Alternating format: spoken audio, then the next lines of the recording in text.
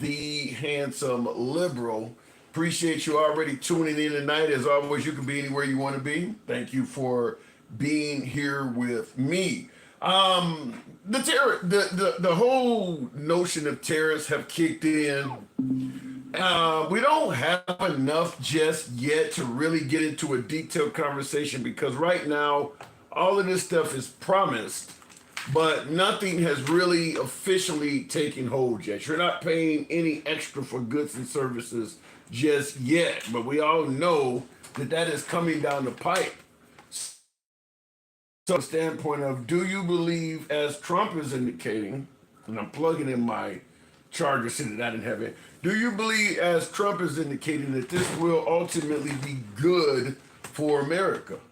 And, if so, how long are you giving them? Because this is, the economy is one of the main reasons why people were not a big fan of Joe Biden.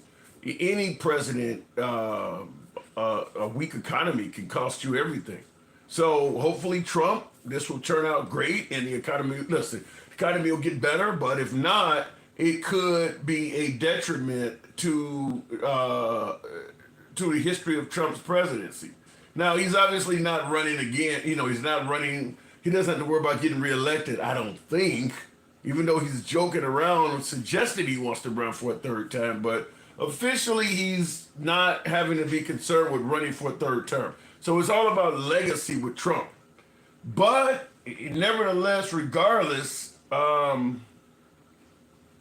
he does want to go down in history as somebody who did right by America. I want you to hear something because this is Ben Shapiro. I think everybody knows who Ben Shapiro is. He's fairly well respected among conservative circles, even MAGA. I believe MAGA is even because Trump is, I don't think Trump's had an issue with Ben Shapiro. I mean, Ben Shapiro's met Trump. So I think he's not exactly anti-culture, so to speak. I don't think Trump is a big fan of anti-culture, but I don't think he has a problem with Ben Shapiro. But I want you to hear Ben Shapiro's take. Remember Trump had the chart up showing all of the countries and what the reciprocal tariffs were going to look like, suggesting how bad these countries were ripping us off. I want you to hear, because Shapiro goes down the list of these countries and gives you what I guess you'd say the skinny on those numbers. Those special savings, go check them out right now. Okay. Oracle.com/Shapiro. That's Oracle.com/Shapiro. So where's that number coming from? These are the numbers. This is where the trade deficit comes in. It's coming from taking the trade deficit of that country and dividing it into the imports that the United States is taking in from that country, and then calling that a tariff rate. Okay, that has nothing to do with the tariff rate. Nothing at all. Zero things to do with the tariff rate. The reason, by the way, that we have a tariff, so according to this chart, for example. Real quick, when he say this chart, he's talking about that chart that President Trump was holding up yesterday when he declared it Liberation Day with all of the countries and the trade imbalance and the reciprocal tariff chart is what he's talking about. Madagascar is charging us 93% tariffs and we ought to charge them 47% tariffs. Okay, that's what it says. That's what the thing says. There is only one problem with this. That is not remotely true. And if we have a trade deficit with Madagascar, then so the hell what? It's Madagascar.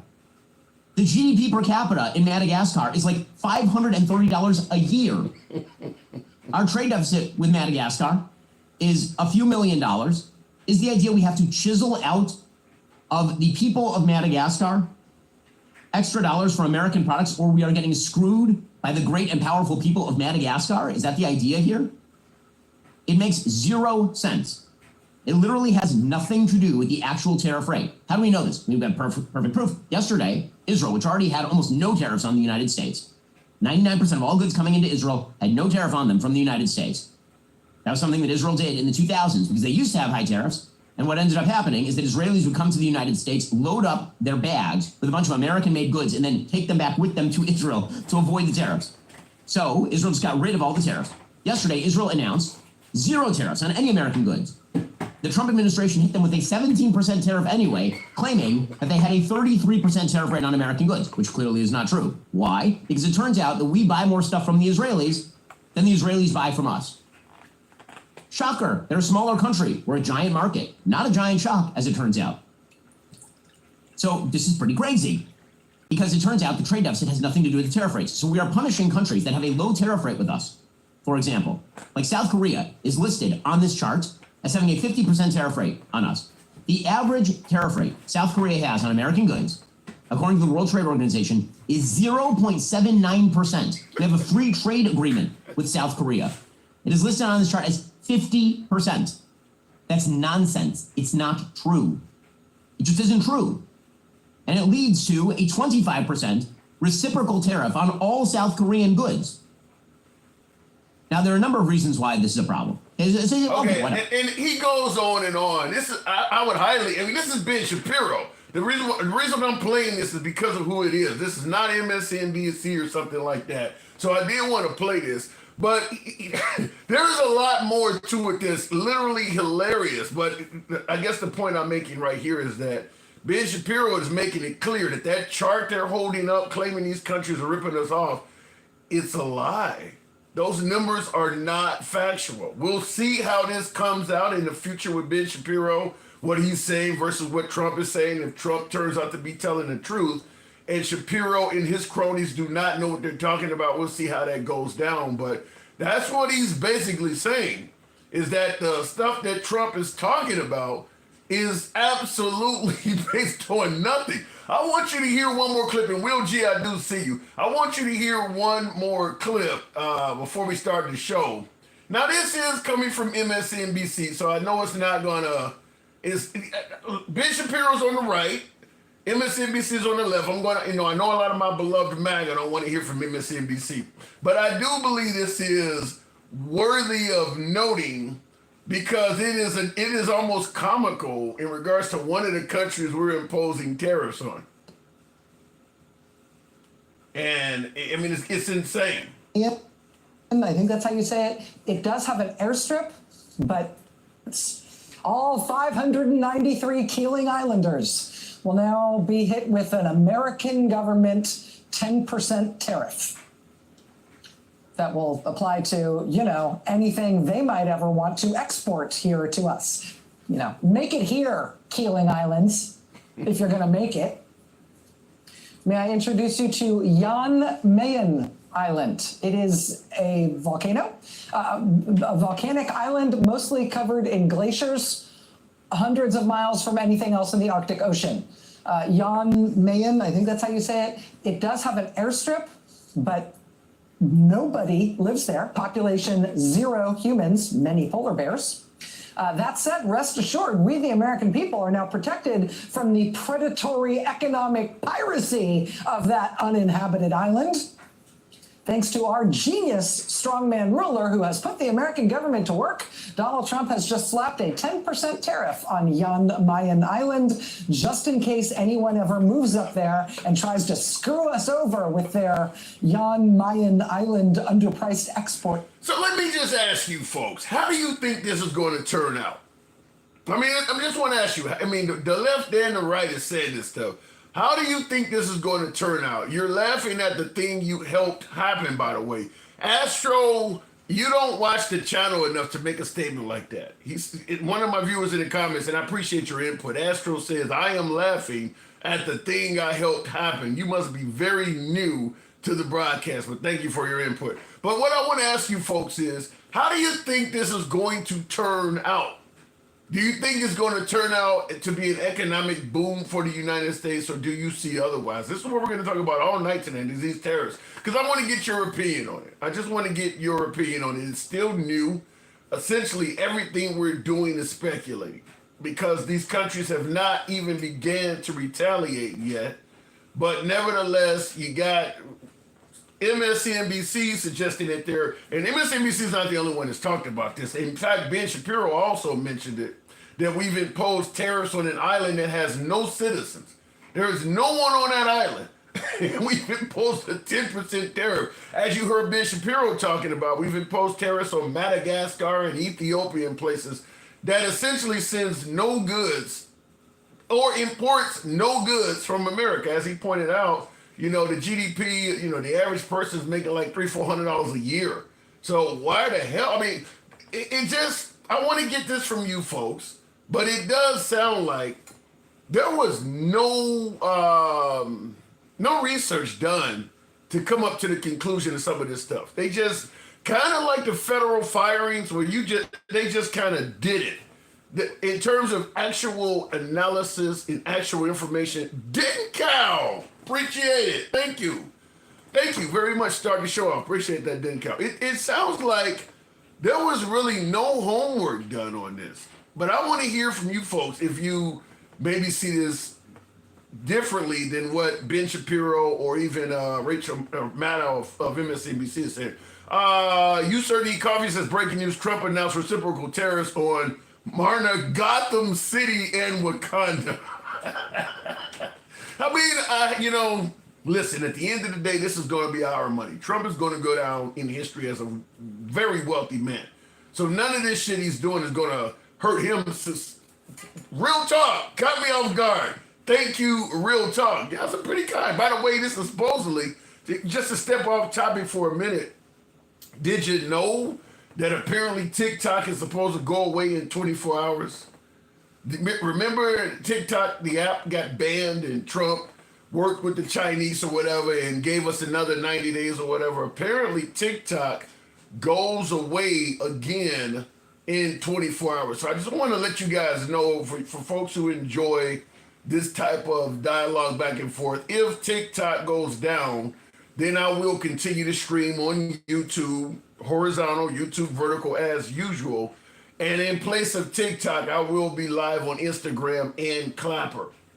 Don't know if you have those apps, but on both of them, you can send comments and you can come up live and talk just like you can on TikTok. So Clapper and Instagram, and both across all platforms, same name, The Handsome Liberal. So the party will continue if for some reason TikTok goes away tomorrow. So just letting you know that, and I'll probably bring that up multiple times throughout tonight's broadcast, that we will be on live on Clapper and Instagram if TikTok goes down. But that is the claim, is that TikTok only has 24 more hours and it will be gone. Remember, as I stated, when we lost TikTok, Trump brought it back, I think, for 90 days or something like that. And the plan is still the same. Somebody has to buy TikTok, otherwise it will be essentially taken away for U.S. residents. The whole notion is it's owned by Chinese, and that is indeed some type of intelligence issue with America or something like that. In my humble opinion, with Elon Musk and his tech bros getting access to all of our data, I tend to think that Elon Musk is probably a bigger threat to your data security right now than TikTok is, because they're in the fucking country with you. They actually have access to the banks and stuff that has your money, and they have access to, they have access to you. The Chinese don't have access to all of that. They would just have the data. Elon Musk is here on the same soil with you. So I tend to think that Elon Musk is probably a bigger threat to your data security than China is, but he is on the inside with Trump, so he gets a pass. Anyway, looking in the comments though, but Signal is safe. Yeah, you know something in regards to what you're talking about. CH1970, you're talking about the Signal app. Apparently, in addition to using Signal to discuss some of our most confidential information about, as they call them, attack plans. I don't know what the hell is the difference between an attack plan and a war plan. Isn't a war launching an attack? Planning. It's kind of an alternative fact thing, but they were actually using Gmail. In addition to using Signal, they were using their own email accounts to do this shit. It'll come up in the program, I'm sure. Anyhow, continuing on, I do want to bring you, okay, he put tariffs on the penguins. Yeah. It's laughable. It's really laughable. Let me go to the box. We'll start it right out with Dencal. Good evening, Decal. How's that Gangsta Granny doing for your viewership, Tim? Gangsta Granny will be up tonight. Indie Russian. Wow, Gangsta Grandma got somebody on YouTube already asking about it. Decal, good evening. Good evening. Good evening. Hey, so day 2 of the tariffs. Heard any good news yet? The only good news I see is a lot of people like me are able to buy stocks at a discount today. But shit, are you sure that what you buy today won't drop in price tomorrow? No, I'm not saying that I'm jumping in. I'm just saying, like, whenever you see one of the Magnificent Seven stocks drop by 4% in one day, that's a buying opportunity. Oh. I mean, I'm not jumping in right now because this ain't the bottom. No, But this is absolute. I'm saying that wealthy people are not tripping about this because they're going to gobble up all of the assets that are dirt cheap. This is where wealth is created in times of turmoil. A lot of millionaires and billionaires were created after the crash of 2008 because when the stock market drops like a rock, that allows people with a lot of cash on the side to come in and buy up assets really cheap. Yeah. Well, shit. Is there anything you'd recommend to some of us middle class citizens that they may want to get involved in? I mean, to the novice, I wouldn't advise buying particular stocks, but I would say it's easy to say that buying into the Magnificent Seven, and you can look that up. The Magnificent Seven are the highest, rated companies in the world, like the Apples and Amazons and Tesla. Shit, Apple. I heard. Yeah, Apple's. Tesla. Yeah, because of that one man. But Apple, on the other hand, because all of their products are made in China. I heard, their stock is way down as well because now they got to figure out some kind of way to bring their manufacturing back. Right. So, but those like the Magnificent Seven, I would advise anybody that wants that's a novice that's not really particularly informed on stocks. Like that's a way they can get in on the ground level, and and make some money in the long run because we don't know how long it's going to take. I mean, we've lost $3 trillion just today in valuation just from that stock market plunge almost 17. Well, let me ask you this. Obviously we just speculating. I'm certainly a financial analyst by any stretch of the imagination, but let me ask you this. What happens if tomorrow Trump gets advised by analysts that he actually believe in that you need to lift these sanctions or lift these tariffs? Essentially, they're the same thing as a sanction, but you need to lift these tariffs and make deals so that the other countries realize it's not going to happen. What do you think would happen to all of the market right now? All of the money that's been lost, all of the stocks that are down. Let's take one like Apple, for instance. Now that they know they got to bring their manufacturing and stuff to America. Let's say Trump at the snap of his fingers decide this is a bad path. Somebody don't got to him that he trusts. I've decided this is not the right path for America. We're going to take things back to normal. What would happen, you think, to some of these stocks? I think that some of them would regain their value, but the problem with that is that the stock market or, the investment community itself, they like stability. They don't like instability. Right. They like to be able to plan. Like, this stuff that Trump is talking about, how he got these companies to pledge trillions of dollars, and like those commitments were made 5-10 years ago. Like companies that big don't just decide, oh, we're gonna spend $1 trillion over here or $100 million over there. This stuff was already in the works because it makes sense financially. Right. Nobody's doing that just because Trump said do it.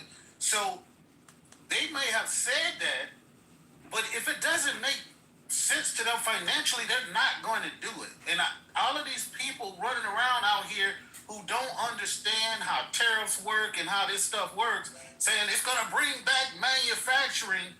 I would ask anybody on your live, do you see any big mega factories being built around your city right now? Because it takes years to develop that stuff and then years more for those companies to start making profits. So I don't understand why they think, oh, in 3 months or 6 months, everything's going to be back to normal. No, it's not.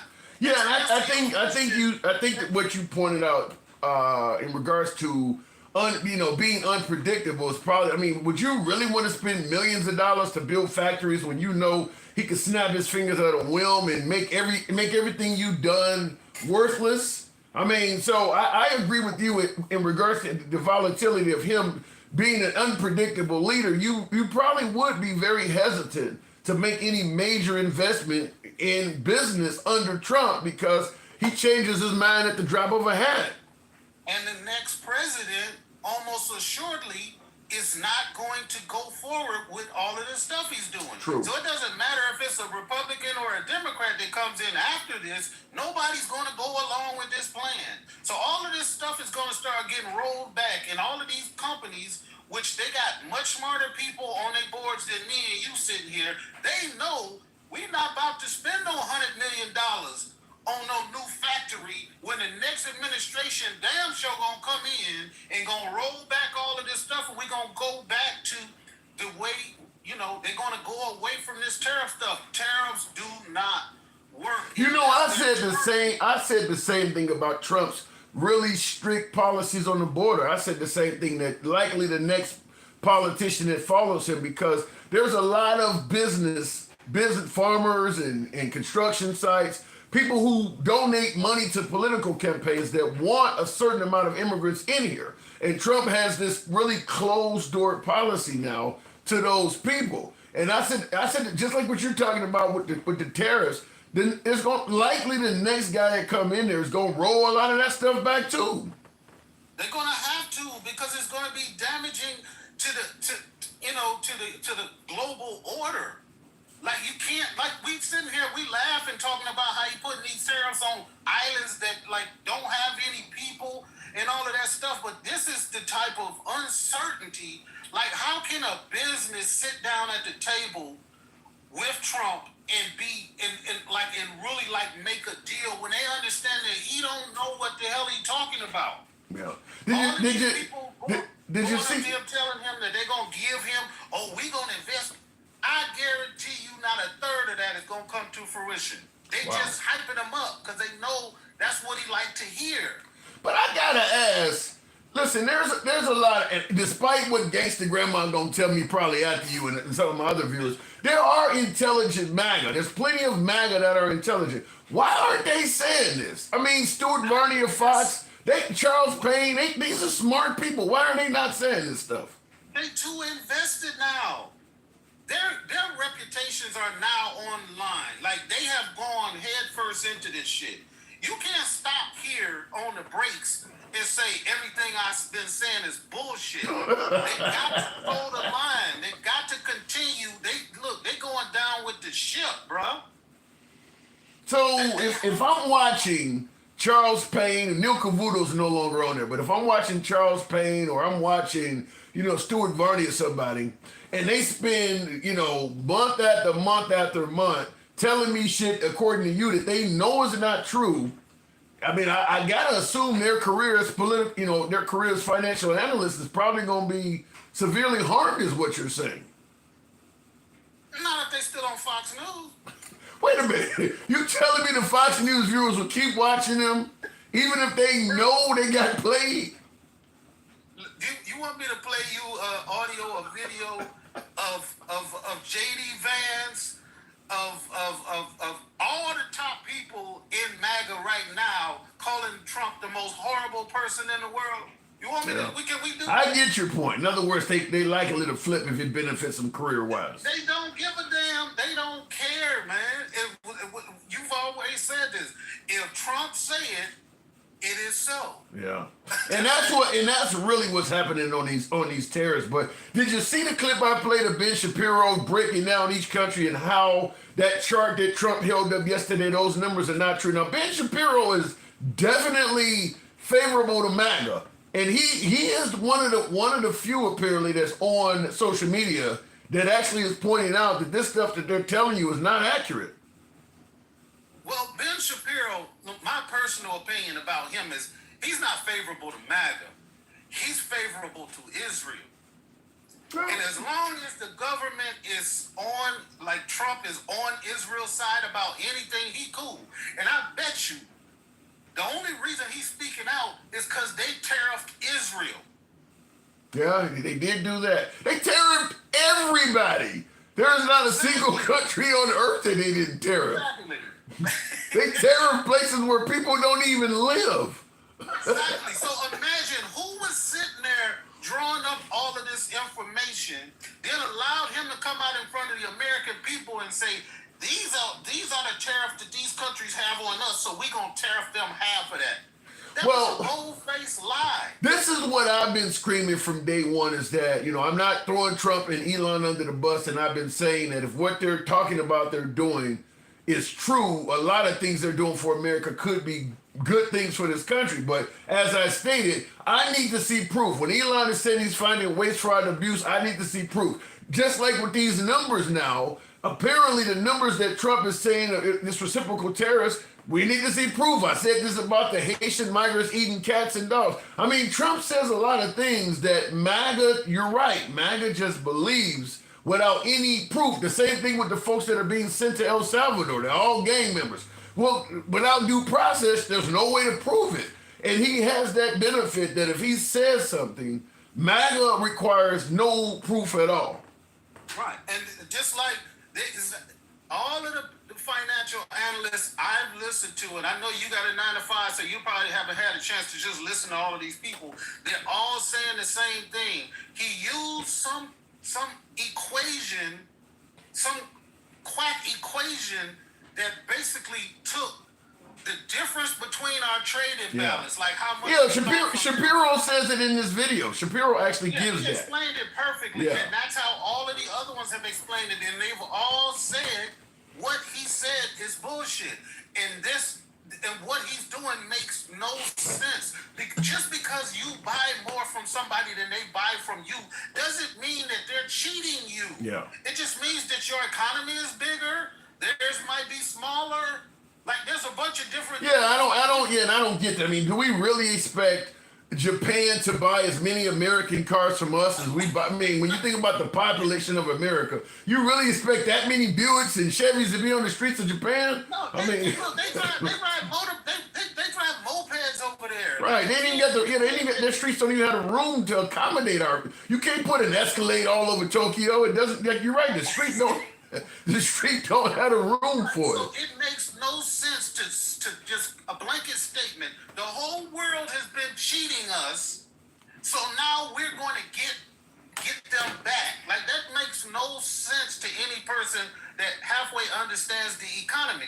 There's nobody that can explain to me that the United States has ever sat down and did a trade agreement with a country, and that country got the best of us. I don't believe it. We have shitted on. Well, they gonna bring up.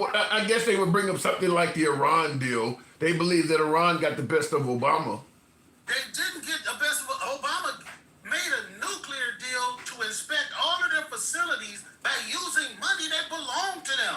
That was the best deal ever. I'm just simply saying the right thinks that deal was but those are people who are just listening to what he said because no other country in the world is saying what America is saying about that deal. Only Trump is saying that. Yeah. So we go back to everything Trump says is now gospel, is in alignment with the Bible. But anything somebody else says has got to be wrong. We got to all be, we don't know what we're talking about. They just said it today on Fox News. We just got to trust what Trump says. And I'm saying, why? Why do I have to believe what he says?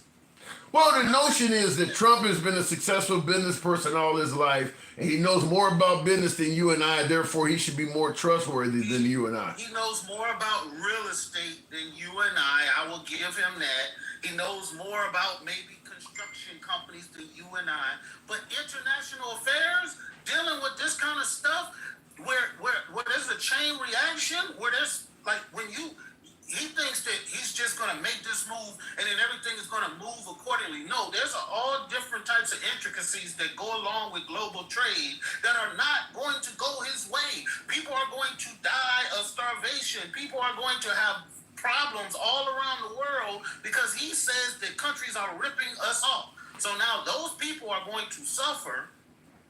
But you got it. I think you got to give Trump credit. You know, I always say this, and you guys don't like it, but fact is, Trump, the bullying tactic of doing things that people don't like and leaving them no other choice but to follow your will has worked for him throughout his adult life. So it shouldn't surprise anybody that he's doing it now he's in the White House. He has been, when he was a businessman, the same thing, whether it's hostile takeovers, whether it's not paying contractors, what you gonna do about it? He has really benefited significantly from the standpoint of what you gonna do about it. I'm much bigger than you, as he told Zelensky. You don't have the cards. You don't have the ability to disagree with what I'm telling you to do. It's worked really well for him. And what I am saying is that anybody that understands the international order, we already understood that the United States had that power over everybody. It's not that you have to utilize all of the power that you have to punish other people. Like that's not a trait of a great leader. Just because you have the power to destroy somebody that doesn't agree with you, what we want in a leader is somebody that can go in and that can have dialogue, use their political influence to convince people that this is the best thing for everybody. Not to say everything is about me, and if you don't bend to my will, then fuck you. Like, that's not a great leader. That's somebody. Now, what we want in a great leader is to get these damn transgender under control and stick it to the lips. He's done it. I got to move it on. But that is what they're judging him on. He's gotten the border under control. He's gotten these transgender to stick in their own damn lane, and he's sticking it to the liberals. That alone gives him an A+ for MAGA. Last word on you.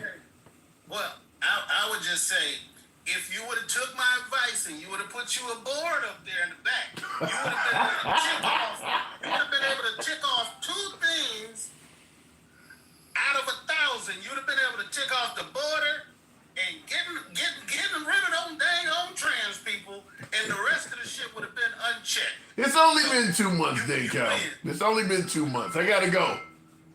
All right, moving on with the program. By the way, I did want to respond to a couple super chats there. Will G starts the program off. Oh shit, I can't get my soundboard is not plugged in. God damn. Will G says Trump ain't shit. MAGA ain't shit. Trump is trying to tank the economy on purpose to force the tax cuts of people making over 400K. The rest of us will have a tax increase. Well, I think it's pretty safe to say the tariffs are going to amount to a tax increase for the average American. But you believe Trump wants to tank the economy on purpose? Wow. Really? Trump wants to tank the economy on purpose. And you're saying to force the tax cuts of people making over 400K. So he's going to destroy the economy and hurt the little man just so he can give the wealthy tax cuts, is what you're saying. Ooh, I hope you're wrong. I hope you're wrong, because I'm not in the over 400K market by any stretch of the imagination.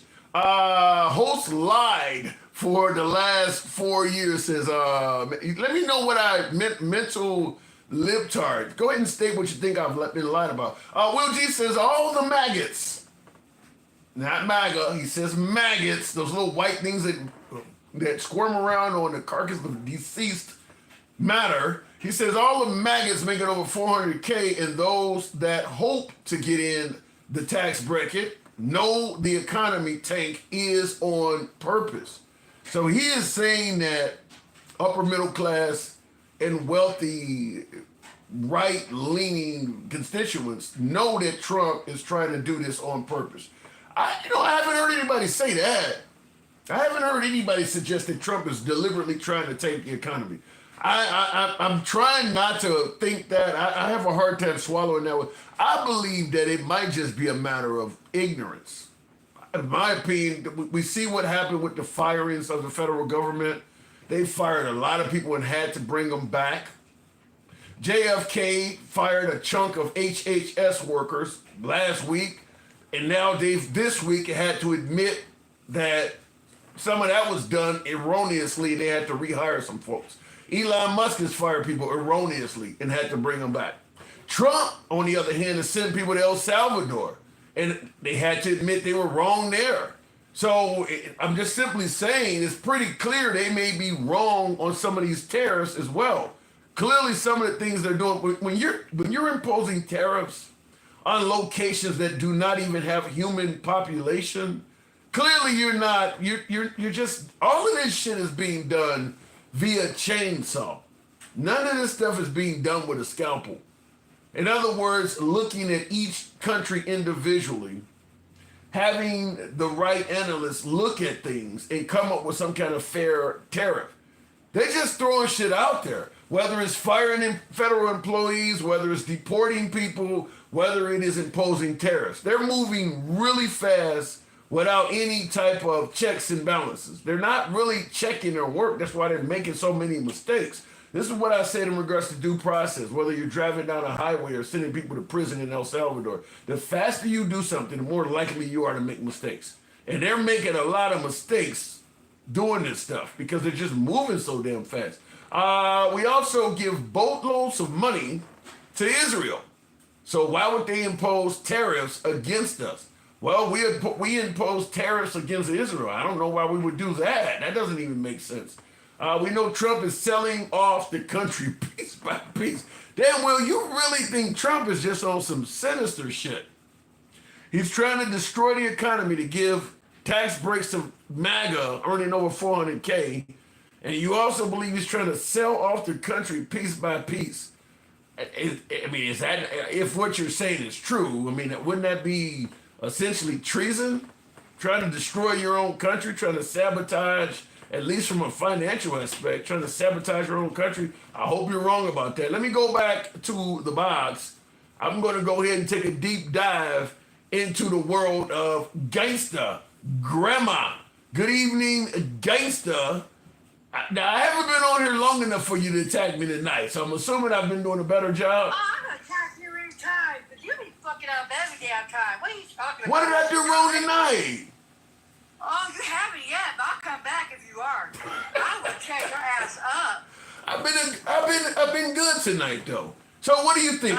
The tariffs. Do you see it like my last caller, or like one of my viewers is suggesting that Trump is trying to tear the country apart on purpose? You don't believe that, do you? You believe that? What kind of special-ass idiot would tariff everybody and don't tariff Russia?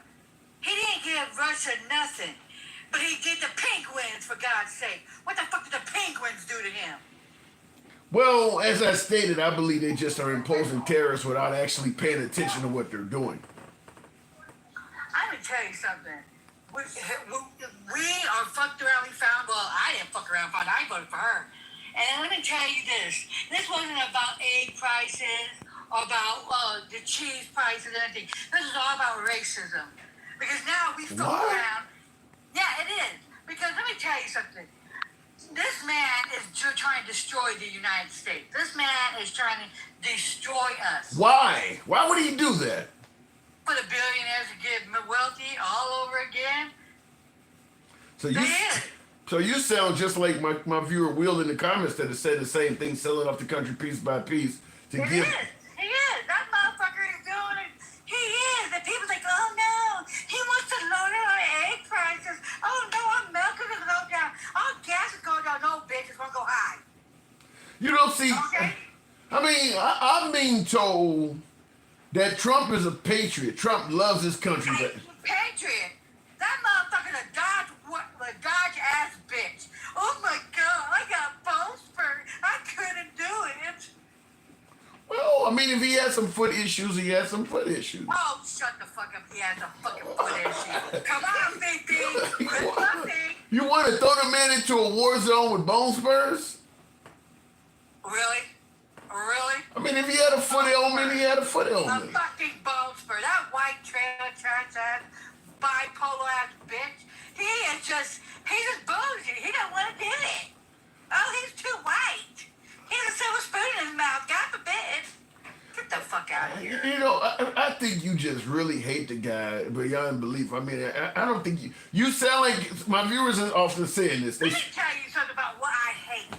I hate the maggots. Do you know why I hate them? You're calling the president of the United States a bitch. You realize how disrespectful that is? Do I give a fuck? You know how disrespectful that motherfucker is? Do I give a fuck? I wish a Big Mac would take his ass out. Are you gonna do something about it? Fuck no. Get the fuck, quit riding on him. Did you say a Big Mac? Yeah, he loves his McDonald's, don't he? How do you get taken out by a Big Mac? Eat a lot of them. Have a stroke, a heart attack. You really? Let me just get this clear because I want to make sure I'm not hearing this, and I'm gonna give you a chance to give me better clarity on this. You sound like you would actually be happy if Trump were to perish. That can't be right. Oh my God! You know what I would do? You know what I would do? I'll give me my fucking Crown Royal. I'll put a Crown Royal in my glass and say, hallelujah. The Antichrist is dead. You would celebrate the death of the I president. surely would. Yes, I would. No, come on. Now you realize that's wrong. I mean, you would. The Antichrist is wrong. Okay? The Antichrist is wrong. I don't worship the man. I don't give a fuck about this man. If he would go bye-bye tomorrow, I would be celebrating. I would give out free burritos tomorrow. What has he done to make you that angry with him? Why do you hate him so much? He's the Triple K. What the fuck? What do you want? He's a Triple K. Do you think I won't give a damn about the Triple K? Do you think he won't hang us on a tree? Get the fuck out of here. What are you? Okay, when you suggesting something as awful as him being a member of the Triple K, what are you basing that on? Daddy was the Triple K. He is there's good people on both sides. What the fuck do you think that is? I mean, you gonna listen, but shit. To be honest with you, my daddy died of crack use. I've never tried drugs. You can't hold somebody accountable for what their daddy did. Do you see how you snip it? Do you see how you fucking? Wait, say that again. You went on mute. You are a mega, undercover mega. You really are. I'm- You really are. Wait. You saying that I am undercover MAGA based on what? You really are. How am I You really under? are. No, wait. I do believe in respecting the office of president. You're talking about. No, let me tell you, respect goes both ways, buddy. And that motherfucker don't respect no black and brown people. That motherfucker try to put five boys underneath the damn ground because they stomping down. He raped the white woman. You're Get the fuck out of here. You're talking about the Central Park Five. Yeah. But okay, he made a bad. Maybe he made a bad. Maybe. Wait. No, man. Say how you snipping. I tell you what. Did you have to lube? Because you surely is going. All fours. No, Jesus. No, I'm saying maybe he made a mistake on the Central Park Five, but that doesn't mean he's racist like you're alluding to. He is right. Oh my fucking God. I swear to God. I swear to God, the education system in this United States failed half the motherfuckers in the United States. Oh, he's not fucking right. Oh, okay. Give a dog a bone. Okay, give a dog a damn bone. I'm hearing that Trump used to date black women. I'm hearing he donated money to Jesse Oh Jackson. my God. You know what? I dated a fucking white boy till I saw his pea goober, and I said, God couldn't do it. Okay, shut the fuck up. I have a white fucking friend. Okay, he has a black friend. He's not fucking racist. Get the fuck out of here. Get the fuck out of here, Boogie. He don't want your black ass carrying his money. I think you're accusing the man of stuff you don't have any proof of. I don't see where you're telling me What this. the fuck are you talking about? You know redlining this? Do you know that his people got in trouble for not renting to black people in the 70s? But that's And put Steve? Okay, let me break this down. I got a little blood to fuck with you. Because, see, I couldn't fucking marry. See, I don't know how your wife could do with your ass. Because I would be going to jail for DV on you. oh my God. No, I could not. Because I couldn't do a slipping ass, motherfucking black person going down. You know what? How do you call him racist? He put colored on the damn things, saying, oh, don't rent to them because they don't got good credit. But, Get the fuck out of here. but you're gonna hold Trump accountable for something he did back in the 1970s. I mean, is it possible he could maybe got his life back on order? I get what you're saying about. Okay, let me tell you something. You walk like a goddamn fucking duck, you quack like a goddamn duck, and you walk like a duck, you're a fucking quack. You can't change somebody's heart like that. You can't. Once a racist, always a racist. Well, you know they suggested Biden was that way. Did you hold him accountable? Biden, you don't even care about Biden. At least he tried. But Biden, you know what? White people, they do tendency to be racist, but he changed. Okay? This motherfucker hasn't changed with the shit. What are you talking about? I'm being told that Trump did more for blacks than anybody since Abraham Lincoln. Really? Really? What the fuck did he do? What the fuck did he do? Give you guys a fucking cookie? The economy What under. for us? Do you? What the fuck? Oh my God. What did he do for us? Gave us a shot of Hennessy? What the fuck did he do for us? Oh, tell me something. Because last time I saw him, he said he was going to propose a few immunity to unalive our asses. Oh, yeah. That really doing something for our black asses, isn't it? I can't argue with the immunity thing. You got me on that. I'm no fan of that. Right? Oh, but he's going to do something for us, right? Well, but And then last time when he was fucking in office, give the cops a law. Let him bang us in the head a couple of times, right? I mean, listen, the guy exaggerates a little bit. I mean, I get what you. No, he wasn't. Oh my God, you such a. Oh, you a raccoon, aren't you? You a fucking ass goddamn raccoon. Aren't Why? you? Look, you make it sound like anybody that's African American that says anything positive of Trump, like there's something wrong with him. You a sellout. Cause you think he likes your black ass? Are you gonna go to his wannabe raised in potato salad ass? You in the potato. Barbecue? Are we really gonna go there? Oh hell no, we ain't. For one, I would never touch this. God no. Who puts raisins in a potato salad? Only white tea people. The maggots do. But you know, folks are going to suggest that some of the stuff you're saying makes you sound really racist and intolerant to white people. If let me tell you something. You walk again. Let me break this shit down to you. I'm not racist. I like my white tea people that's on our side. Okay? Okay? I do not like the maggots that voted against me. Well, the MAGA voters. No, see, Mexicans took over MAGA. Okay? The Mexicans, just like the white tea man took over woke and just twisted it around and said everybody's woke. But bitch, yeah, I am. I'm proud to be fucking woke. I'm woke because I can't trust you white tea people. Is it possible that maybe MAGA just are patriots and want to do the best for this country? Maybe they voted for Trump for that reason? Oh, yeah. What the fuck did they do that was so patriot? January 6th? That was fucking patriot? That was patriot? Huh? Giving us correct What's in the 50s and 60s? let me ask you this way. Trump That is so really patriot. Get the fuck out of here. Let me ask you this way. Trump ran a campaign on focusing on taking care of the welfare of Americans first. Is there anything wrong with that?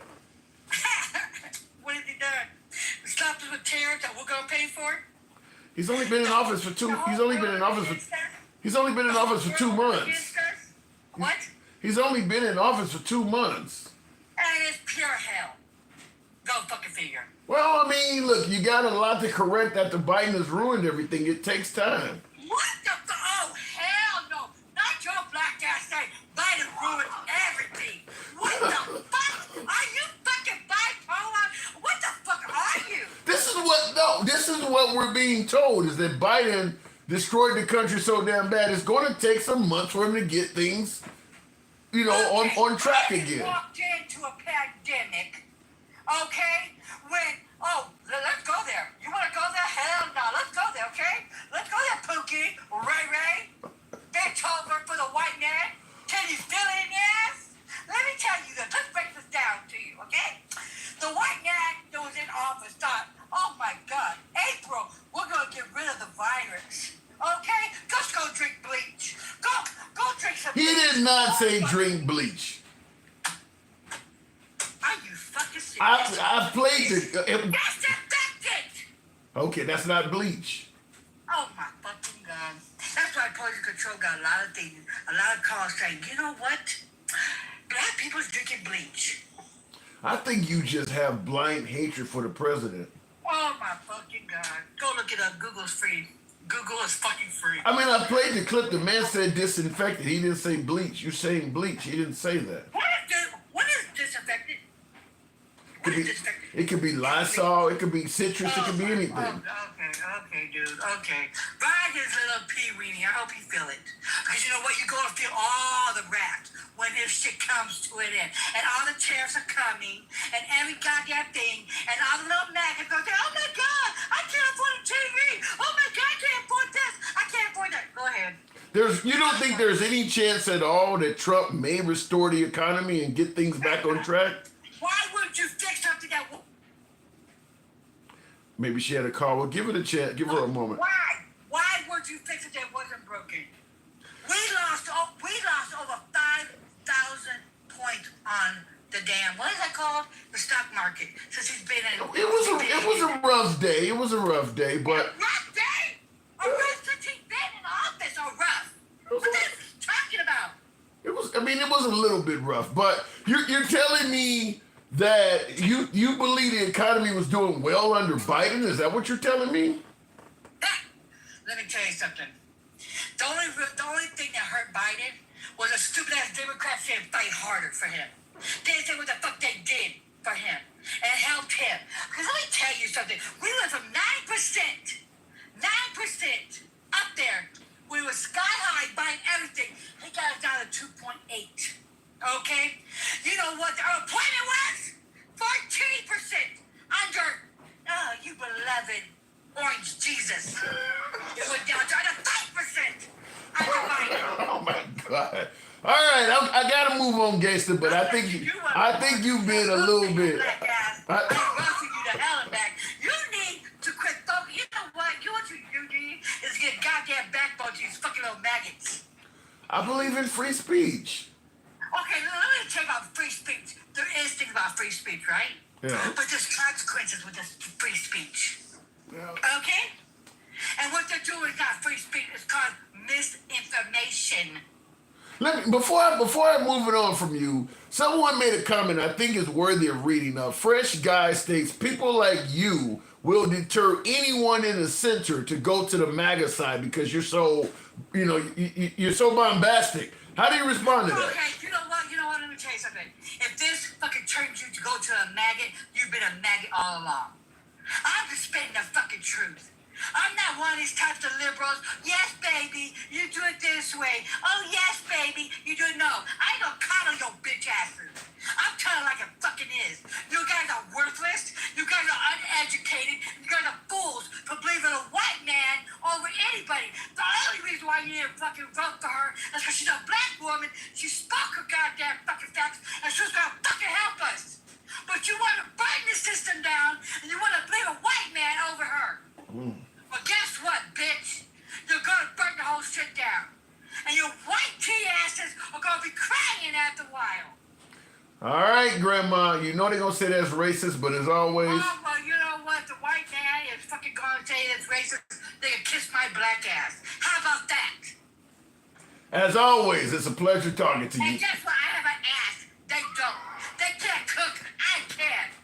I gotta go. That is indeed gangsta grandma. She never, I repeat, she never makes it easy. But I am a big proponent of free speech.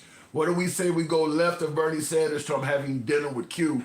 Gangsta grandma, folks on the far right, you're welcome on the show any day. We don't block, ban, or censor, and she always makes the best example of that. Nevertheless, we are MAGA friendly. If you favor this open dialogue type of conversation, feel free to follow the program if you're watching on TikTok, Instagram. We're live on Instagram, and of course, if you're on YouTube, a subscription, if you will. We're generally here most weekdays. So look at it, and by the way, tap the screen for my TikTok viewers. Get us on up to about 40,000, THOU. Tap the screen, get the lights on up.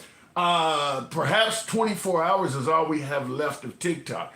Mike, appreciate the mic indeed. Thank you, Mike, for that. But yeah, apparently TikTok will be going away in 24 hours.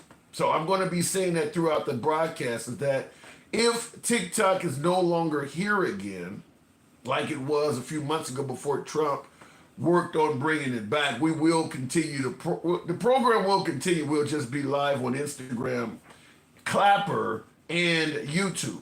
So for you folks who do regularly call in, come on over to Clapper or come on over to Instagram, get a free account just like you do on TikTok. You can leave comments and you can come up live the same way on TikTok. Looking in the comments real quick though, tumbling stock market means bargain shopping. Maxwell Stewart, it's gonna mean a lot more than that. In fact, you might be bargain shopping and not even getting bargains. I mean, you might end up seeing shit at the dollar store costing as much as shopping at Target. I mean, that's where we might be headed to, where everything costs more. Justice for all penguins. No penguin has ever been tariffed under the Democrats. And that is something that makes Trump the laughing stock, that they actually impose tariffs on a landmass that has no citizens. It just, listen, we can talk about whether what Trump is doing is good for the country or vice versa. But when you're imposing tariffs on a country that has no people, it makes it clear that you're not doing some homework. It makes it clear that some of this shit is there's no brain work going into it. And how that happened, I have no clue. But anyway, going back to the box before we move on, make those penguins pay. I mean, just gave the liberals all sorts of material with that by doing something crazy like that. I don't understand it. Tap the screen, get us on up to about 30,000 so I'll take the next caller at 30,000. Get a screen a good minute of tapping.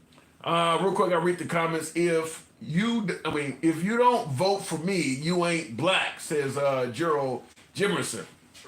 Yeah, that is a quote from Biden. I'll just say this. In regards to the racial overtones of Biden, racial overtones of Trump, I think it depends on who you support. If you support Trump, vote for me and you ain't black ain't gonna mean shit. Because Trump did say if the Israelis don't, if the Jewish don't vote for him, they hate Israel, they hate the Jewish religion. I mean, I've played the quote on the program before, which is essentially vote for me or you ain't Jewish. And the right didn't even give a shit. So if you support the candidate, you're gonna let stuff like that pass. I've played on the program many times. There is no doubt that Trump has said stuff recently that it can certainly make you think this guy does not like certain groups of people. But if you're on the right and it's just a retweet or he was just joking or you're taking that out of context, I mean, he has said some stuff. I'm not gonna pretend like he is not. My last caller was pretty passionate that he is an full-blown racist.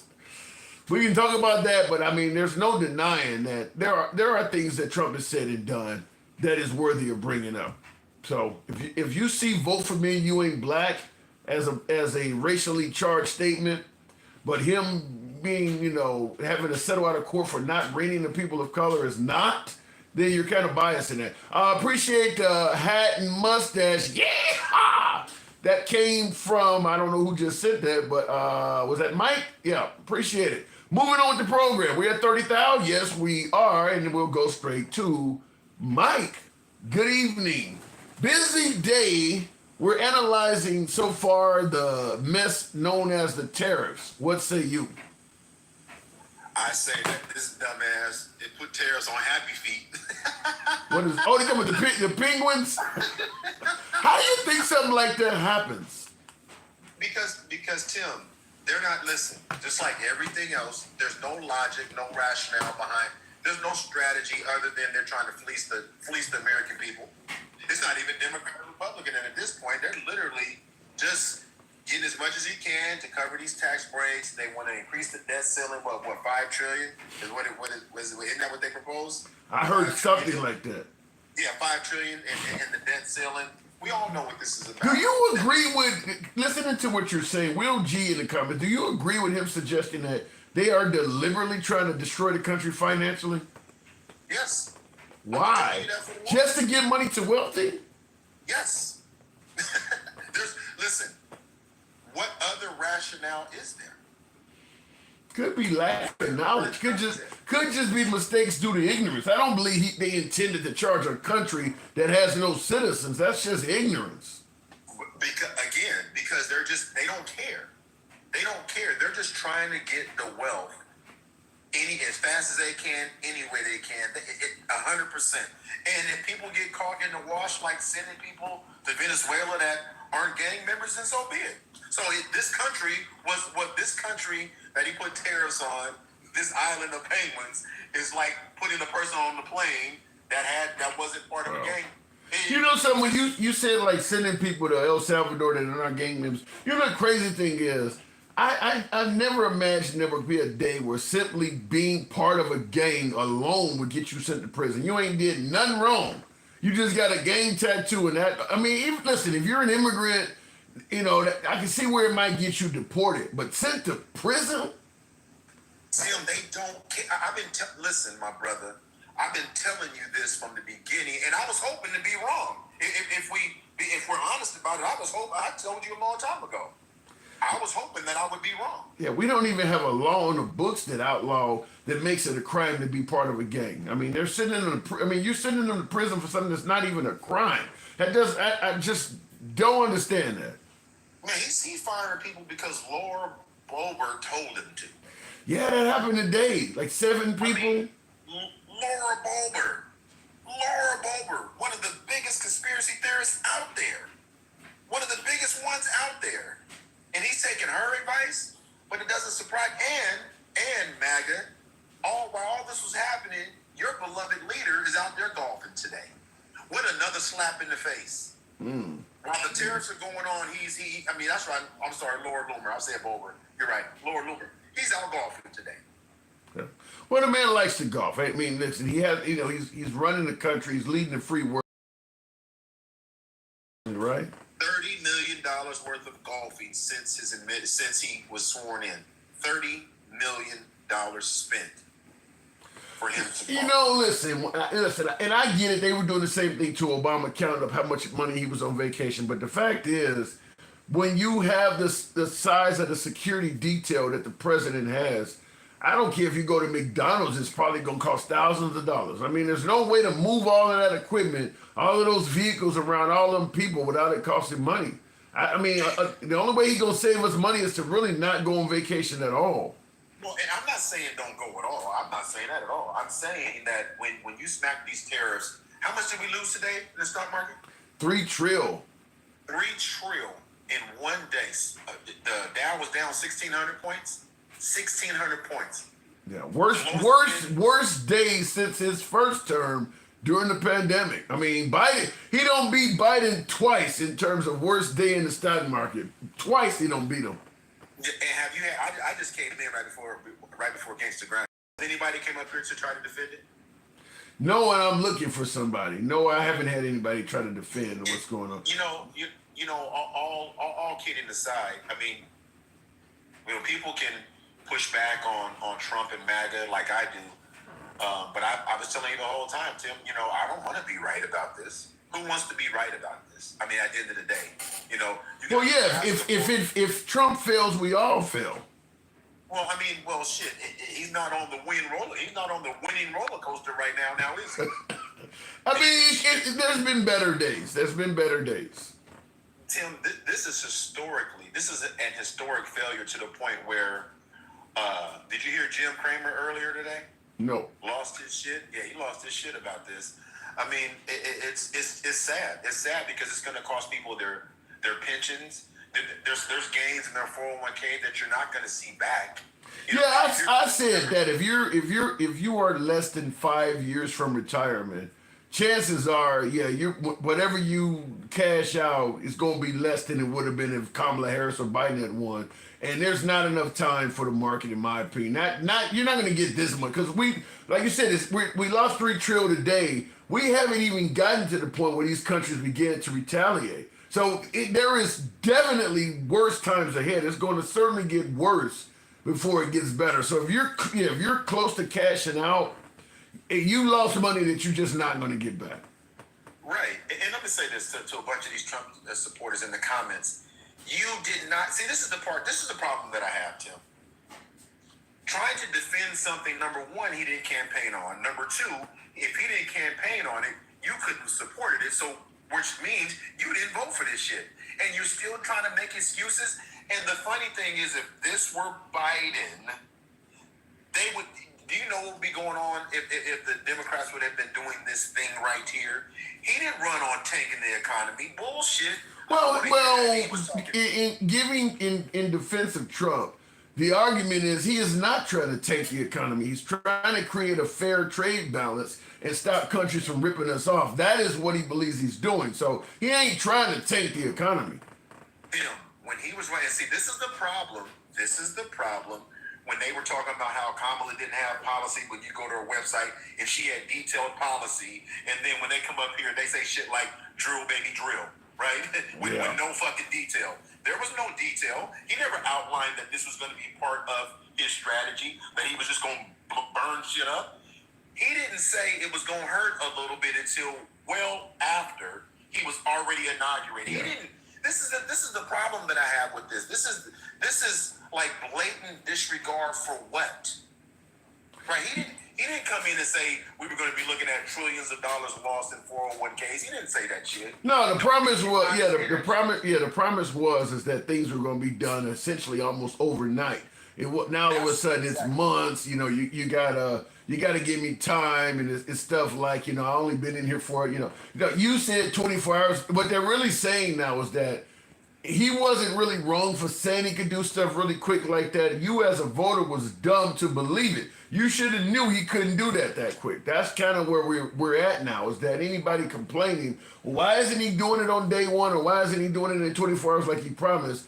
The accountability is on you for believing that it was even possible. Right now, and I know that you're just regurgitating what they were saying. Yeah.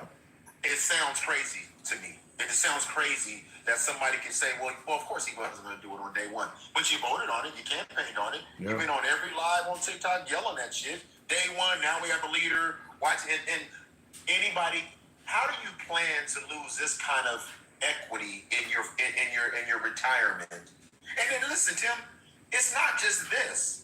They got to hire people back again today. Did you see that shit? I know HHS that RFK let go of some people, and he admitted. I mean, RFK has came out and admitted that they made mistakes in some of the people they fired.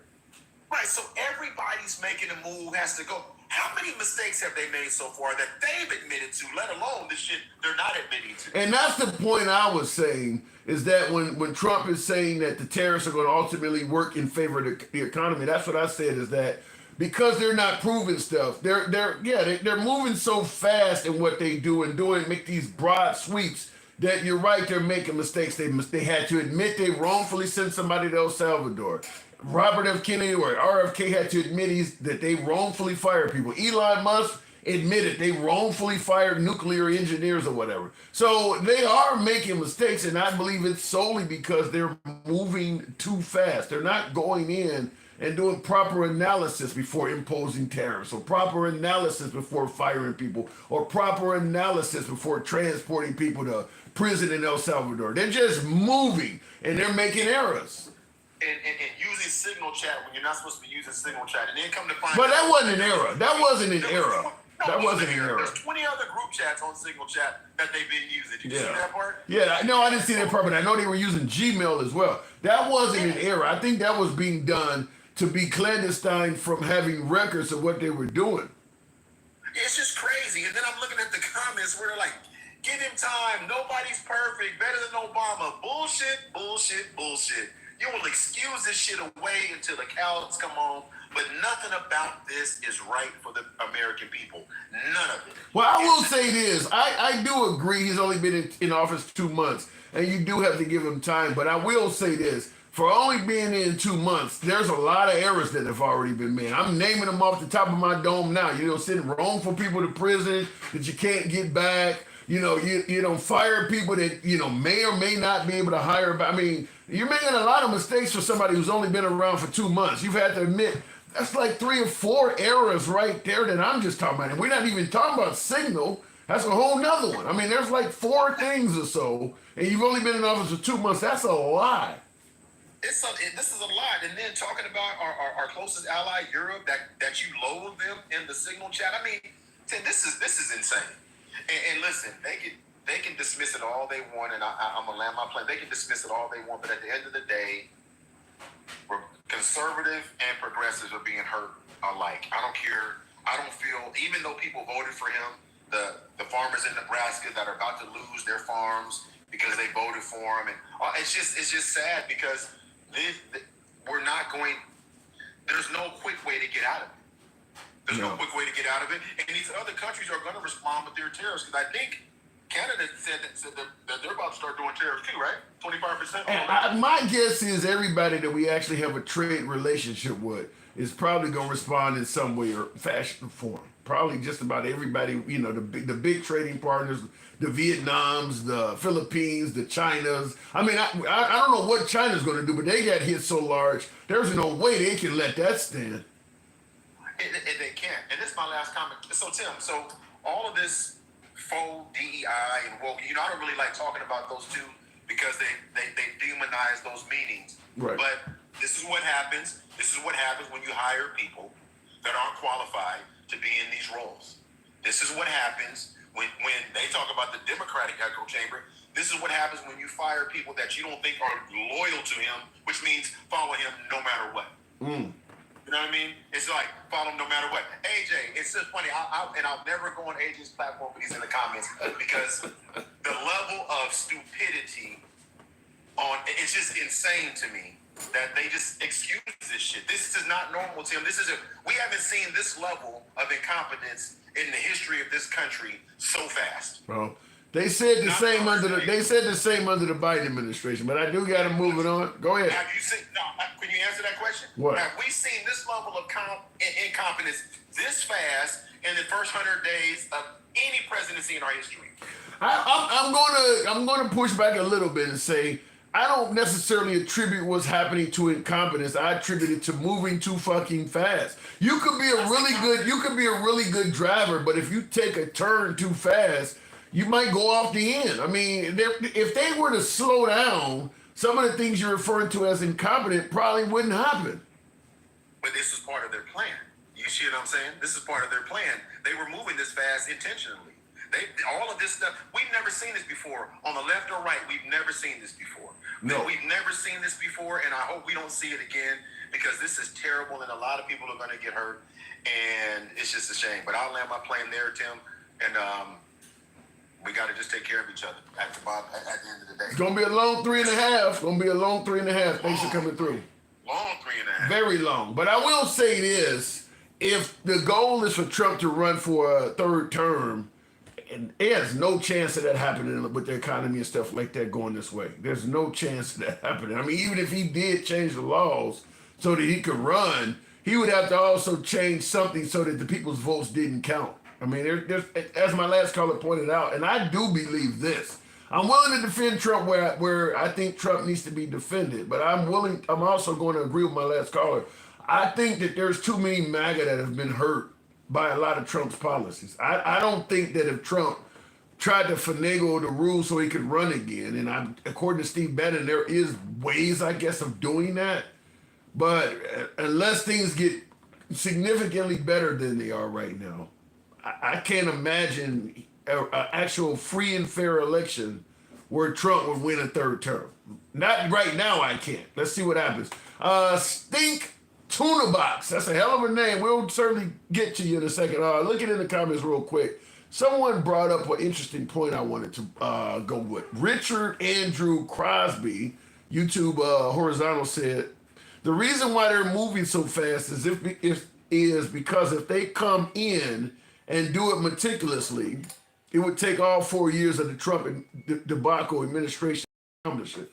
I mean, you could be right. In other words, they have so much work to do that with only 4 years, they almost do not have enough time, so they got to move really fast. Well, my pushback on it is this. I'd rather let guilty people go free than innocent people get executed. If you're moving fast and innocent people are getting harmed, you got to stop moving fast. That's just my opinion. You can't, well, look, we got so much to do. We just, unfortunately, there's going to be casualties everywhere. No, you're making people damn near homeless. You're firing folks and stuff. You can't just do that on the grounds where we got a lot of work to do.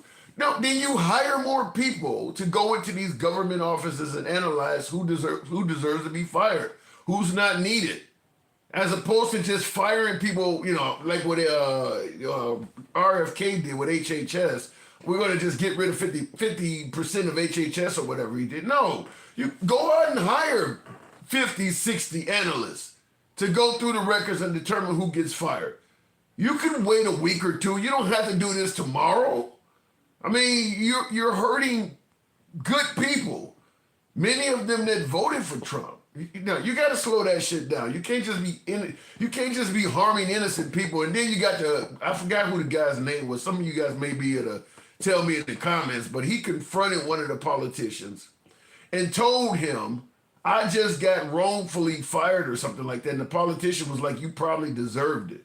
I mean, just no sympathy whatsoever. You can't be doing something unsympathetic and simultaneously making mistakes.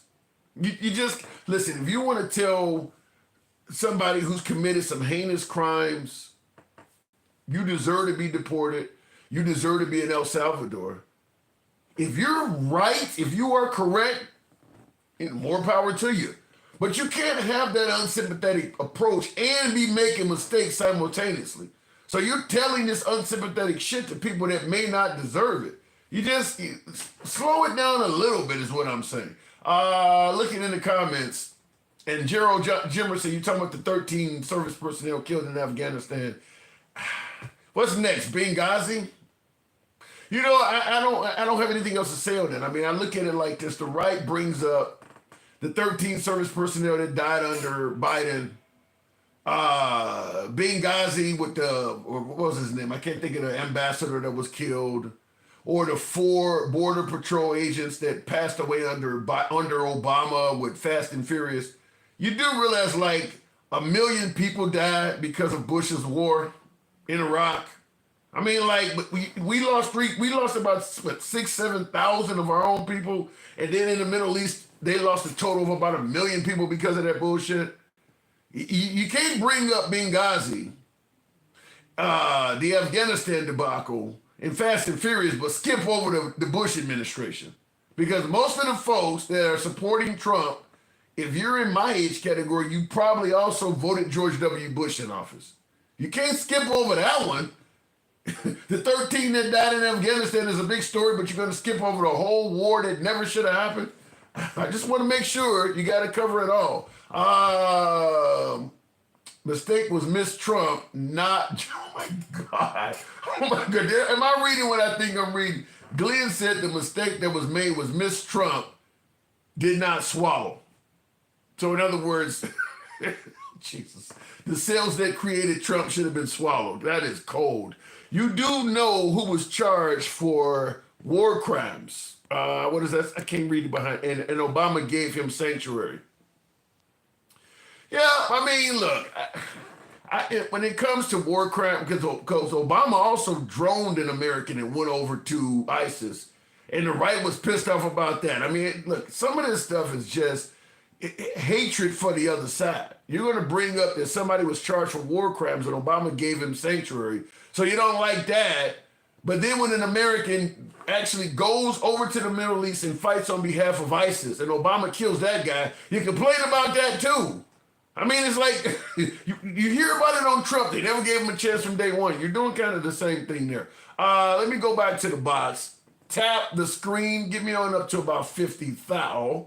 Thou. I'll take the next caller. Tap the screen, get the lights on up. Look it in the comment section. Afghanistan, where's that, bro? Mistakes, they are supposed to be professionals as they have no clue what they're doing. No experience. I think they have experience. I think my last caller, Mike, said the same thing, that he's, DEI, and I actually think a lot of this stuff they're doing is being done by people who are educated. It might be what Will and some of the other folks in the comments said, that it is being done intentional. I don't know if everything that Trump is doing is actually a mistake. It could be, look, we're trying to get as many of these people out of our country. Fuck them. Just send them all down to El Salvador. Just like when it came to pardoning the J6 folks. Fuck it. Just let them all out. He just likes to move fast. He's not making mistakes. It's more of a I don't give a fuck attitude. I mean, he could have easily did a case-by-case basis on the J6 folks as well. He didn't have to pardon them all. I mean, he had several years of calling them J6 hostages. There was no reason when he became president to just say fuck it, pardon. You should have knew each one of them that you wanted to pardon personally by then. You had plenty of time. You're making songs with him and everything. He just moves fast. Speaking of moving fast, tap the screen, give me the 50,000. I want you to hear Ben Shapiro. I played this early in the live, but a lot of new people have come on. Ben Shapiro is talking about, now Trump, when he imposed the tariffs yesterday, he has the chart in his hand. The reciprocal tariffs is what Trump called it. Ben Shapiro talks about the numbers on that chart. So where is that number coming from? And this is where the trade deficit comes in. It's coming from taking the trade deficit of that country and dividing it into the imports that the United States is taking in from that country, and then calling that a tariff rate. Okay, that has nothing to do with the tariff rate. Nothing at all. Zero things to do with the tariff rate. The reason, by the way, that we have a... Real quick, when he says the tariff rate, he's talking about all of those numbers on there. Like if Trump says Singapore is charging us 30%, those, when he says tariff rate, he's talking about those rates that are on those charts, that is on that chart that Trump held up, that reciprocal tariff chart. Shapiro. So where is that number coming from? And this is where the trade deficit comes in. It's coming from taking the trade deficit of that country and dividing it into the imports that the United States is taking in from that country, and then calling that a tariff rate. Okay, that has nothing to do with the tariff rate. Nothing at all. Zero things to do with the tariff rate. The reason, by the way, that we have a tariff, so according to this chart, for example, Madagascar is charging us 93% tariffs, and we ought to charge them 47% tariffs. Okay, that's what it says. That's what the thing says. There is only one problem with this. That is not remotely true. And if we have a trade deficit with Madagascar, then so the hell what? It's Madagascar. The GDP per capita in Madagascar is like $530 a year. Our trade deficit with Madagascar is a few $1 million. Is the idea we have to chisel out of the people of Madagascar extra dollars for American products, or we are getting screwed by the great and powerful people of Madagascar? Is that the idea here? It makes zero sense. It literally has nothing to do with the actual tariff rate. How do we know this? We've got perfect proof. Yesterday, Israel, which already had almost no tariffs on the United States, 99% of all goods coming into Israel had no tariff on them from the United States. That was something that Israel did in the 2000s because they used to have high tariffs. And what ended up happening is that Israelis would come to the United States, load up their bags with a bunch of American-made goods, and then take them back with them to Israel to avoid the tariffs. So Israel just got rid of all the tariffs. Yesterday, Israel announced zero tariffs on any American goods. The Trump administration hit them with a 17% tariff anyway, claiming that they had a 33% tariff rate on American goods, which clearly is not true. Why? Because it turns out that we buy more stuff from the Israelis than the Israelis buy from us. Shocker, they're a smaller country. We're a giant market. Not a giant shock, as it turns out. So this is pretty crazy, because it turns out the trade deficit has nothing to do with the tariff rates. So we are punishing countries that have a low tariff rate with us. For example, like South Korea is listed on this chart as having a 50% tariff rate on us. The average tariff rate South Korea has on American goods, according to the World Trade Organization, is 0.79%. We have a free trade agreement with South Korea. It is listed on this chart as 50%. That's nonsense. It's not true. It just isn't true. And it leads to a 25% reciprocal tariff on all South Korean goods. Now, there are a number of reasons why this is a problem. Okay, whatever, who cares? Well, do we need other countries? Okay, so first of all, yes, we do. It turns out that the supply chains all across the planet are... And he goes down, but I like Ben Shapiro because, like I said, he's conservative. So you're not getting this from MSNBC or something like that, but he just trashed this shit. And I mean, I'm still trying to find somebody who thinks these tariffs are a good thing. I know a lot of folks believe it. You got to give it some time or whatever, but when you listen to folks like what Shapiro is saying, you're talking about we got to give it some time for the tariffs to work and benefit America. Based on what Shapiro is saying is that the numbers that Trump is giving are not even correct. you're making it sound like you're doing the country a favor by this reciprocal tariffs that are only half of what they're charging us. But as Shapiro is saying, the numbers that Trump put on screen are like, I mean, what did he just say? North Korea, South Korea, he said the tariffs that they're putting on us is around 1%. And Trump's numbers have them at 50%. So Trump claims he's doing them a favor by only tariffing them at 25%. But as he's pointing out, the stuff is not even accurate. This is what I'm talking about once again when I say moving too fast. I mean, Trump has only been in office for 2 months, and he created this chart of damn near every country on earth and their tariffs. Obviously, when you got folks like Shapiro on social media saying stuff like this, it's pretty clear they really didn't do any true analysis on this. When they're actually putting tariffs on islands where no people live, they're putting tariffs on islands where only wildlife lives. How do you make a mistake like that if you're crossing your T's and dotting your I's? To me, this tariff shit, when you're putting tariffs on islands where no people live, that's even worse than using Signal. That looks even more irresponsible than using Signal, that you're on TV bragging about how you're going to help the American economy by imposing tariffs on countries where nobody lives. I mean, and the people I got a lot of MAGA that was cheering this shit on yesterday. A lot of folks that are cheering this stuff on. Yay, he's doing a great job. You're not going to get shit out of that. There's nobody there. They're not important. The pictures ain't important nothing from us.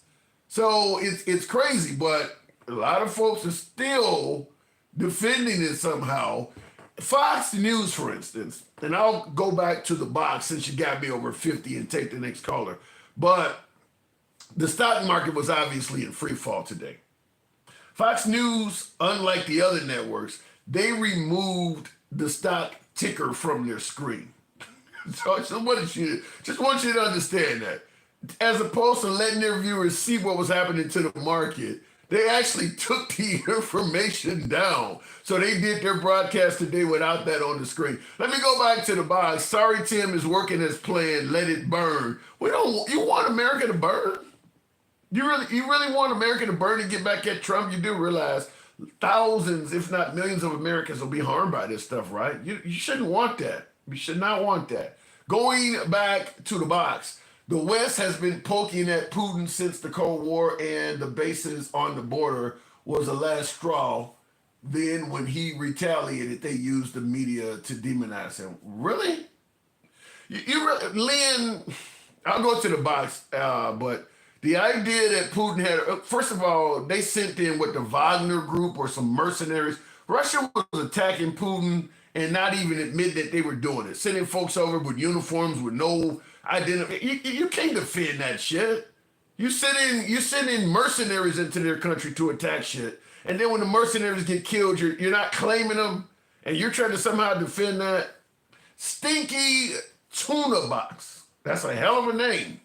Good afternoon. Welcome to the program. Hey, bud, I just want to start off by saying, man, I appreciate you not being triggered and giving people time to talk and not, just getting crazy, dude. I really appreciate that. Appreciate you coming on. You're the first person I've seen on a live that has this demeanor. Thank you. I really appreciate it. Thank you very much. I appreciate you coming on. So what brought you on? What am I getting wrong? Well, I mean, you ain't wrong about everything, man. I mean, and I'm a carpenter, bro. I ain't gonna even try to front, but from what I see, what happened to America, I'm 54 years old. I've lived through a lot of different men. I've always been interested in politics, so I kind of pay attention to what's going on. Mm-hmm. Well, you agree with me that the middle class is gone in America, right? It's just getting poor and rich. That's what we got. Well, the first thing I would say is it depends on the definition of the middle class. I do believe they're shrinking. I don't think they're gone, but I do believe they're shrinking. Middle class to me is like working class that are paying their bills. They have some savings, not living paycheck to paycheck. That's middle class. Based on your definition, I would say no, the middle class is not gone. The reason why a lot of Americans live paycheck to paycheck is because a lot of us, including myself sometimes, live above our means. If I live within my means, I can do exactly what you're stating. Yeah, I agree with you 100% Yeah. on above your means. You're wait. Okay, hold on. Your audio's going in and out. I don't know if you're moving from the mic or something. Oh, I'm sorry, man. My speaker's messed up. I had my finger on it. I'm sorry. Okay. I got an iPhone and it's having problems with the speaker. Go, Can you okay, hear go me ahead. now? Loud and clear now. You're loud and clear. Okay, sorry about that. But yeah, I mean, what I think happened to the middle class is pretty obvious. When I was coming up, and how old are you, sir, if you don't mind? I'm in my early 50s. Okay, well, me and you are the same age. I was born in 1970, so we've been through the same stuff, right? Right. From what I see about the middle class, when we was coming up, the people that were not cut out for college, because not everybody's cut out for college. You know, that's just a fact. True. There's workers out there. You know, there's people out there that have their skills in other areas. They don't need college. Right. They've got talent, you know. Okay. So, all right. Well, that was the only place for a college person to really have a chance to have a good retirement, have a good life, was to work for a factory or industry. Now, we took all our factories and all our industries and we moved them over to China, India, everywhere else. So we don't have those jobs no more. Those jobs are gone. So all we got now, if you're not a construction worker, what are you doing? You're flipping burgers. You're working in retail. You're working for Amazon. You know, Amazon was actually a good thing. But let me ask you now. You lean right, correct? I'm sorry. Say that again. You lean politically right. Yeah, but I really, man, I'm gonna be honest with you. I'm kind of middle of the road, dude. I mean, back in the '70s, I was damn sure in the middle of the road because Democrats completely lost their mind. You know what I mean? In my opinion. Now, I'm not saying every Democrat. I'm saying. But okay, let me interrupt you. I'll give you time. But the reason why I'm going to ask you which side you lean, because you start talking about jobs going overseas and factories, you do realize when you start reducing regulation and things like that, which the right is a fan of that. You don't like the union labor. You know, you don't like the unions. All of the stuff that would keep jobs over here. And keep I don't want to say a noose, but, keep the corporations in check. You guys are against that stuff. Well, the unions they seem to be a good idea to start with, but they always get corrupt. It's just like any other thing. Once they get power, the unions get corrupt. They end up taking away from the worker. You know, they give us benefits and they give us stuff. Can you name me an industry where it's better off to work in that industry without a union as opposed to with a union? Whether it's an automaker, you mentioned factory jobs, welders, painters, carpenters. You mentioned being a carpenter. You think being a non-union carpenter is just as lucrative as being a union carpenter? From what I've seen, yes. It depends on where you live, too. Now, see, if you live up where their unions are, then, yeah, I mean, you don't know what's what. You know, you've got to be with the union. You've got to do what the union says. You can't cross the line of what the union wants you to do. You know, you can't go against the union. So, say I don't want to be in the union. Mm-hmm. I don't have a choice in a union place. You know, you don't have that choice. The union runs things. Right. Okay? Where I'm at, you have the freedom to do what you want. You know, and when I'm but you pay dues out of it. So if you take the union dues that the people pay in, because the union gets money from the workers right. to run their organization. So if you take that whole thing out and you add up what they're making and their cost of living where they're at, because the unions are only in the more populated cities. You know what I mean? You don't have unions in more rural areas. So yeah, and they make less in those areas too. We make less money, but we don't have the fees and we don't have the overhead. We don't have. Okay, here let me just say this. I used to work for United Parcel Service, and I also used to work for AT&T, and those are two of the companies I worked for when I was in the union. And there's plenty of examples of companies that did the same thing as I was doing in Chicago that were non-union. Like FedEx is not union, UPS is. I vehemently disagree with you. I think if you're in a union, the union dues they take out of your check, when you compare how much more money you make in a union job compared to a non-union job, the union dues are negligible. When you compare the quality of benefits you get, talking about your health care and stuff, it's significantly better. Your raises are far more assured to happen. When you work in a non-union job, you hear people all the time talking about we're not. Whatever they want to you. You're right. Yeah, so I don't get what. Yes, Go ahead. they do. But there is corruption in the unions, and that's why Yeah. they want to try to get rid of that. You know. But what I mean? why would you? Right. I mean, it's still somebody looking out for you. But why would you get? Okay, you're correct about corruption being in unions. But you think if you get rid of your union and leave it up to your corporation to treat you fair, you don't see. It's the same thing. Right, Right. but here's the problem is you're getting rid of the push-pull. There may be corruption on one side and they try to keep the other side in check. You have a push-pull. If you get rid of one side, the other side has all free reign. And so you're getting rid of the union and letting the corporation just have complete control. I don't see how So you... that's where I think that, like, all right, everybody is all about, like, teachers, and, you know, they want to make sure teachers get raises and they fight for that. Who fights for the construction worker? Nobody but the union, right? Okay. So why does the government allow, like, in taxes, so to speak, why does the government allow them to do that when you can't work at McDonald's without McDonald's paying in taxes on you, right? Like, when I'm a 1099 worker, I don't get any kind of benefits. Like, I don't get any kind of health benefits or nothing. I'm a subcontractor. I don't get anything, right? Okay. So I have to be responsible and put my money up to make sure that I'm taken care of later. Nobody cares about us, dude. Nobody cares. There are people that care about you, and I'll tell you who it is. Because you said you lean right. If we had a left-wing government for a significant period of time, that 1099 shit would go away. The reason you have 1099 stuff is the corporations were able to convince people, mainly on the right, to allow them to have you. Hold on a second. They were able to convince folks, mainly on the right, to allow them to make contractors out of people that should be W-2. The reason you have that is mostly from the right. A liberal government. They call it grandfathered, which is a term that they should get rid of because, you know, times change, so we don't need to be having a grandfathered clause to where they can do that. You're right. But that didn't come from Republicans alone. That was Democrats and Republicans that keep it grandfathered in for tax purposes, you know, and making sure you're... See, I have to make sure I pay in my Social Security. Like, McDonald's or any other corporation, they cannot work you by the hour, right? For hourly salary without W-2ing you. You know what I'm saying? Okay. They can't pay you 1099, but they let you do it in construction work because they say you're grandfathered in, and that's the way that it's always been done. So I hear what you're saying, but my humble opinion is, considering that you lean right, you're voting against your own best interest. You're voting against the party that would correct that stuff.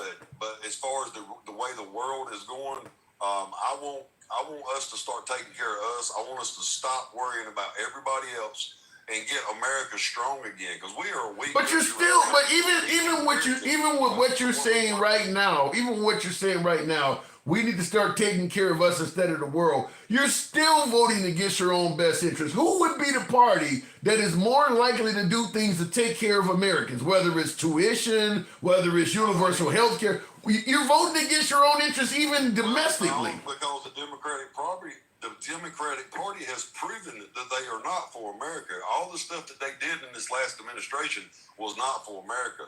Flooding the country in with millions of illegals was not good for our country.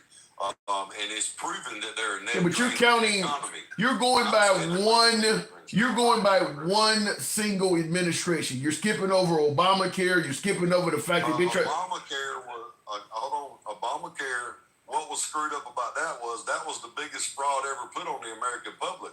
Because before Obamacare, I was paying $180 a month. When do we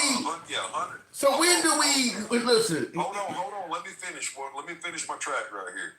I was paying $180 a month before Obamacare, right? As soon as they passed Obamacare, it jumped up to $420, which I kept paying, but it was a struggle, right? Within another year, they have jumped it up to $800 a month, bro. And I'm just sitting there like, there's no damn way I'm going to pay. Yeah, but you're talking about you're talking about your own individual story. What about the homeless guy? Hold on. What about wait, hold on, hang on. Let's have a conversation. Look, hold on. You're trying to dominate the conversation. We gotta have a conversation. Let me finish what I'm saying. Okay. I'm not finished. Let me land my plane for a second. the other people, like the people that were running in the streets that were happy about Obamacare, they didn't even understand that they had a $6,000 deductible on their Obamacare, and they make $20,000 a year. Now you tell me how you're going to pay that deductible in a year when you only make $20,000. You're not, and they knew that going in. And the whole reason why it jumped up like it did, as far as the price and the cost, is pre-existing conditions. Everybody knew that was a stupid idea, because no insurance company should be expected to pay somebody pre-existing conditions. Nobody does it on car insurance. Nobody does it on home. You can't go up and have. Land the plane. You're going on a you're on a long time. Your point is long. I don't mind letting you get your point in, but by the time you're done, you don't say so much stuff. I can't. I mean, it's a lot to it. Yeah, but I can't properly respond to you if you're covering like 8 points. By the time I respond, I'm going to forget some of it. I know. I get what you're saying. Yeah. The issue I have here. First of all, you're talking about your own specific issue. What about the homeless guy? Hold on. Okay, hold on. You can't say let me finish and then I start talking. I was just saying, I was talking about not just me though. Okay. Let me. I'm talking about You listen. You gotta let me get in here somewhere. We gotta have a conversation, man. Okay. So, are you there? Go ahead, buddy. I'm sorry. Okay. I'm sorry. First, okay, now he dropped out, so I don't know what just happened. I don't know if it's. I was going to cover a few things with him, but apparently he dropped out. You're always welcome back to the program. Have a backbone, says Gangster Grandma. Well, the thing I was going to say, and I don't know what happened to his connection. You know, we don't block, ban, or censor anybody, but maybe he had a phone call or something. But what I was going to say is, if he leans right, he's voting against, he's voting against all sorts of issues that he's concerned with. He said we need to stop taking care of other countries and take care of Americans. We had Trump for 4 years in office. What policies did Trump pass that were designed to take care of Americans? I mean, the right is against entitlements. You had a strong job market under both Trump and Biden. The unemployment rate was low under Trump and Biden. So what is Trump doing that's making you say, I want somebody that's going to take care of Americans, as opposed to letting immigrants in or taking care of the Ukrainians? I want to vote in a party that's going to take care of Americans. What is Trump doing to indicate that? Trump's been in office and he's fired tens of thousands of Americans. We're not helping the Ukraine anymore. We're sending the immigrants home, so we're not spending a bunch of money on illegal immigrants. Has he said he's going to, remember the whole goal was let's stop taking care of other people and take care of each other. Has he proposed anything that's making you say, well, now he's taking care of us? I'm not hearing anything. So maybe I'm missing something, but the right tends to be against entitlements. You know, they want to, let's cut food stamps and child care assistance and school lunch programs. When do we get to the part when we're taking care of Americans? I'm not hearing that. So I really believe that the stuff he was concerned with, he's voting for the party that's going to probably be against all that stuff. He's talking about he's a 1099 guy and all. You're not, the wage increase, all of the stuff that a working man would be concerned with. Maybe you would prefer a pension as opposed to gambling in the stock market on the 401k. All of that stuff's going to come from the left. All of that stuff is stuff that the left would favor. The right tends to be more in favor of the guy who runs your business. The left is in favor of the guy who's working for the business. That's why you always hear the right talking about small business and doing things for the business owner. The left is the one that's always talking about doing things for the actual employee. So I really think that he's voting against his own interests on that. But he dropped, so I couldn't continue on with him. Looking in the comments, though, and that was the Stinky something, I think it was. Looking in the comments, can we talk about Elon talking to people about giving out those checks on the next program? LOL, it was hilarious. Okay, talking about Elon giving out checks on the next program. What do you mean by the next program? I know what he did in Wisconsin was an utter failure. 2 people got $1 million out of Elon in Wisconsin, and Elon didn't get anything for his money. So I don't know. I don't know when you talk about the checks. And I know they're indicating they may give a $5,000 or $6,000 stimulus check. I don't know if that's going to actually happen, but I know they've been, there's been rumors of that. But then again, there were rumors that they were going to give no tax on tips and overtime. That hasn't happened yet either. I mean, to me, as opposed to, because remember, the working class was hurt under the Biden economy. To me, Trump came in and immediately started doing things to hurt the working class versus help the working class. I mean, you're firing working class people and then talking about building F-47 jets. It seemed like you would do it the reverse. Put the jets last and start helping out working class people. I don't know how working class people are being helped right now. Most of them you see on TV is crying because they lost their job or some policy is hurting their farm or something like that. To me, it just seems like he's doing it backwards. Start out at the top, like the Pentagon, defense spending, where you could make cuts and you don't have to fire a bunch of people. Why would you start at the bottom firing individual people when you could maybe cut back on an aircraft carrier or get rid of a few, fighter jets and save billions of dollars without having to fire people? He started on the bottom with the actual individual citizens. I don't get that. You got people online crying that they lost their jobs and shit. Nobody's going to cry if you get rid of 10 F-22s. You're getting rid of, thousands of human beings. That doesn't make any sense to me. Cambodia tariffs are the best. I haven't heard the Cambodian one, J Aviation. I listened to the entire Ben Shapiro, and he does cover a host of countries.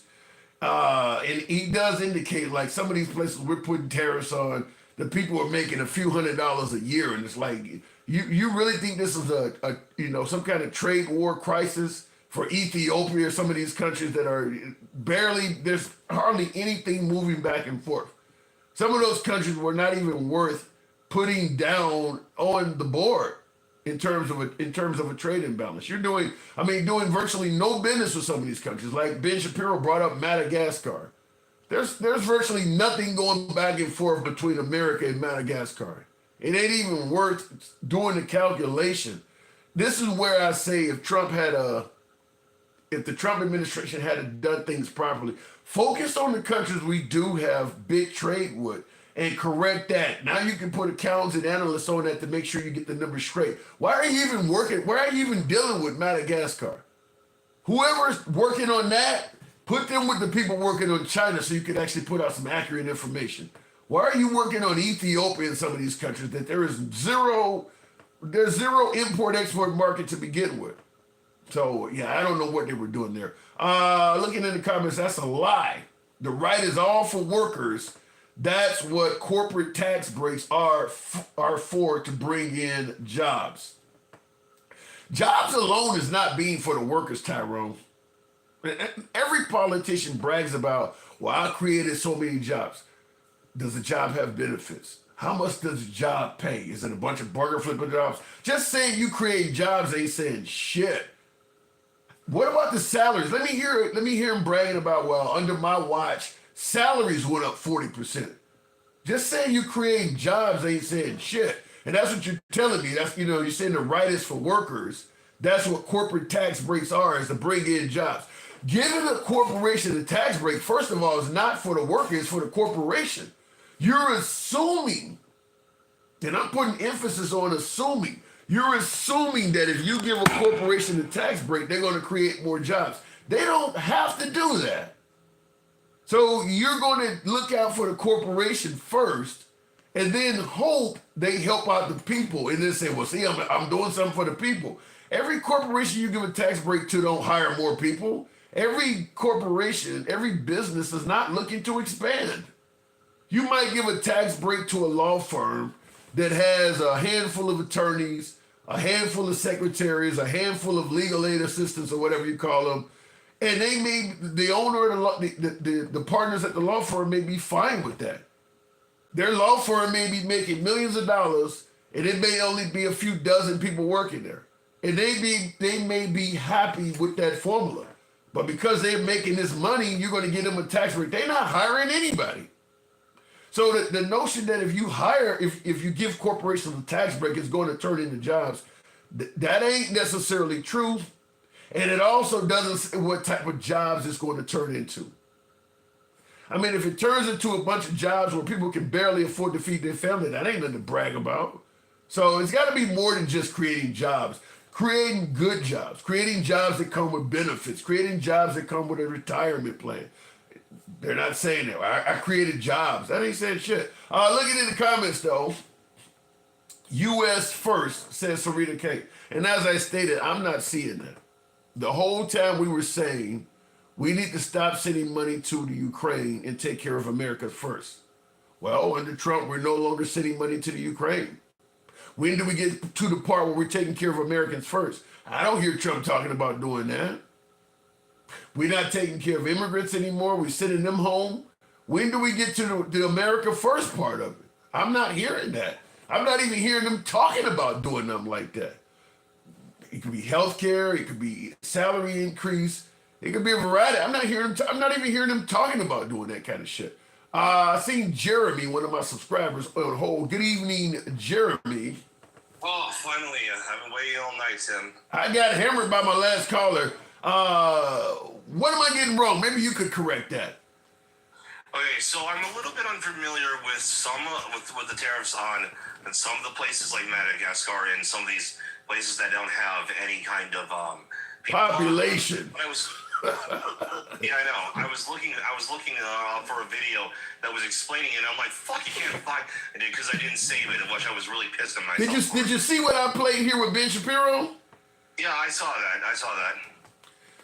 So look, here's what I will say.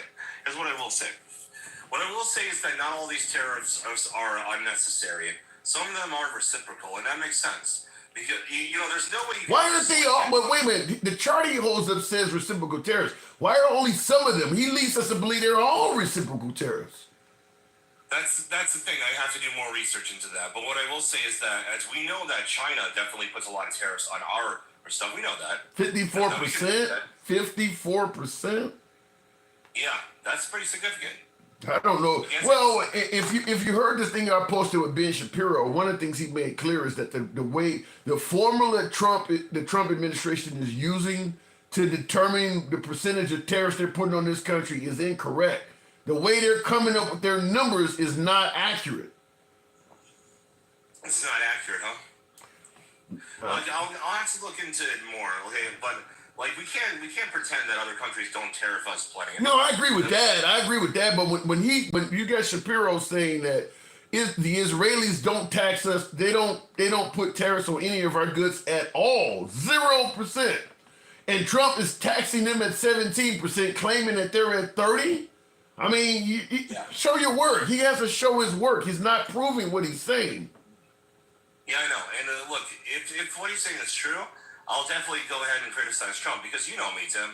Like, I've been on this program plenty of times, and I might be MAGA, but I'm more than willing to call the president. When I want him to do well. I want him to do well, and I want him to do well the correct way. So, when I feel he's doing something and he shouldn't be doing, I'll call him out for it. You want him to if you want him to do well, the solution is simple. Slow the fuck down.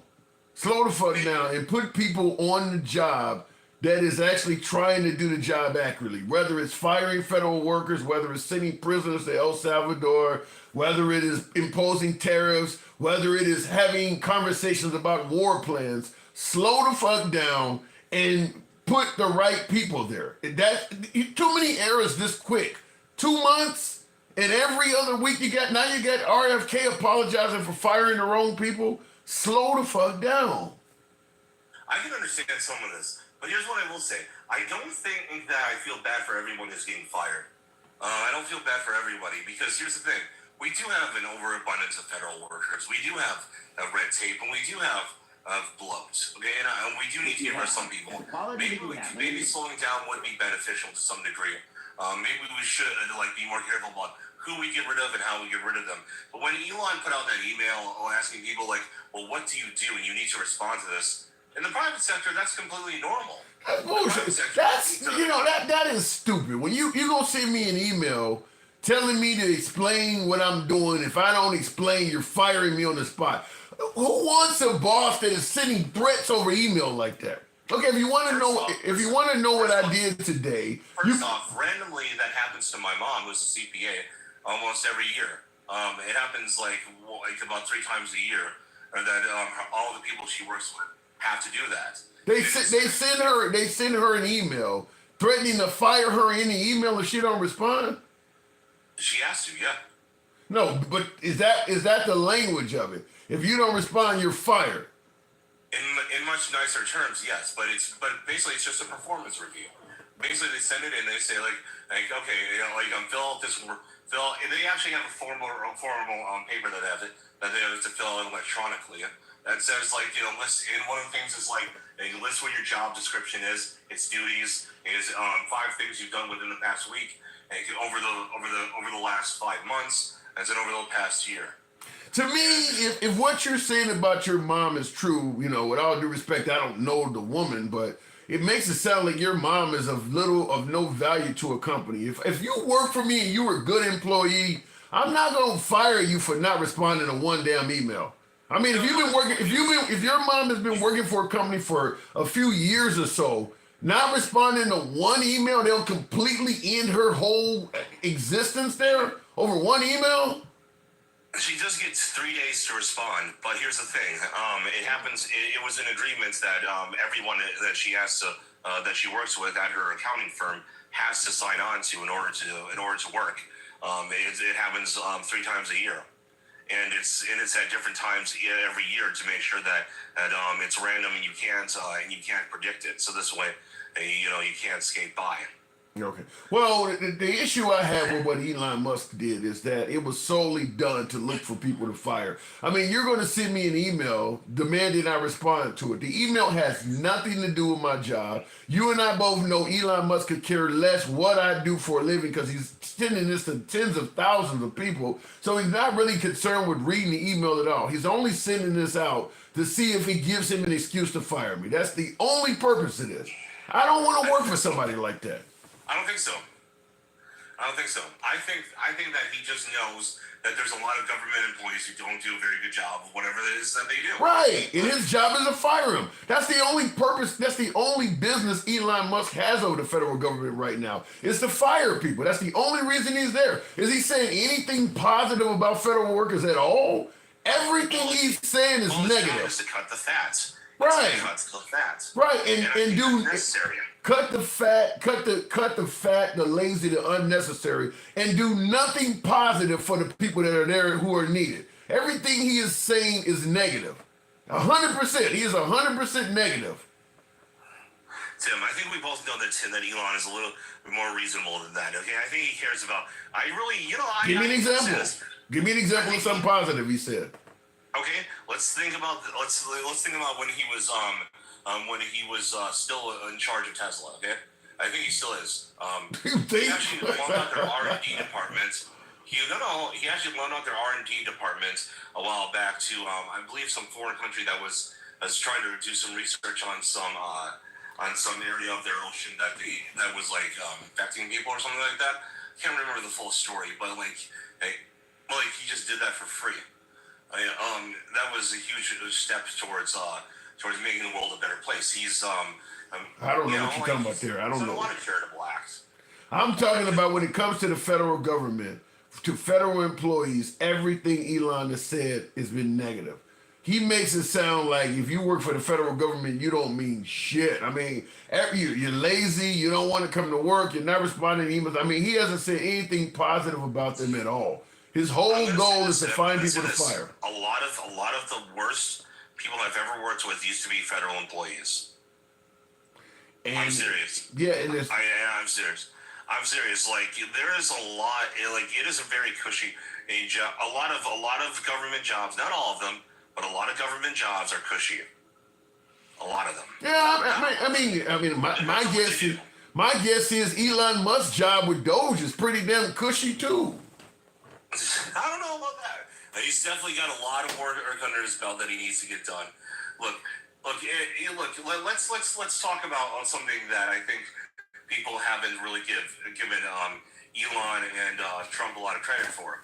I think that as I think our border situation is something that we need to give Trump a little bit more credit for. All right, I think that we don't want to admit that we needed to deport a lot of these people. And I think, and I know people don't want to hear this. It's okay to not have slave labor. It's okay to not use slave labor to pick your crops. Okay?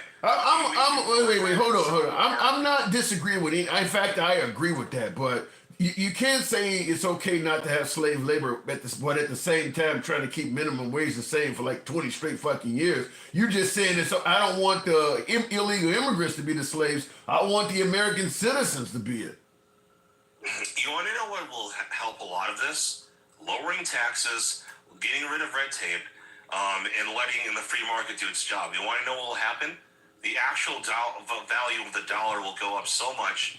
Minimum wage will actually be okay. I think you're crazy. I've had to tell you this. We've had this discussion many times, Tim. Wait.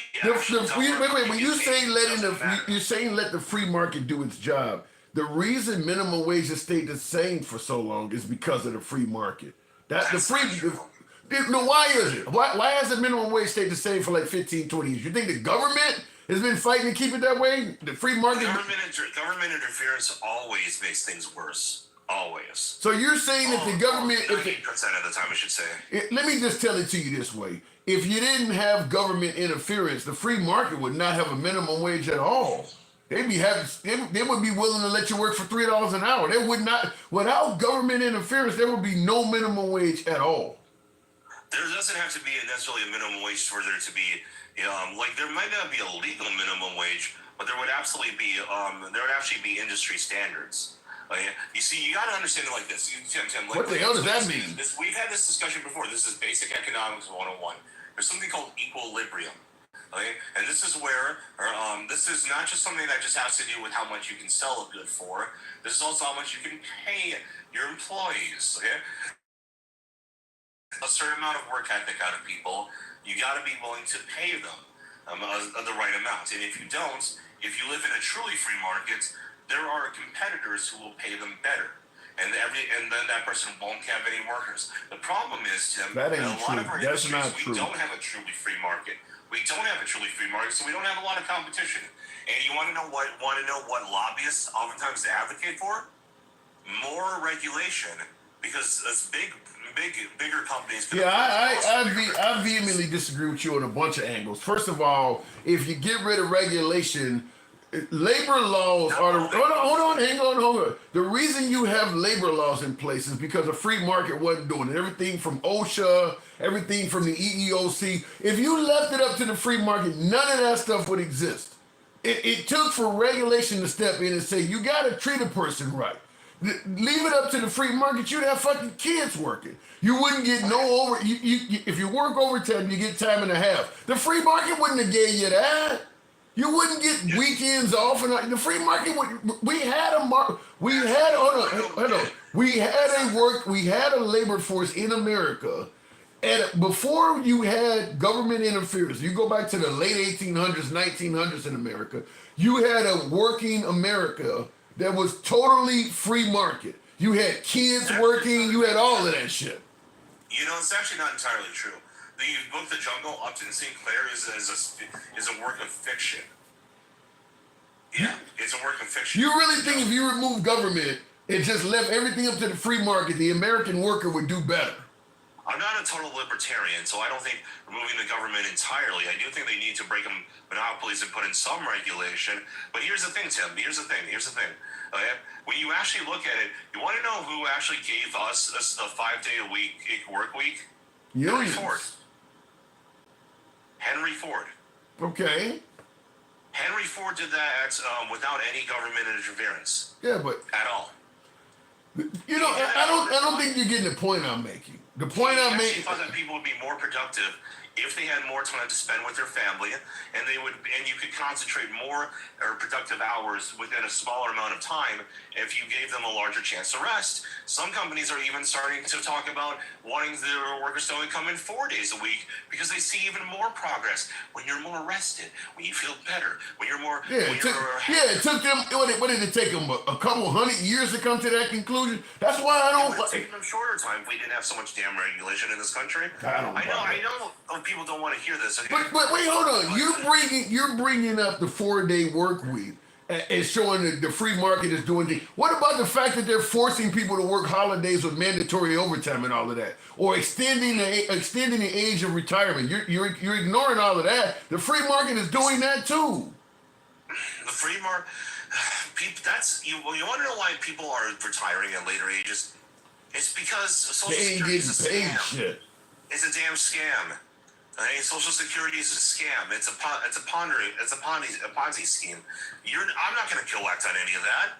Okay, I'm Gen Z. I may be at the tail. Okay, I think you and I have a complete disagreement on the free market. I mean, like I said, folks being forced to work on Thanksgiving and Black Friday, can't be with their family. That's the free market, wanting to be able to sell shit. The free market did that. Police have to work on all those days too. What are you talking about? You comparing a cop that serves the public to a guy selling TVs at Walmart? Someone who's working one of those crap jobs that you're talking about when you're young. That's not the same as like what most. There is no need for high for school kids. You think everybody working on Black Friday is high school kids? No, there's some people who make poor decisions and or they're a manager and they have to manage people. That's why I don't like the free market, because they say the same thing you're saying. They don't give a fuck about, well, you made bad decisions, so you got. I mean, that's exactly how the free market talk. Exactly what you said now. I mean, the people could be home with their families on holidays. You're forcing them to come to work on a holiday so you can make them sell TVs or sell Black Friday items. They can't even be with their damn family. Dude, I'd happily work a Black Friday. I'd work a Black Friday right now if I could. You get what I'm saying, though. You get what I'm saying. The free market is the reason why a woman that just gave birth got to come back to work within a few weeks, because the free market wants her there. The free market did all of that shit. If it wasn't for the free market, if we left it up to the free market, women that got pregnant would get fired. Well, you're not gonna be able to work for a while. We got to let you go. The free market would. That's what they used to do. That's what they used to do back. Everything takes time to improve, Tim. Everything takes time to improve. Okay. Nowadays, maternity leave is very, very, very normal. Okay, across all industries, an industry standard. Okay, you want to know what would make healthcare costs go down? More free markets. You know there are actually laws in the United States that actually make it illegal to make other hospitals that can, when there's already a hospital within a certain amount of mileage of another one, like you can't make competing hospitals those right next to each other. How do you think that makes your healthcare costs go up? It makes it go up because now you have monopolies. I think some of the stuff you're saying is crazy. You're basically saying that, well, it was a long time. You're saying it was a long time ago that they used to treat women like that. So, well, now if we get rid of the laws we put in place to protect women, if we get rid of that, they all learn their lesson. They won't go back to that. I do believe that if you leave things up to the free market, employees will be fucked. You and I just totally disagree with that. I believe that you need government regulation, because at the end of the day, the goal of the free market is to make money. Treating you right often goes in, it actually coincides often with making money. That, giving you breaks and lunches, all of that stuff, you could be making money for me. Why would I want to give you a break? Because I can do the more of the work that actually makes you the money a lot faster with a lot higher quality if I'm well rested. Again, Henry Ford saw that. Mandatory overtime. You think and guess what? Now, Henry Ford wasn't the only one who used the moving assembly line. Okay, but his employees were much better and much more productive than any other employees. And you're telling me you think that employers want they care about making sure their employees are well rested? You really believe that employers think that way? if it makes them more money, which it did for Henry Ford, absolutely. Okay. And you want to know what? If you want workers to work 7 days a week, okay, because you want to make work done 7 days a week, you know what most employers would do? They would make you work 4 days a week. And they would just line up your schedules differently with other employees, so the other employees are working the other days of the week. But then everybody would be getting a 3-day weekend on a regular basis. Look, Tim. Okay, you got it. There's a book that you should read. It's called Basic Economics by Thomas Sowell. Okay, it'll explain a lot of this stuff to you. I think you're crazy, man. I mean, they literally had to pass laws in the trucking industry because folks did not care if the truckers ran all damn night to get that load there. They didn't give a damn about them being well rested. They had to pass laws to stop them from doing that. They were working the shit out of the people. They didn't care about you being well rested. I gotta move it on, Jeremy. I'll give you the last word. Okay. Well, one last word. I think we need a new rule in here. Okay, I think we need a big sign that says "Gangster Grandma, one last line." I think she just needs to do one last line of cocaine before she. Oh my God! I'll see you around. All right, Jeremy. You make sure you get well rested. Listen, he's not the only one though that believes that employees would benefit more from the free market as opposed to government regulation. I'm not one of them. I prefer we go back to pensions. I prefer we go back to health care that you just showed a doctor a medical card and didn't have all these. I mean, it used to be a better time. We've relaxed the amount of regulations in this country, and things have not gotten better for the employees. I vehemently disagree with that.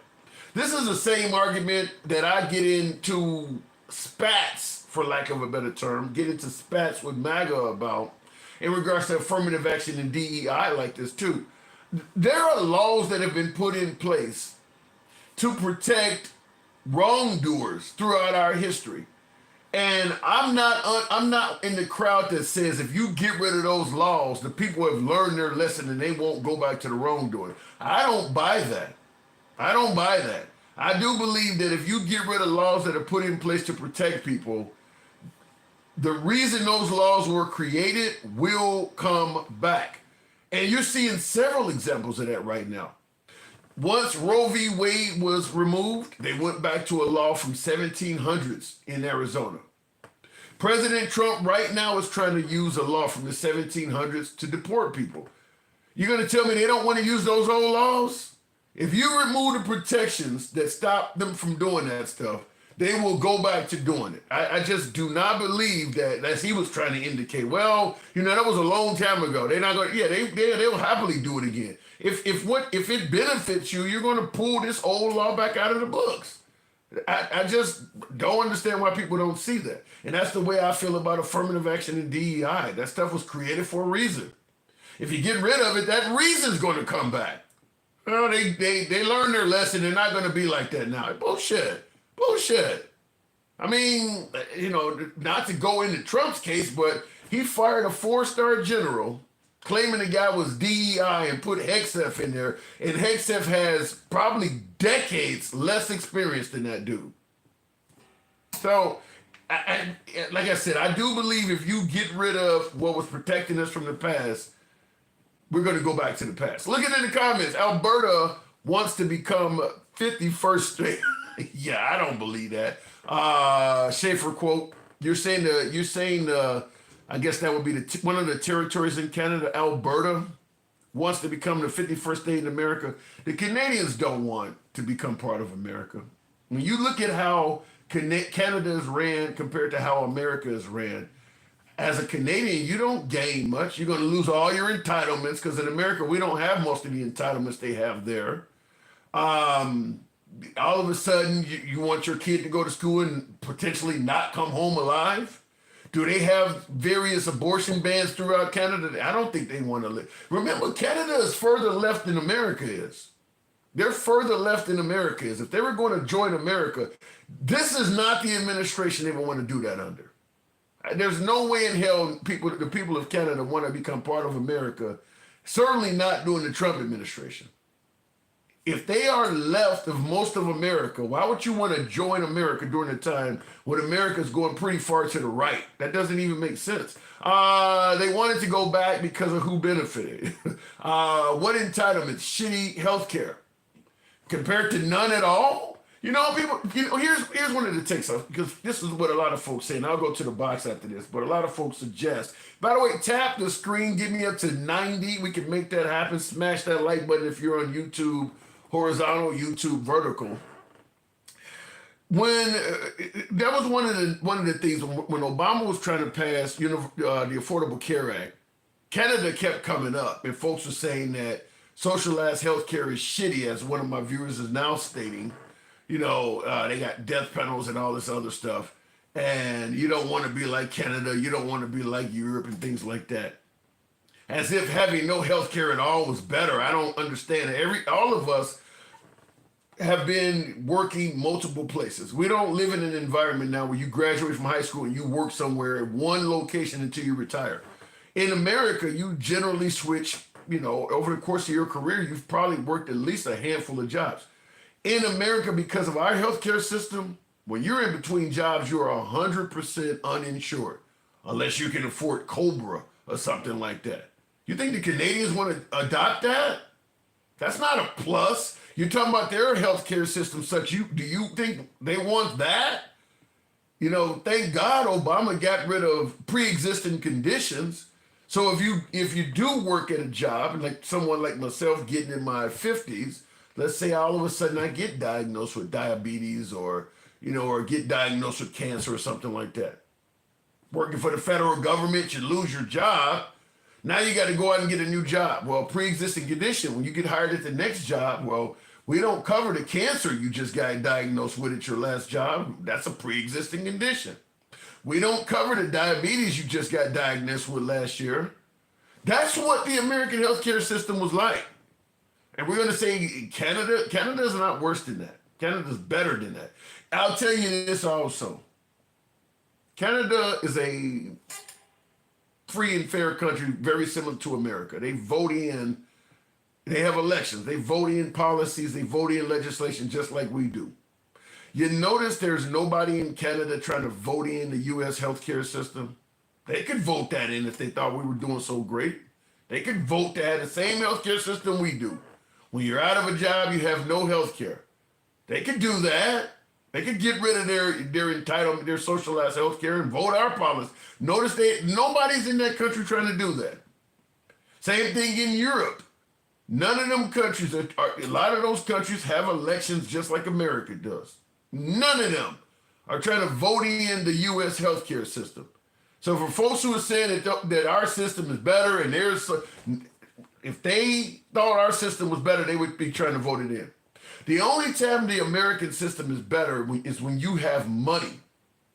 If you got plenty of money, then yeah, you can come over here and you might be able to get procedures and get access to doctors that are higher quality than maybe in your home country. So yeah, if you're rich, yeah, maybe America has a better healthcare system. But if you're an average working class person, it ain't better. It's just not better. You're not going to want to give up a system that looks out for you if you lose your job or something like that, in place of having to get Cobra, which charges you all of a sudden this huge premium that you can't afford to pay because you're out of a job. They don't want that. You're probably never going to see Canadians try to vote in a U.S. healthcare system. They're not kissing the ring anymore. They're swallowing the whole hand. Damn, Infinity says MAGA ain't shit. Unfortunately, I got my sound system unplugged. I had to get up and walk around. But I did see the comment, Infinity. I did see the comment. Looking in the comments, Canadian healthcare is crap. I'll just say this. If it comes down to me having no healthcare at all or crappy healthcare, I'm going to take crappy all day, every day. I'm never going to choose no healthcare is better than crappy. There's a lot of Americans that have no healthcare. That's worse than crappy. Real quick, looking in the comments, 326,000 Americans went bankrupt due to medical bills. And that's another issue. That is another issue. The whole finance thing about it. You can actually have healthcare in America. I mean, I'm sure most of you know that. Every time you go to the doctor, some kind of bill is following you home. You break your leg, you go to the hospital, you're getting a bill from the radiologist. You're getting a bill from, if you go to see a specialist, there's a charge for that. Not to mention, you generally got to pay a little bit of money when you go in the doctor's office. Then when you come home, bills are following you. I don't think the Canadians see our healthcare system as all that great. I'd rather, in some cases, I'd rather wait in line for some shit than to be given bills that you can't afford. I don't see how our system is nothing to brag about. Canadians would never vote to get rid of our health care. If I get sick, I know I'm not going to go bankrupt of medical bills. So you are Canadian, Lord. Yeah, exactly. Exactly. When I was in Australia, it was the same thing as well. Their system is they also have a form of socialized health care, and they would never vote in. I think most first world countries, I don't think there's hardly any other first world country that has our system. Going back to the box, to Keisha, good evening, welcome to the program. Don't know what I just hit there. She'll be a far left American soon. Don't know what you mean by that, Memphis. Takesha, good evening. Hey Tim, how are you? I'm hanging around like Jesse Jackson at a Klan meeting tonight. So, what am I getting wrong on this? I mean, now you hear about these tariffs. You think they're good for America? Absolutely not. I do not. Why not? How are they good for America, Tim? They tanking the stock market. People are afraid. You're gonna tell me while I'm already struggling that I'm gonna struggle some more. But to just hold on, because it's a good thing. Because even though you're gonna be losing more money and more money and more money, in the end, it's gonna be a great thing, and I might be dead before any end comes. Come on, Tim. Let's be for real. Okay, I get your point, but then I have to ask the stock market is crashing, and people are in a panic, and you went off it. I mean, I get your point, but then I have to ask the obvious question: why do you think MAGA sees it so differently? They don't know any better. I keep telling you that. I don't know what part of hooked on funds they didn't get, but MAGA doesn't know any better. I keep telling you, Tim, they hang their hopes on Donald Trump. Whatever he says is great. Whatever he does is great. They don't see the destruction that's coming because they so in love with him. Every time they look at him, Tim, they had a hearts in their eyes and everything. They can't see past the love to see what's really going on, Tim. What do you think? Let me say this. Nobody is trying to join together with this shit show of a country. Let me say that. We used to be respected. People used to be jealous of the United States. Ain't nobody jealous of no United States too. Because at the end of the day, we're living under a facade. We are not the United States of America. We are the states in America. Because there is no unity between the states. Yeah, we certainly are getting like that now. I mean, we are We're not united nowhere. Yeah. Nobody's jealous of us. Nobody wants to join us. People are going against us, Tim. Yeah. And do you put all of that at Trump's footsteps? At Trump's feet? Let me tell you something, Tim. Anytime you got a leader that does nothing but talk about division and you for one side and you not for the other, and every time you get on TV, it's always the radical left and all that kind of stuff. Where is the unity in that, Tim? Well, I don't think Trump is attempting to get unity. I mean, that's my whole point, Tim. So how can it not be his fault? No, if he's the leader of the free world and he's supposed to be the one that unifies the country and he's doing everything he can to keep it divided. I mean, but Takesha, it ain't like he ran on unifying the country. He never promised to do that. I mean, he's been talking. You asked me, was it his fault? And I'm giving you the example of why it's his fault. He's not trying to unify us. Oh. How do you respond to this? Immortal says the rest of the world is becoming totalitarian. Why do we even care what they think? See, that's the foolishness I talk about right there, Tim. When they think we can stand alone and we don't need allies. That's what I mean when I said people, they don't think for themselves. We cannot stand by ourselves. We need allies, Tim. That is what they're suggesting as in regards to being a nationalist. There are people that are suggesting that we don't. I mean, isn't that what Trump said? We don't need Canada for anything. They need us. That is what he is saying. Tim, if Canada flip that light switch right now, ain't gonna be no lights in 3 states. So how we don't need them, Tim? I'm just telling you what the man You has keep said. believing Donald Trump, they want to. Tell me who we don't need. Yeah, hit that light switch, Tim, and see those 3 states go dog. What do you think would happen? I don't know. I don't know if Trump would take lightly to that if they made some of our. I don't care what. Let me tell you something. These folks banding together to try to X us out of everything. And we going to be like the lonely tugboat in the middle of the river just bobbing and weaving. And everybody else going to be moving all around us. We already behind in technology. Come on, Tim. Let's be for real. You make it. It's sad. I mean, it's funny, but you kind of make it sound like the world is leaving us behind. Tim, if you be honest, we are behind. Think about it. We're behind in technology. Think about it, Tim. Yeah. But Let's just be honest. well, military technology, we're doing okay. Tim. Are we Okay, not? but that's the only technology you care about. No, I mean we care about the rest, but I mean Okay. you're making a valid point. I'm not discounting your point. You're making a valid point. I don't favor, as you rightfully pointed out, I don't favor us doing it alone either. I think that America has this really big ego. I totally understand it because it's based on American exceptionalism and we're the best. And Nobody Tim, else matter. I don't like that. And that's why it's gonna have a great fall. Because it's too high and lifted up, Tim. Everybody needs somebody. And if they think they can survive on their own, they in for a rude awakening. There's nothing wrong with believing in and loving your country, but you still gotta live in a land of reality.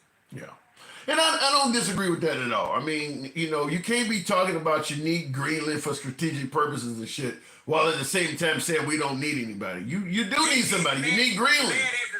You mad at Zelensky about his minerals, but you don't need nobody. Yeah. Come on now, Tim. Yeah. Does it make sense to you? No.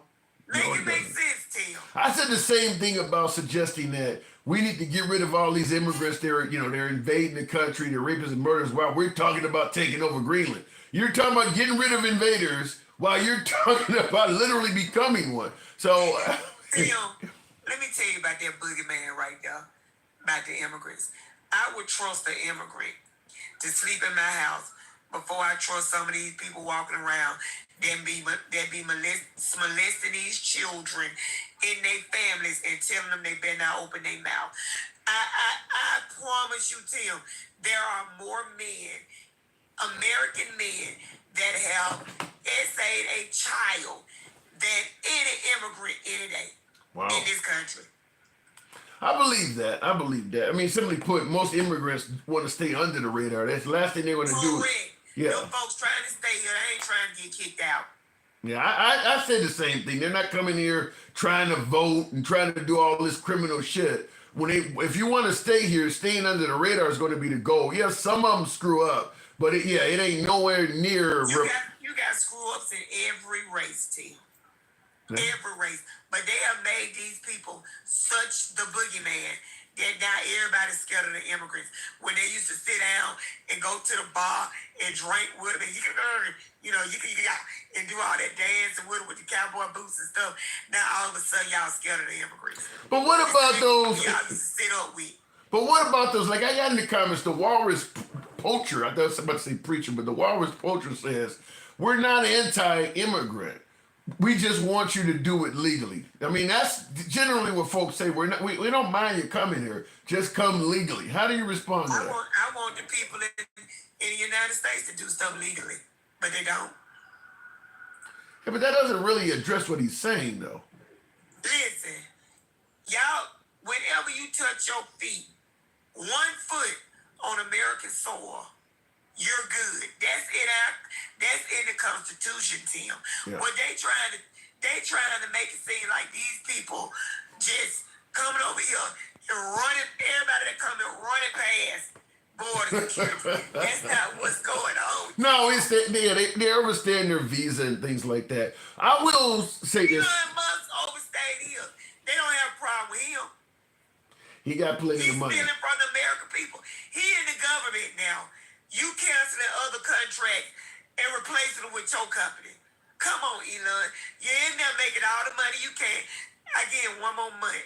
He gonna be out of Doge because he gonna be enriched himself enough. He gonna be depleted enough of his contracts to make more and more money off the United States. Y'all ain't finna get no Doge check. Stop waiting on it. Just like he was on that dude show, and that girl asked him, when can they expect a check? And he said, well, you know, even if that's how he was talking to him. Even if, you know, I didn't see that. I have not seen that. even if the money, if the money, goes back into the government, that still helps you. Either way, if you get a check or if it, goes back into the government. You know what I'm saying? Did he really bungle it up that fucking bad? And Devira Baker, thank you. Listen, Thank that you. man stutter more than a man that's getting a nut. Oh my God. That's when you know he lying. When he get to stutter real bad to him, that's when you know he be lying. I haven't seen this. I'm dying to see it. Girl told him she was thankful for what he was doing with Doge. And then she said, I just want to know, when can we expect a check? Oh, well, even with that, even if the money goes back, to the government, that still helps you, the people of the United States, even if you don't get a check, it goes. He was stuttering so bad. So in other words, the answer is you're not getting that shit. The answer is you ain't finna get no check. Damn. Was he standing in front of the flag? He was sitting down. He was being. I'm trying to find. I would love to hear that. Go find it to him. Yeah, I'd have to That's hear. exactly what he did to him. Yeah. I'm dying to hear that, but I mean, a lot of folks believe that Elon is doing what's best for this country, getting rid of waste. Let me say this to him. He has yet to go to the department that holds his contracts. So you mean to tell me that all his contracts are legit and there is no fraud in that department, but there's fraud in every other department. Just like I told you, he went on there and lied and said that because he found so much money wasted with Social Security that people's checks were gonna start going up. He said, watch. You'll see people get more money in their Social Security. What he failed to tell them people was, civil service workers will be getting a boost in their Social Security because of the policy of Joe Biden, the Social Security Fairness Act, where civil service workers will be getting a bump because they didn't pay when they were working, those different jobs, you don't pay taxes into certain parts. So it's kind of like they're getting retribution for tax money. Okay, that started in April. He thinks that the American people are so stupid that they don't know that. So he's going to make it seem like he found this money at Doge and released it to the people to get a bump in their check. And because people don't research and know this stuff, Tim, they're going to believe I mean, to be honest with you, if he sends money out like that, people don't really give a damn where it came from. But I want to read this one to you. Thomas Lenham says it really takes a fool to think that Trump or Elon Musk is in this for the money. It really takes a damn fool to think that a millionaire don't want more fucking money. If Elon didn't want more money, guess what he wouldn't do? Be keeping on getting contracts. If Elon didn't want no more money, he wouldn't be right here crying about what Tesla going through. Baby, never think that anybody could have enough money. If Trump had enough money, he wouldn't have been selling shoes. He wouldn't have been selling watches. He wouldn't have been selling everything he was selling because he wanted more money. Every billionaire wants more money. And if you think they don't, then you're a damn fool yourself. I can only echo that sentiment because I've had so many folks tell me the same thing. Trump got his own money. He can't be bought. And I use the exact statement you said. He's selling every fucking thing. Clearly he wants. Same thing with Elon. Yeah, exactly. Everything from Bibles to books. But the same thing. If he didn't want no more money, guess what he wouldn't be doing? Selling nothing to get no money. And the same thing applies to Elon Musk. Elon is not known to be super charitable, yet he got all kinds of businesses that are going. He tried to buy an AI firm not long ago. He clearly is trying to make more money. I mean, it's not even up for debate. And he has replaced contracts contracts in the government with his companies. So trust and believe me, baby. For whoever you was, I don't even remember your name. If you think that Elon Musk don't want more money because he got money, then baby, bless your beautiful heart.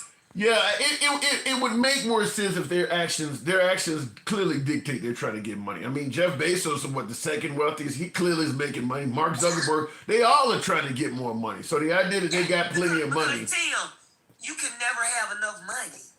Yeah. They didn't get in there and say, well, once I make $1 billion, I'm going to be done.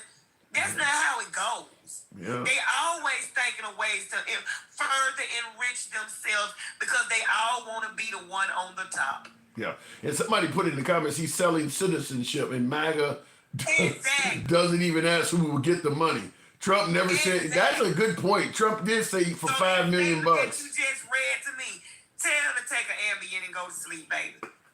Cause you too woke. If you believe that, go on, take a sleeping pill, baby, and go on to sleep. Cause that statement you made absolutely no sense. You tried to call me a fool, and you end up looking like a fool. Cut it out. Don't do that no more. I can't argue with you, even though I like do it no more. I like to be able to push back that I can't argue with you on that. I mean, every wealthy person wants to make more money. You rarely ever hear somebody. Wealthy person. Yeah, you rarely ever hear somebody say, "I don't want to make any more money." I'm done making. I've got $2 billion. I'm done now, y'all. That's enough for me.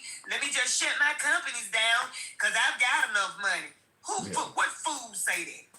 I can't argue with that. All right, Takesha, you definitely win this round. I haven't talked to you in a while. I saw you in the comments. I missed you a couple of times, but last night I was waiting because your voice was sounding so sexy that time of the night. But it took too long for you to bring me up, so I just shook myself to sleep as I thought about you, Tim. You know I'm. Tim, for real. I heard you when you said I thought Takesha was in the box after you brought Andy up, but I was too tired to turn over and get back in there request box. All right, well, keep it warm for me. Appreciate you coming through. It stay warm. Bless you. Like a hot pot. Call me little hot pot. Oh shit! All right, let me get out of here. All right, T. Gotta go. All right, let me get out. Let me move on before I be done the wrong. I start doing the. Okay, anyhow, tap the screen, get the likes on up to about 110. We can make that happen. HUNNIT 110. Tap the screen, looking in the comments. But yeah, I agree with my last call 100%. Those folks do want to still make money. I mean, I'm listening to Fox all day while I'm working in the car on XM. And Fox News has, Trump watches commercials and shit like that. Yeah, they do want to make more money. It sounds great. Trump ain't taking a salary. We can trust him. He doesn't need money. His actions do not dictate that. His actions do not dictate somebody that doesn't need more money at all. At all. Okay, you didn't take a salary. The president makes about $500,000 a year. Trump has so much shit going on that money is chump change. I mean, Elon Musk has gave him that. That's chump change. So yeah, look, I'm not saying it means Trump is a bad guy. He could be a great president. But what I'm saying is he wants money. His actions show that he is trying to still make money. I don't even believe he stopped running his businesses. When he became president the first time, he was asked, are you going to still be trying to maintain your companies while president? He indicated he's going to let his family do it or something like that. He was still running his businesses. So yeah, he wants to make more money. Now, somebody who I saw that might have been a little bit different, that actually does fit that narrative, would be Governor Arnold Schwarzenegger. When he became governor, he was asked the same thing about his acting career, which was incredibly lucrative at the time. Are you going to stop doing movies and stuff and focus on being governor of California? He actually did it. He became governor and he's completely disappeared from Hollywood. He actually did measure up to what he promised, but Trump was still deep involved in business. But nevertheless, moving on with the program. I did want to, something I wanted to play real quick in the comments. Please don't tax the penguins. That's because, remember when Biden was in office? You go to a gas pump or something and you see the sticker, Biden did this or something like that. Don't tax the penguins. I'm assuming you're going to probably hear that comment a lot. Please don't tax the penguins. putting tariffs on penguins. You're going to probably start hearing that a lot. How that ended up happening is insane. That they didn't do a better job with the tariffs. That they ended up imposing tariffs on countries that do not have people. That just a ridiculous oversight. Anyway, looking in the comments real quick, moving on. I wanted to thank once again Davina Baker for showing the program some support. Much appreciated. Thank you very much for your super chat. Moving on to the program. I don't know what I missed there, but there's a ton of clown emojis in the comments there.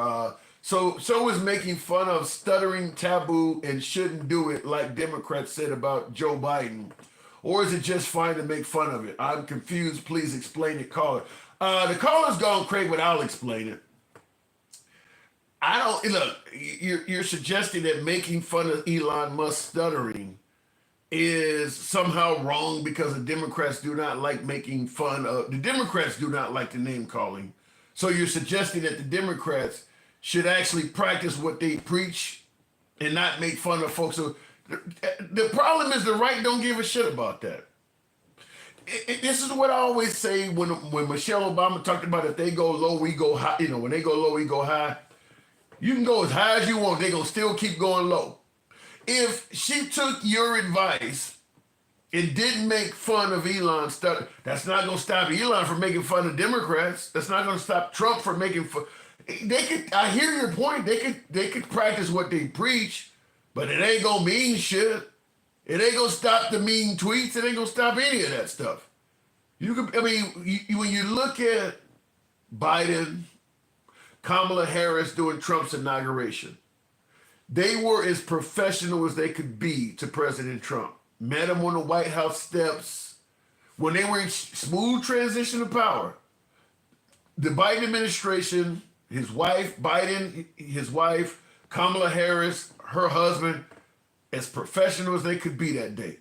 Trump treated them all like shit that day. They all went high and he went incredibly low. His inauguration was not just swearing on the Bible and promising to do what's best for this country. It was a complete ridicule of them. So she could do what you're suggesting. It ain't gonna matter. I mean, you're literally okay with the mean tweets and all the insults, but you expect the Democrat. You guys need to live up to what you're saying. Why would you do it? At this point, it doesn't even matter.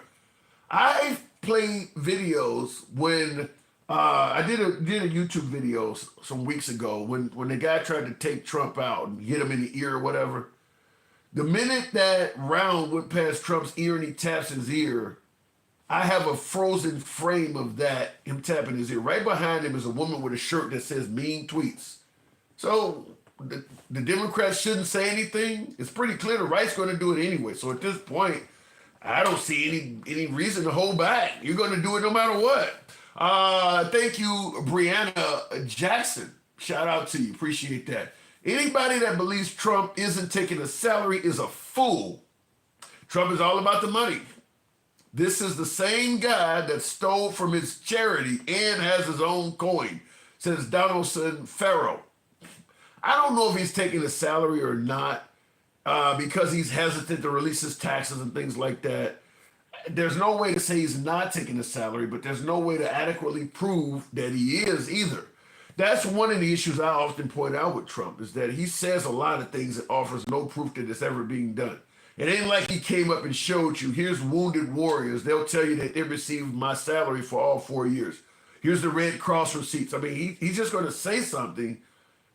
Everything from the Haitian migrants eating cats and dogs to everybody going to El Salvador as a gang member. You just have to trust him. He rarely, if ever, offers receipts for the stuff he's saying. You just have to trust it. What makes it difficult is because he often gets caught being inaccurate or fabricating or exaggerating or whatever term you want to use. So it's hard to just take him at face value because a lot of stuff he says is not true. Openly laundered money, says Memphis. Who? Day one was a big promise, but who cares? Market crashing, but everything is great. Let me go back to the box. Taking on the next caller, the one and only MAGA Reacts. Good evening, MAGA Reacts. Tariffs, day 2. What say you? I mean, it's still too early. Did you hear what Ben? Did you hear? You may have not been around. Did you hear my clip on Ben Shapiro? What he said about the tariffs? Oh, I saw most of that myself, and I was around. I've been around since the beginning. I usually let Michael and Dink and all them go first so I could reply to them, but it's been so long, I forgot what they even talked about. How do you think Ben Shapiro is wrong in suggesting that the numbers Trump held up are incorrect? No, he's right. I know the numbers are a little bullshit. Why would you do that though? Why would you hold up numbers that are a little bit bullshit as you're talking about? Literally on the whole free world. Like, so every country you're insulting them in one single commercial, one single information ad, where every one of these countries is like, you ain't paying us this much in tariffs. Why would he do that? No, I mean, he said they tariffed us and they did all this shit. It's the difference. The number is the difference in trade. It's not anything else but that. It's not because they tariffed us or any of that. He just did the math on the difference in trade, and took the percentage and subtracted it. It says reciprocal tariffs on the chart he's holding up. It doesn't say nothing about trade. It says reciprocal tariffs. It's written right on there. Yeah, well, we did the math. People did the math, and they realized it's not reciprocal tariffs. It's the difference in trade. So what are the chances he's going to go out there and correct that then? What's up? You said they did the numbers and they found out it's not reciprocal tariffs. So it is not what he is on TV saying it is. What are the chances he's going to go back on TV and correct that? Very low, because, he has to come up with a number to tariff these people, and he tariffed them when he wanted to tariff them, depending on the difference. So in other words, he's tariffed them more. So in other words, he tariffed them the minimum of 10%. Yeah, so in other words, he's tariffing them based on fictional numbers. So the number he's the real numbers are just not what he says they are. And he's doing it based on how much our deficit, the trade deficit with them is. And then he divided that percentage by half. But if the numbers, wait, hold on. But I don't understand why he's lying and say they're reciprocal. I guess the reciprocal sounds better, but yeah, if you're going to impose a tariff on a country for 25% and say it's a reciprocal because they're actually charging you 50, and the 50 number is wrong, then your 25% tariff may actually be more than what they're charging you.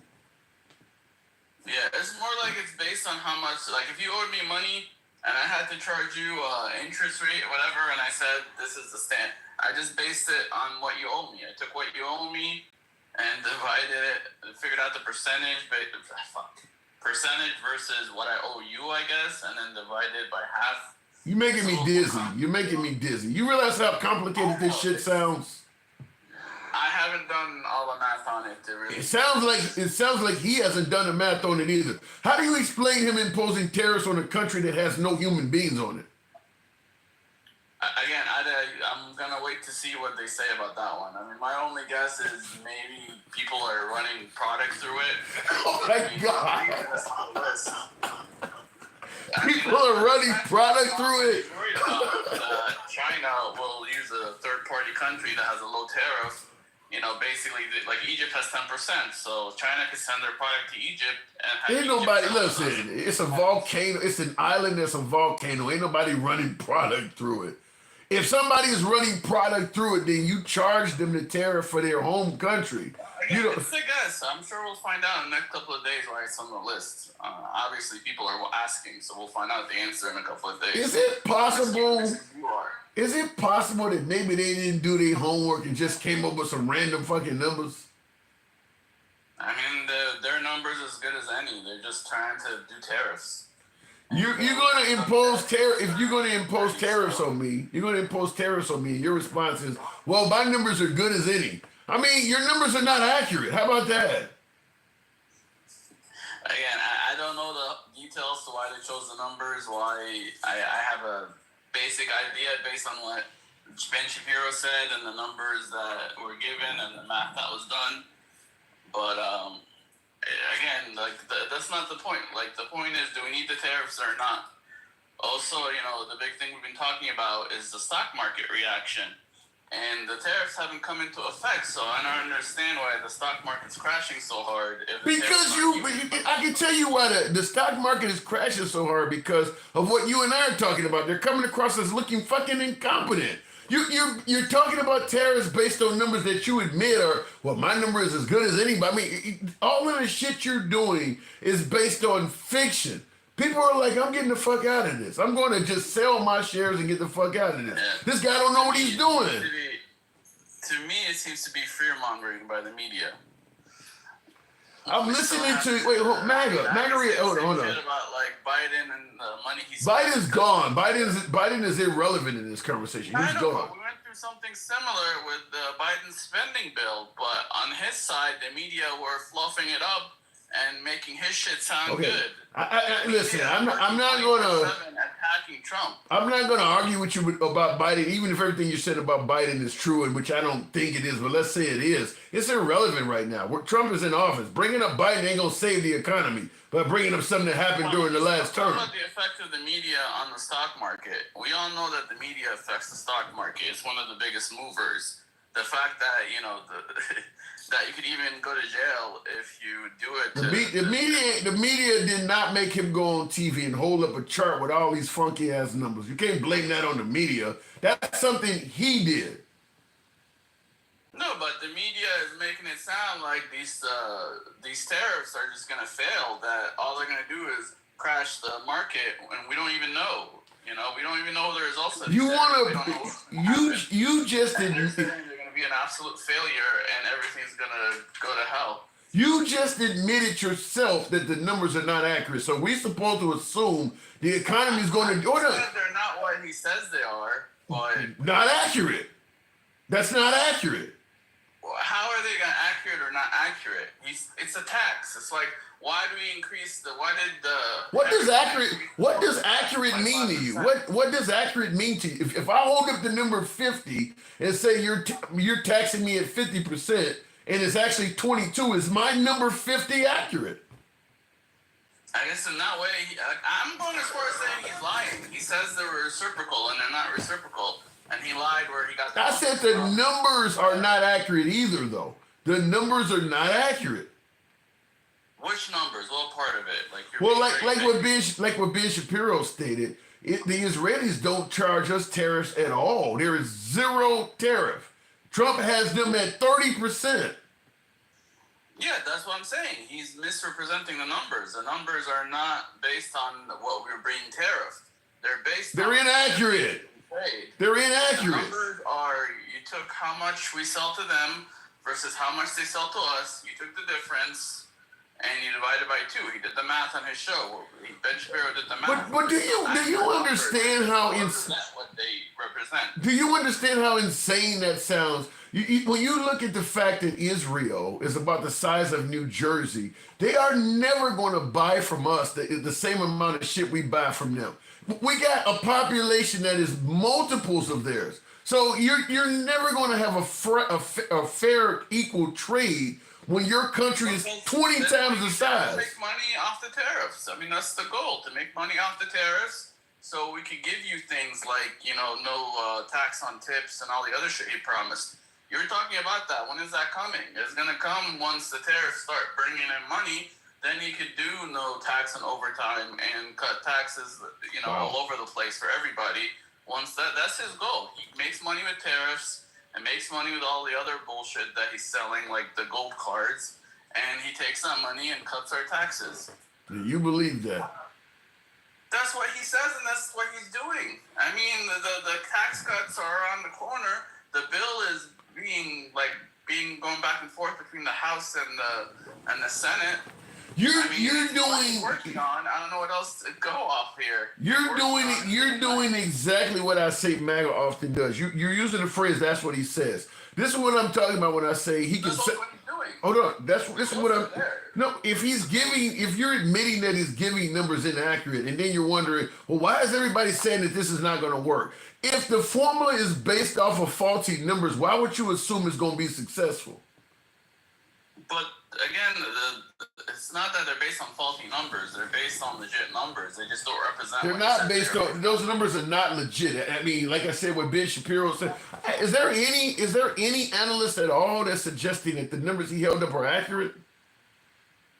I mean, they're accurate. It's again, you're concentrating on things that do not matter. He could have pulled a number out of his ass, and it would have been just as good as any number that's on that chart or anything. Like how much we charge in tariffs isn't the question here. The question is like, are the tariffs going to be a good thing or a bad thing? The amount of tariffs, I mean, he'll adjust that over time based on the feedback he gets. And that's the other reason he's doing this so early and so quickly. So there's times to fix mistakes and there's time to actually enjoy the benefits of this. He doesn't want to happen what happened to Biden, where all the benefit comes on the last like 3 months of his administration after he's already lost an election.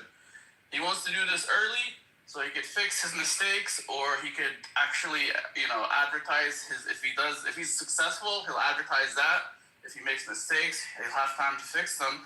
And this way, he's not he's not screwed in midterms, and he's not screwed in 4 years when the next election. You said if he pull you said it don't matter if he pulls the numbers out of his ass. You just expect people just gonna pay this shit. They're not gonna retaliate. Trump is just gonna throw these tariffs out there. It's gonna make a bunch of money for America. Nobody's gonna retaliate. There's not gonna be any recourse to this, huh? Well, the problem is they already tax their people so much money. Like Canada, for example, everything is so expensive in Canada. If they do retaliate, like their people are gonna stand less for it than us. Like we could handle this because our taxes are so low, and he's cutting taxes on top of that. Canada's not cutting fucking taxes. They would have to cut taxes to charge tariffs like we do.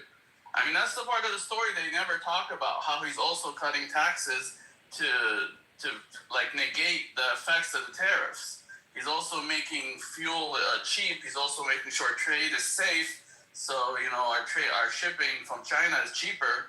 I mean, he's doing a lot of shit to help business, where Canada, if they charge us tariffs, where are they going to cut taxes from? You got me dizzy hearing this stuff. I mean, when you lost me at he could pull a number out of his ass and it wouldn't matter. How is this dizzy? It's two things. He's charging tariffs and he's cutting taxes and making things cheap, so people could afford it. So the tariffs don't change prices, don't cause inflation. I think the problem is you're making it sound like whatever Trump does is going to make them pay and it's going to turn into money for us. You're not factoring in any of their retaliatory efforts at all. You understand you do understand they have a right to respond, don't you? First of all, I don't believe this really affects them. I mean, this stuff it's our corporations or our people that would have to pay the tariffs. And like I said, Trump's cutting taxes and doing all kinds of other shit so our prices don't go up. I mean, and like I said, our taxes are low compared to theirs. Canada pays a shitload of taxes. What do you think? Okay, if Trump imposes a 50% tax on the country, who do you think it affects? Nobody is affected by that at all? What do you mean? Like, I don't get what you're saying. I mean, if he imposes a 50% tax on Canada, do you think it affects the Canadians at all? I mean, what do you mean by impose like a tariff or 50% tariff? Yeah, if he imposed a 50% tariff on any good they send into America, do you think it affects the Canadians at all? Honestly, it shouldn't, because like the tariffs are paid on this side of the border. They send off. I mean, people. So why? If this doesn't affect anybody, why the hell is he doing it? Like I said, he's trying to collect taxes from imports versus collecting them from Americans. Like, how can you collect? We're still paying the How can you collect taxes from something that's not affecting anybody? Where's the money coming from? The money's coming from imports. When a company imports shit, they pay the tariff. Okay, so they taxes on it at the end. So who is being affected by the tariffs is what I'm asking you. I mean, it could affect everybody. It could affect nobody, depending how you do it. When you cut taxes in other places, it really shouldn't affect anybody. because you're saving the money on tax instead of like the money you're paying in tariff. You're gonna save through tax cuts. All right. I've never heard somebody ever tell me that you could impose a tariff and it might not affect anybody. I gotta move it on, Magarex. You crazy tonight. You crazy tonight. I could pay you $100 and take back 20 in taxes, or take back 20 in tariffs. What's the difference? How I take back that 20? If you impose tariffs on a country, people will be affected by it. It is as simple as that. The idea that it might not affect anybody, that is bonkers. It's ridiculous. It should only affect Americans, and I believe he's negating it by saving the money elsewhere. So in the end of the day, if instead of paying $20 in taxes, you pay $20 in tariffs, at the end of the day, if there's $80 in your pocket and you got the shit you need, why do you care? You do realize if you impose a tariff, it's across the board. I mean, you're not gonna negate a tariff with taxes. If you're paying extra money taxes are across the board. Taxes are way more across the board than tariffs. No. Tariffs are only on import. You're not paying 25 from Canada. You're not paying $100 in your pocket. You're not paying 25 to 50% tax on products you're buying, MAGA. You're not. He's taxing it 25 to 50% to some of these places. You're paying 25% on everything. Everything. Like a 25% tax on everything is probably more than a 25% tax on just imports. Like I said, like if I and you started. Okay, I got to move it on. But you started out wondering why the market is going all over the place. Your explanation is good enough. It's so simple, but you're right. I mean, that's why the media is very successful in got nothing to do with the media. What you said alone is enough to make the market go crazy. You don't need the media. Your conversation, what you said is enough to make people go apeshit. You, not the media. Look, you. What's gonna happen at the end of the day, in a couple of months, people are gonna realize the prices haven't gone up and there's more money in their pocket. And that's what's really going to determine if he's successful or not. I gotta go. In their pocket. All right, I gotta go. Appreciate it. I don't know where else to go with that. I mean, like I said, he is. MDJ says, "Where is his handlers?" The problem with it is a couple of things. First of all, when you make a statement like he could pull a number out of his ass and it wouldn't make a difference, what is that? But is that you're doing math where the numbers don't matter? I've never heard somebody describe that in the manner he is, and he's blaming the media for all of the shaky responses to the Trump tariffs. I'm like, what you said alone would make people go ape shit. Where the numbers don't matter, he can pull it out of his ass. I'm admitting it's not accurate. It ain't reciprocal as this, as that. It's that uncertainty right there that you're actually copping out to. The stuff you're saying is why the market is going ape shit. It ain't got nothing to do with the media. It's what you're saying. Golden Eye. Appreciate the support. Thank you. Golden Eye.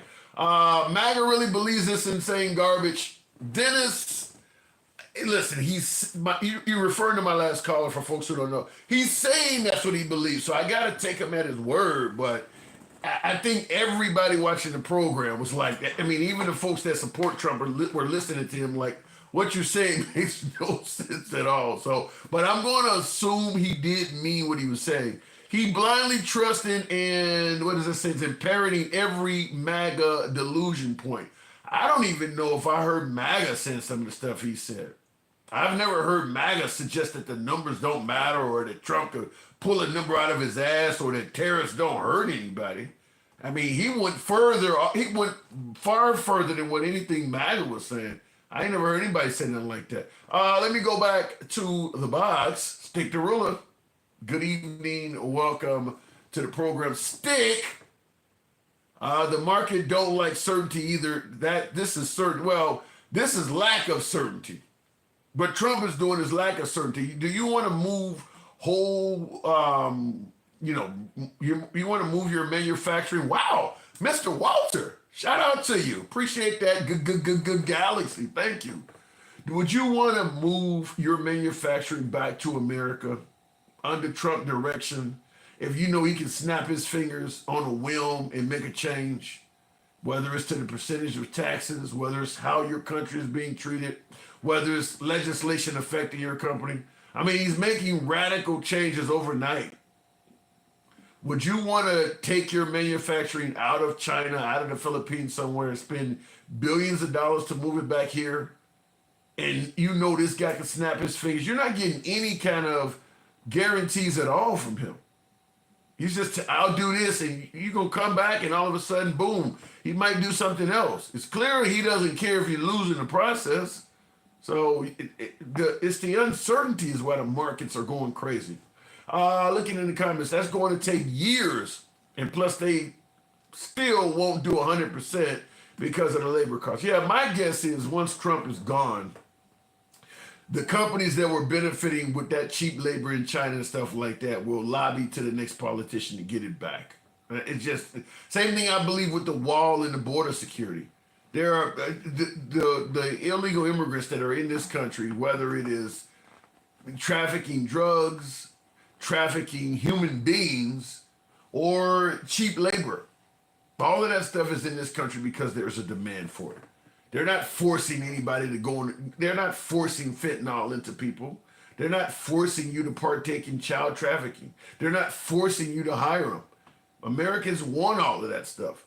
So the minute Trump is gone, that demand will find its way to the next politician that can be bought off and it'll come back. Same thing with the tariffs and all of this shit. Those corporations want that cheap Chinese, Vietnamese, Filipino labor. The minute Trump is gone, they'll find the right politicians to lobby to, and they'll get the laws passed that are necessary to bring it back. It's just you gotta survive Trump. So if I'm running a multinational corporation, we might bring one manufacturing plant back, but keep in mind this guy is gone probably in 4 years or so.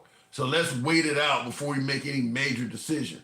And that's the way it'll be. I wouldn't be surprised if some of the corporations are even telling that to some of the folks internationally, telling that to the Chinese and things like that. This guy's in his almost 80 years old. He's only supposed to do one term. Let's wait it out before we make any rash decisions. I would not be surprised. Looking in the comments before we continue on. I'm going to try to miss anything there. American products won't have tariffs unless Ford has foreign parts, for example. Well, most cars right now are like that. Is there any car that's 100% made in America? The microprocessors, all of that shit is made in the U.S. I don't think there's any car that fits that narrative. Is there any car that's like that? You're such an economic guru, Tim. No, I'm not. Boo Boo Boss, not at all. But I know that telling me that you shouldn't be suspicious of math while admitting the numbers you're using are wrong. I mean, if Trump is suggesting that tariffs are going to make America great again, and my caller is admitting the numbers he's using to impose the tariffs are based on nothing, why would you assume that's going to be successful? Why would you assume the outcome is going to be success when the numbers you're inputting are based on nothing? Going back to the box. There is no car made in America that's 100% American. Yeah, I don't think there is. I agree with that. Going back to the box, bring a Barshafine. All cars made, one of them assembled in USA, have foreign parts. Yeah, most of them I think are. Mr. Walter, good evening.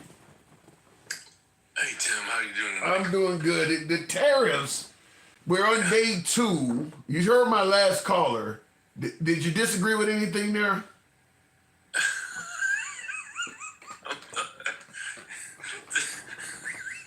I'm sorry, man. I'm sorry. It's late. And, this guy, I mean, come on, Jesus Christ.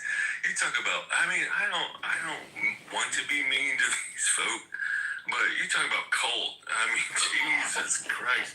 Look at the writing on the wall, man. Like, read the room. These people, honestly, look, I try to reach across the aisle. I really, really do.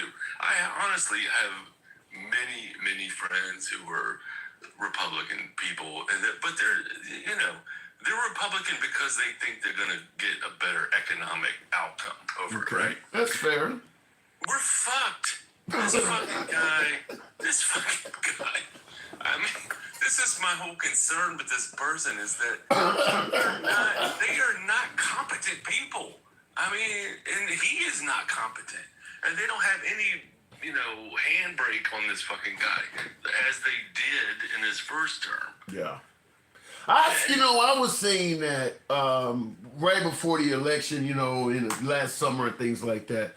I was saying that, listen, you don't favor Biden at the time, or if you didn't favor Kamala, and I understand why people voted for Trump economically and things like that. But I did say that Trump's promises, Trump 2.0 is not the same guy. You're voting for Trump because you liked his economy over Biden, or we didn't have wars, and under Biden you're dealing with.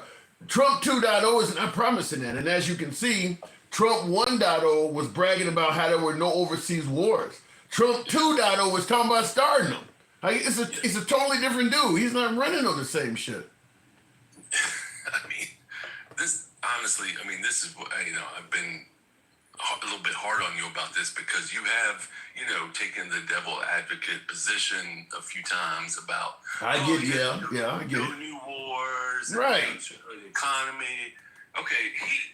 The truth is, Tim, that he carried the Obama economy and didn't fumble it until COVID. Okay. And, no foul on him because of COVID. I don't really blame him because of that shit. But he didn't really do anything. He just carried the ball. And he had a lot of people that helped him along the way. Right? But I give him credit for that because I always say. I know you do. I know you do. And I don't necessarily disagree. But, he wasn't talking about, all these fucking crazy tariffs and shit back then. He wasn't. This is my problem, man. He didn't talk about tariffs when he ran this election. He didn't say we're going to have all these crazy, 30-40% tariffs on countries like Vietnam. None of these countries. It's bullshit like you talked about before. I don't know if you've seen this reporting about ChatGPT basically gave him these numbers. Is that where this shit came from? AI? Yes. They ran it against what ChatGPT and this technology doesn't really know everything.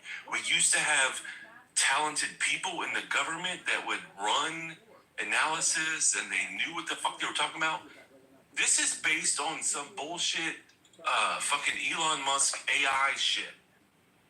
Yeah. This is what happened. This fucking guy is a moron. This is what happens when you elect morons to run the most powerful, country in the world. Yeah. The stock market just lost $2 trillion. 3 trillion. Oh, fuck. 3 trillion. Yeah, it was 3. I'm your age. I ain't really looking to work another fucking 40 years to fucking retire. Well, they're already suggesting, because Elon is constantly saying that Social Security, and he's saying that is a Ponzi scheme. And when he starts talking about something ain't working right, he's gonna do something to it. I don't know if he's gonna get rid of Social Security, but if he's saying all this negative shit about it, he ain't gonna leave it untouched. Yeah, aside from that, which I agree is bullshit. But I'm just talking about 401k, bro. That shit is all in the market. Yeah, that's real. Yeah, if you're, I mentioned this early in the program when I was talking to Mike, I think it was. If you're due to retire within the next 5 or 6 years, you're gonna definitely retire with less. You're not gonna make all that money back up. I don't think you get it, Tim. This is not a 5-6 year problem. That's what I'm saying. What I'm saying is the money that's been lost, if ever recovered, it's going to take a while. What I'm saying, even if you retire in 5 or 6 years from now, you're going to be hurting based on what he's done this week. Yeah. Not to mention every fucking thing else that he's done. But yes, how are these people still supporting this? I don't understand it. Trust. Why would you support this? Trust. Like my last call, like the guy you just heard talking, he said, you ain't seen what's happening yet. Don't believe the media speculation. Give it a chance. Let's see where. They still have trust. All right, look. Let me just ask you this, because I remember you used to have more MAGA people. I don't remember the guy, some guy in North Dakota or something. You're talking about DJ Julio. Yeah. I haven't heard from him in a long, long time or seen him on your show. But anyway, point being, have you ever heard these people say, let's pick a date and let's check back in and see who's right? Who No. came out on top? No. And you know, I'll even go further back with it. When Biden first won the 2020 election, they had what was called Q drops, and they would be talking about, by February, they're going to arrest the military's going to arrest Nancy Pelosi and put Trump. And I used to say it even back then about the dates. I said, I used to tell them, how many of these things got to fail before you finally realize it's not going to happen? Okay, now they're telling you they're going to reinstate Trump as the 17th president in August. Like, how many? Because every time something would go wrong, they would come up with another Q drop in the future where this is going to happen now. How many of these things got to fail before you finally believe that this is false information? And that's exactly what you're talking about. No, I have never heard them say, let's have a date and come back and see if this is happening. No, they just will always have room to continue believe it. Kind of like, I always compare Trump to Jesus or God in a little bit, because you often hear we're living in the last days or God is coming back. There is no date to it. So we could have the same conversation 200 years later and we'll still be living in the last days. He's about to come. And that's the same thing, is because there's no date attached to it. No matter when they say it, it fits. Yeah. I mean, it's basically that just, mentally. Look, I'm not trying to be mean to these people, but not all of them, but many of them are just not bright people. And they're very easily swayed into thinking, this is an easy concept for me to believe, and God saved him, the fucking ear and the shot, and whatever the case may be. Listen, I have close friends and their parents, these old boomer, they literally think that Trump, is appointed by God.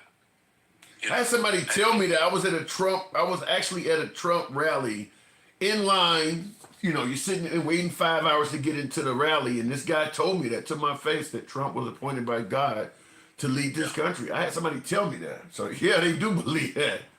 Yeah, and this friend of mine, I'm like, hey, and he doesn't believe in that shit, and he's like, well, how do you explain, this and that, and all the character flaws and all the problems?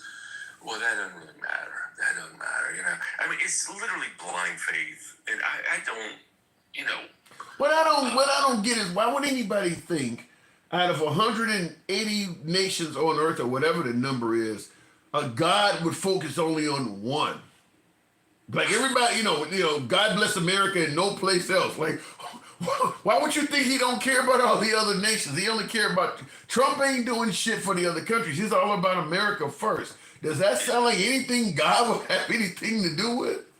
I mean, clearly not. But, that's what happens right. When you join a cult, and and I don't want to say religion's a cult, but it fucking is. But it's basically blind faith to help make you feel good, and it'll be all right, and it doesn't matter, and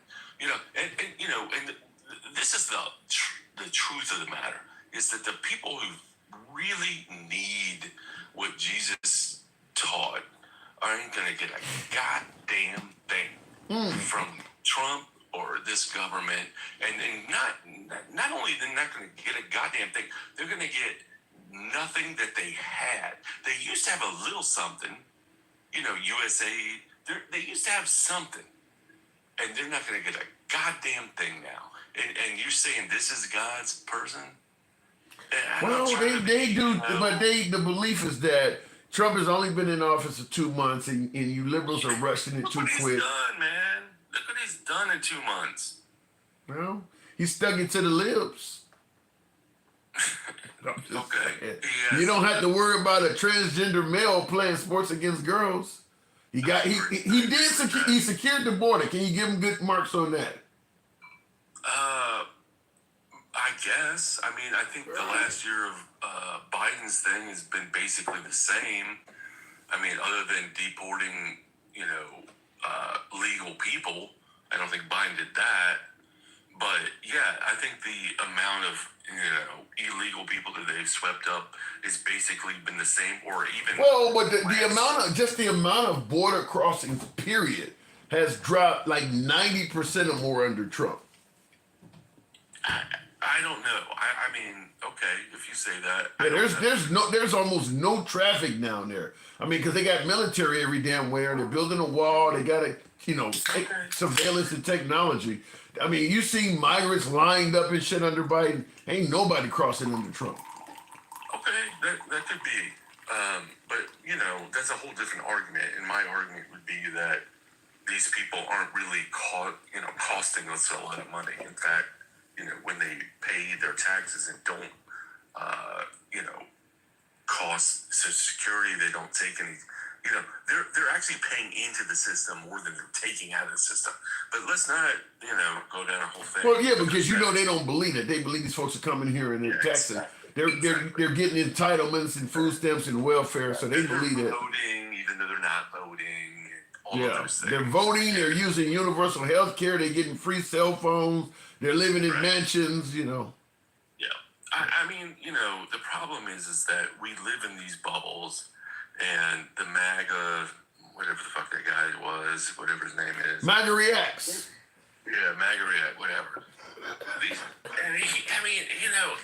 They're so ignorant and they're so isolated into their bubble. It's like it's never going to happen. They're never going to see the light. So what do? What's the solution? I don't fucking know, to be honest with you. Show up to the next damn election is the solution. I mean, fact is, a lot of people didn't show up to vote, and many of them are among the crowd that's complaining. MAGA came out. It's a lot of them damn liberals that didn't show up to vote. That's the solution.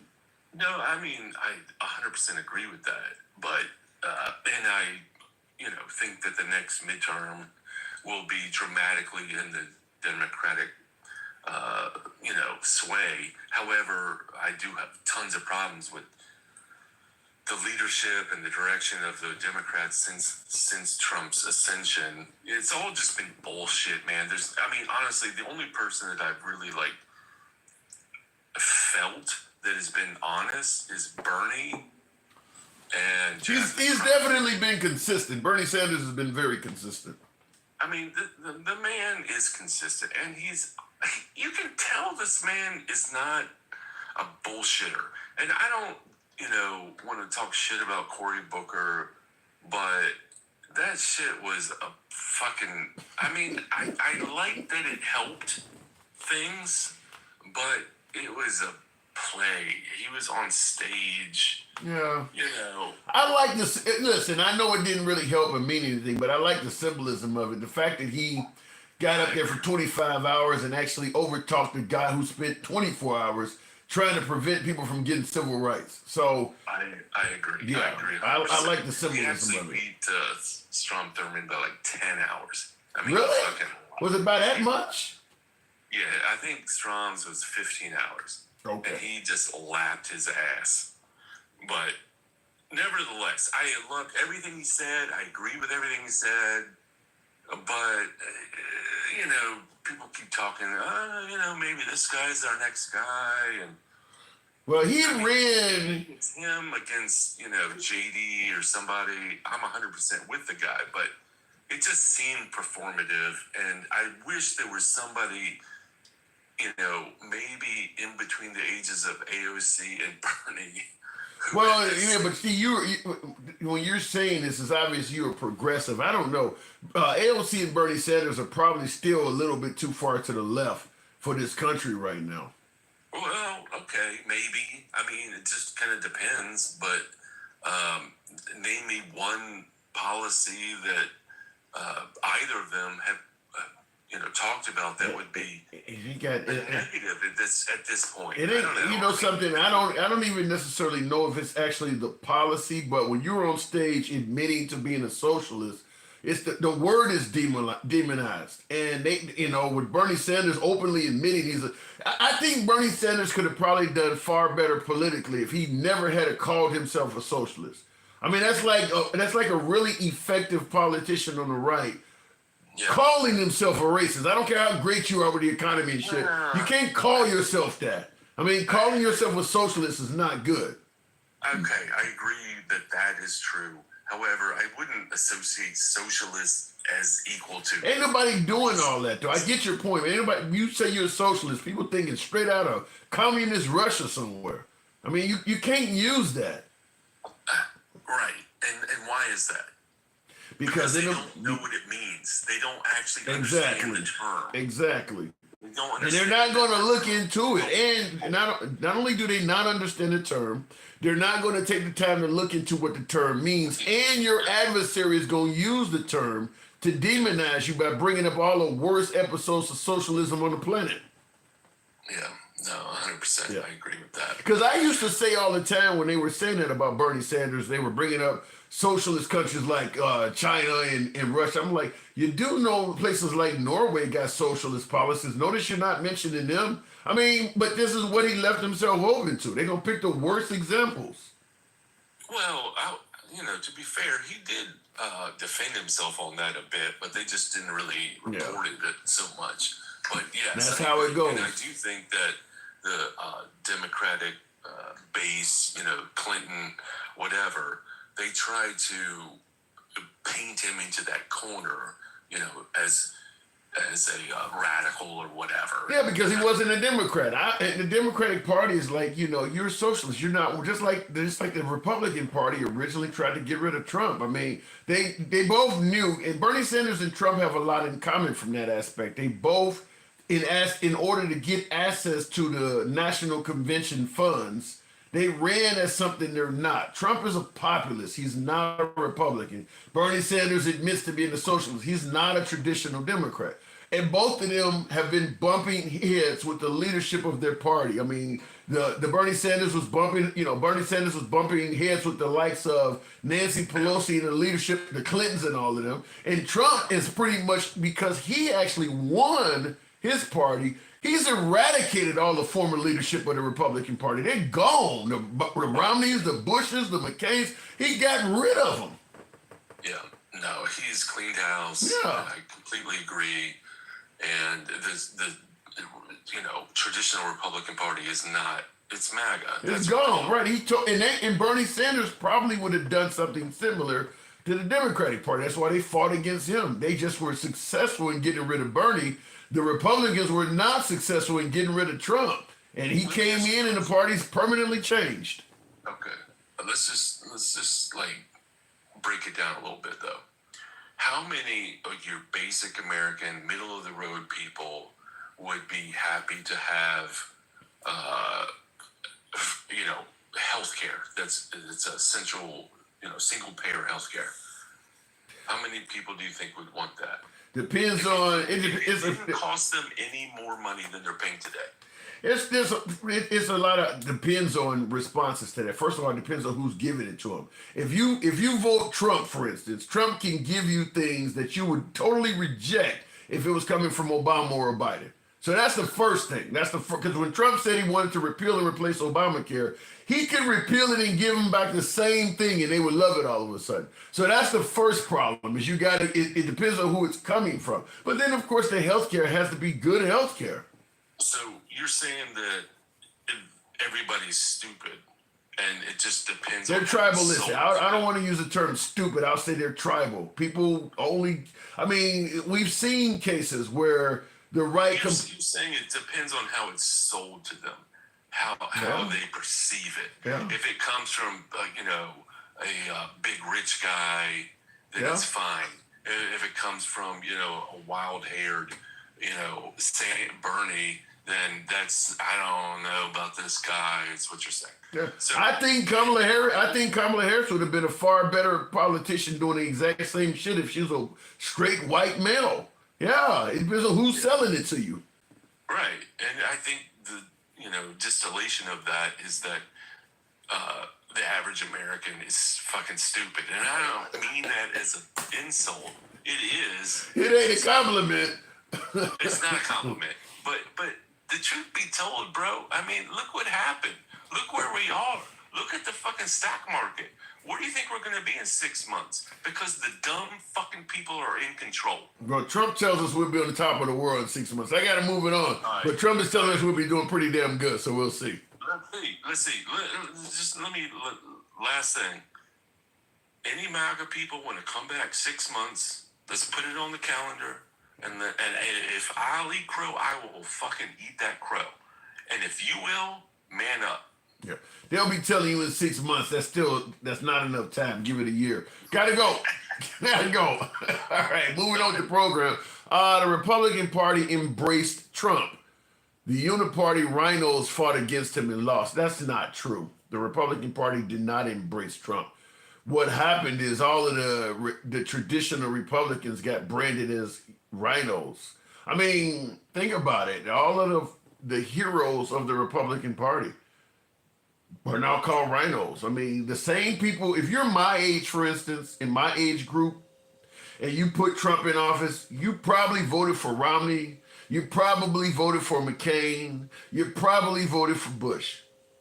And now you voted for a guy that thinks all of them folks are rhinos. So, no, the Republican Party did not embrace Trump. Trump came on the scene saying all kinds of awful shit about each one of them. They didn't embrace him. Little Marco, lying Ted Cruz. They didn't embrace him. The citizens of the Republican Party embraced him because he was talking good shit. But the leaders that be in that party were trying to do everything they could not to have Trump lead that party because they knew what has happened now was going to happen. This dude is going to get in, just like Bernie Sanders would have done. This guy is going to get into the party and completely disrupt it and make it something else. And that's exactly what has happened. The Republican Party, everybody from Mitch McConnell on down is now a rhino. All of the former heroes of the Republican Party are now all considered rhinos and shit like that. If you can't even criticize Trump without becoming a rhino. I mean, the minute you start saying something negative about Trump, it's kind of like the old Back to the Future movies where you're looking at the photo and you're starting to suddenly disappear and shit. The minute you start criticizing Trump, that's what happens to you. I mean, even folks like Joe Rogan, the biggest, podcaster online at one point, he started talking about the fact that Elon Musk was giving bad information on some of his waste, fraud, and abuse claims. His picture started fucking disappearing. He went from #1 YouTuber to like 3 in one single day. I mean, Joe Rogan's picture started disappearing because he criticized the Trump administration. So yeah, it ain't rhinos. You just don't. Anybody who criticizes Trump becomes a rhino. In reality, when you think about the fact that rhino stands for Republican in name only, Trump is the rhino. When you think about what traditional Republican values are, pro-military, Trump ain't pro-military, he didn't serve. Pro-family, the dude got like 4 ex-wives. He's not traditional Republican. He's the rhino. We just are calling him the Republican and calling everybody else who are actually the traditional Republican rhinos. Trump has admitted he's not even Christian. That's not a traditional Republican value. I mean, he's admitting he's not Christian. He's the rhino. You just like him. Looking in the comments, Trump is pro-military. Okay, I'll just say I can't say that. There's no way that I can't. Maybe I misspoke on that. I don't know if he's pro-military or not. I'll take that one back. He didn't serve, is what I'm getting at. But then again, neither did Obama. Looking in the comments, exactly, Gary, a robot fighting for old men that think you're a bum and cannon fodder. I don't know what that means. But there are rumors that Trump has said things about people being stupid that fought in the military and things like that. It wasn't caught on tape, I guess, so we'll leave it at that. But he does not fit the traditional values of a Republican. Trump does not fit that. I got videos I've played of him even talking about taking away guns without giving people due process. That ain't traditional Republican values of shall not be infringed. He's not a traditional Republican. He's not. He is the rhino. I mean, not Christian, not a 2A guy, He's talked about assault rifle bans and shit like that. I don't know. I mean, I don't know if he's been pro-life his whole life either, by the way, but we'll leave that one. I'll reserve that one. Clearly, he ain't the type that is, pro-family values at all. So no, I don't see him as a traditional Republican. I just think the Republican Party really likes him, and they gave him his own category and started calling all the traditional Republicans rhinos, who actually do fit the narrative of what a traditional Republican is. So, I don't know. Look at it in the comments, though. After Obama gave a discharge to an AWOL soldier. I don't know what the point you're making there is, Memphis. Let me just say this. In regards to the deflections, once Trump pardoned those on January 6th, all of them, it kind of removed any ability for Trump supporters to really criticize anybody about pardons. Once he did that, you don't have a lot to stand on in regards to criticizing people about making bad pardons. I mean, you got people on TV talking about taking the life of the vice president and beating cops on camera. If you can pardon them folks, you can bring up whoever you want to. You kind of lost your moral high ground on that one. Looking in the comments, going back to the box. Good evening, Arshafai. Welcome to the program. Sidney Blumenthal is the person who came up with the Obama birth certificate situation, not Donald Trump. I don't care who came up with it. Hillary Clinton used it, but none of them made Trump do it. When we bring up Trump in the birther movement, bringing up other people that did it too, to me is irrelevant. That just because Hillary Clinton did it or Blumenthal, that didn't make Trump get involved in it. All the other Republican politicians didn't jump on board. So it doesn't matter who else did it. He decided on his own he was going to get involved in it. So he gets held accountable for doing that. There's a whole lot of other Republican politicians. None of them were going around saying that. Trump decided to do that on his own. Trump pardoned people who beat up police and said they will kill senators. Damn. Well, some of them folks are definitely talking about taking the life of Mike Pence. There's no denying that. Smearing feces on the wall of Nancy Pelosi. I mean, they were committing crimes. Notice how when you bring up J6, the often rebuttal is BLM, burning in, they say, suggesting they were burning cities and things like that. Before January 6th, they were referring to the actions of BLM as a terrorist group. So if you got to bring up a terrorist group to defend yourself, you're kind of admitting what you did wasn't shit. You're admitting that what you did was wrong. You're not countering January 6th with the Martin Luther King protests. You're bringing up stuff that you actively have been calling a terrorist action. So you're not making January 6th look good. When you bring up J6, if the only thing you can reflect to is people burning and looting cities, then you're kind of admitting that J6 was really bad. We still have soldiers with issues from being downrange. Okay, I don't know what that. Handsome liberal, BLM are terrorists. Look up Chaz. Well, like I said, if what happened on January 6th was not that bad, you shouldn't have to compare BLM to it. You should, like I said, you can compare it to the abortion protests when they stand in front of a clinic peacefully with a Bible, maybe a picture of an aborted fetus. If the only thing you can keep comparing it to is cities being burned down, you are admitting what happened on January 6th was really bad. There's a lot of peaceful protests, and you keep bringing up violent ones to make a point. That makes it clear you realize what happened on January 6th was really bad. You're just saying, well, BLM was worse, but you're making it clear it was bad.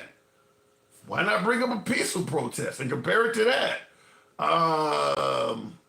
Lady Liberty answers no, 702. Man, if BLM would have stormed the Capitol, none of us would have been part. No, they would not have. Trump, you definitely not going to get Trump to pardon BLM. No, that would not have happened. How is he pro-military when he just fired thousands of vets and taken away their help from the Veterans Administration? It's a great counterpoint. I can't argue with that. That's a great point. Looking in the comments real quick. going to Texas. Good evening, Texas. They had to replace every single computer and phone and TV in the Capitol after January 6th due to foreign assets being in the crowd. I don't know. Like I said, the fact is January 6th should never have happened. Trump is in control of the Senate, Congress, Supreme Court, White House. Prove to us that what you said in regards to the 2020 election is true. Prove to us they're eating Haitian migrants. Prove to us that everybody in El Salvador is a gang member. Prove to us that these sanctions, I mean, he's doing a lot of stuff without proof. Texas, good evening. What's up, Tim? Not much at all. Good to have you on. So, what do you think of the tariffs? Well, I'm probably going to be different than anybody you've had or will have on it. Not a problem. Because I try to look at it from both sides. And so I think we can agree that these tariffs will directly hurt us, right? I think they'll hurt. They're meant to hurt everybody involved, us and, well, they meant to hurt them, but we know they'll retaliate. Yeah. So, well, but if you see what the media and everything has you believe is, we're going to see the tariffs in the cost of our goods. So it's not going to affect the countries we're placing the tariffs on. It's going to affect the countries too. I believe that. It's going to affect everybody. It's going to affect it if it actually brings manufacturing over here, because like auto manufacturing in Canada, if we tariff their vehicles and then it makes the manufacturers move here, then yeah, they're going to lose those jobs, right? But if they don't and they stay, they'll just tack on the tariff costs onto every vehicle, right? Yeah, but what about the notion that to move manufacturing back to America takes years? So, oh, it definitely does. Okay, so let's say, for instance, you want to move, let's say Apple, because Apple gets a lot of the iPhones and products made in China. So you start imposing tariffs on Apple products until they start making them in America. So that means while these tariffs are in place, until they move their manufacturing to America, it's going to cost quite a bit of money to buy Apple products, which you're admitting it could take years, right? Yeah. That's what we're talking about. Yeah, exactly. The costs ultimately from these tariffs are going to hurt us as Americans more than anybody else. For years. We can agree on that, right? For years. But can we get to the point that we agree? Yeah, we agree. We do agree. You just said we agree it's going to hurt us for years. Yeah. So my question that sticks out to me the most is, if that's the case, if Trump is basically setting this house on fire, right? Then why is the response of every other country to increase tariffs as well? Well, it could be several reasons. One, I think, being is that as Ben Shapiro, I don't know if you heard me playing the Ben Shapiro clip earlier, but did you hear me playing that clip? Yeah, I caught some of it. Yeah. Breaking up. Whenever you play for some reason, when I'm on here and you play something, it starts glitching really bad. Okay.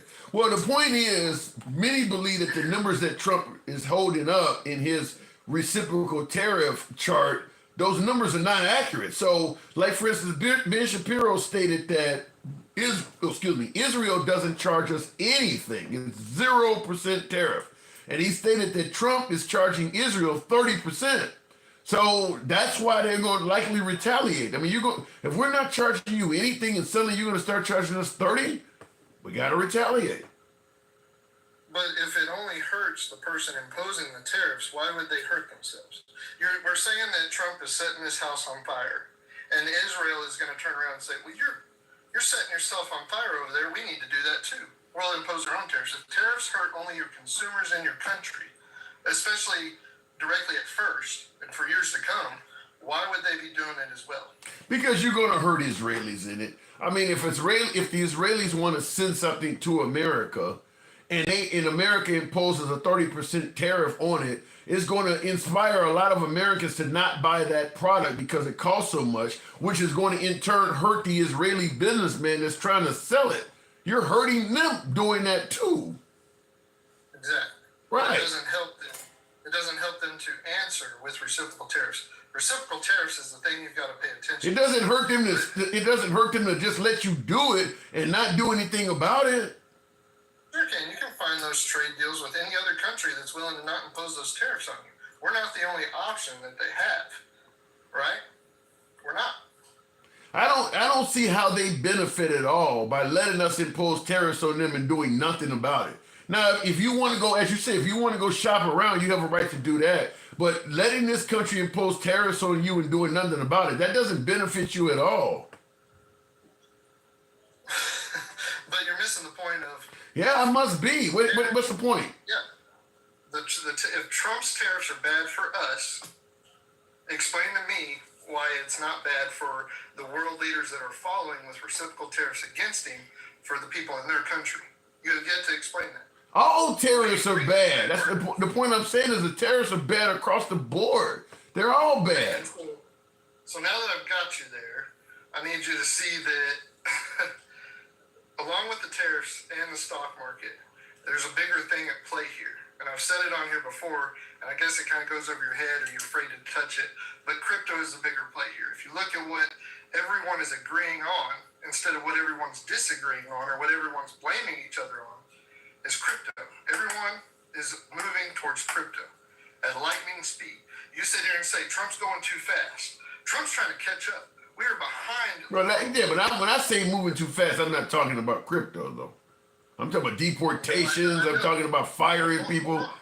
You're missing it. He's having to do all that, though, because everything is going to go to the blockchain. Every real-world asset will be moved over. You saying he has to send people to El Salvador in prison without due process because of crypto? That doesn't have to do with what we were talking about. Well, that doesn't have to do with the world stock market. You brought up that I said he's moving.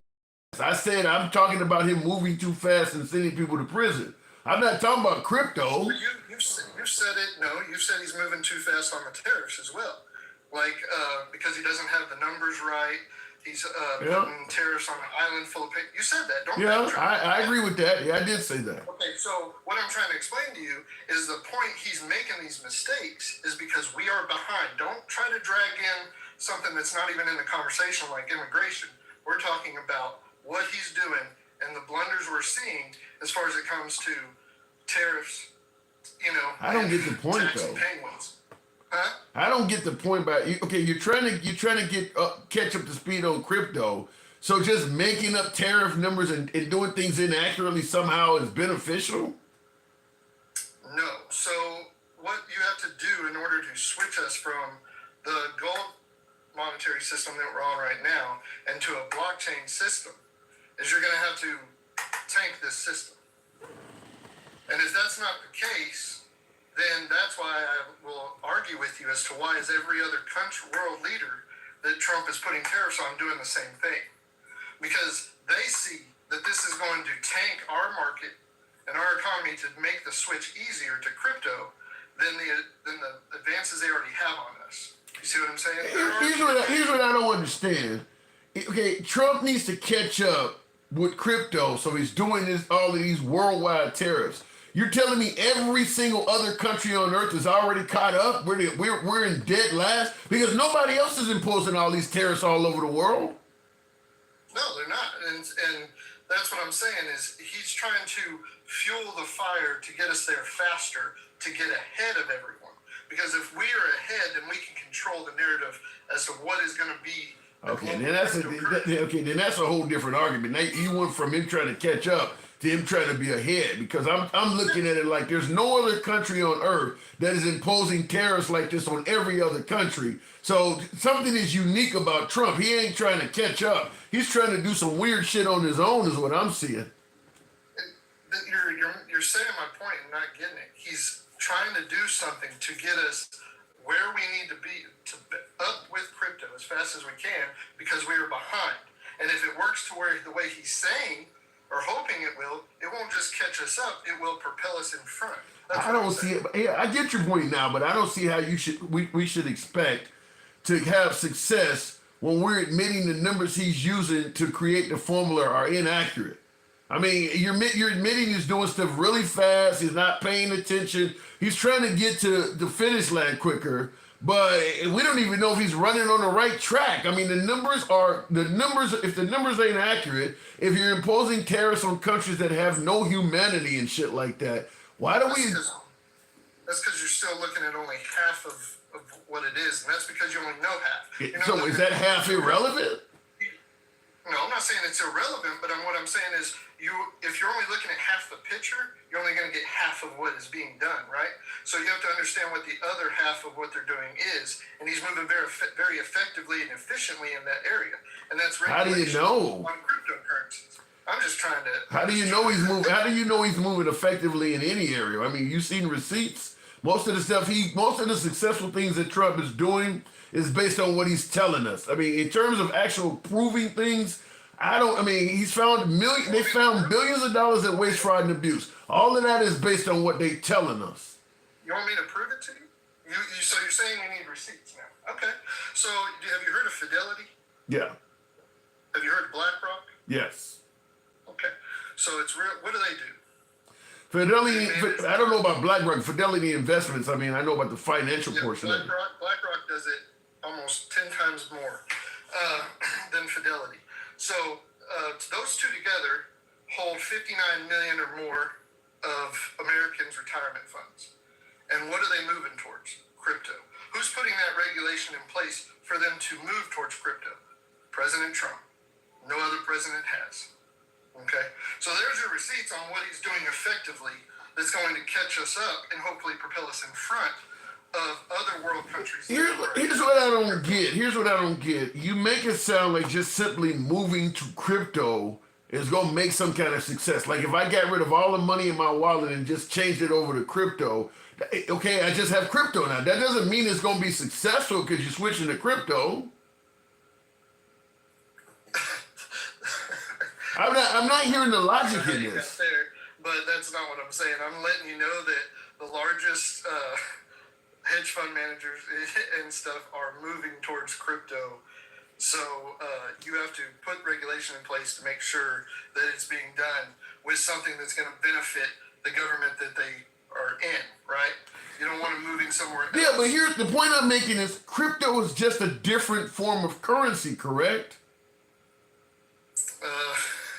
In a short version, yeah, I guess you can say. Okay, so it's pretty dumbed down, but yeah. Yeah, so it does a lot more than that. Okay, fair enough. So switching from the current standard we have to crypto doesn't guarantee. I mean, you can fail under crypto too. So I'm trying to. I get that he wants to switch over to crypto, but I don't see how that guarantees us success. You can have crypto and still be a failure. It's just a different form of currency. So why are you assuming that switching over to why should anybody assume that Trump switching over to crypto is going to somehow make us automatically successful? I'm not saying it's going to make us automatically successful, but what I'm trying to get you to realize, because most Americans like yourself are very ignorant on crypto, and so the world is moving towards crypto. I get that part. And if we lose the global currency as the U.S. dollar, we lose a lot of our power in the global market, right?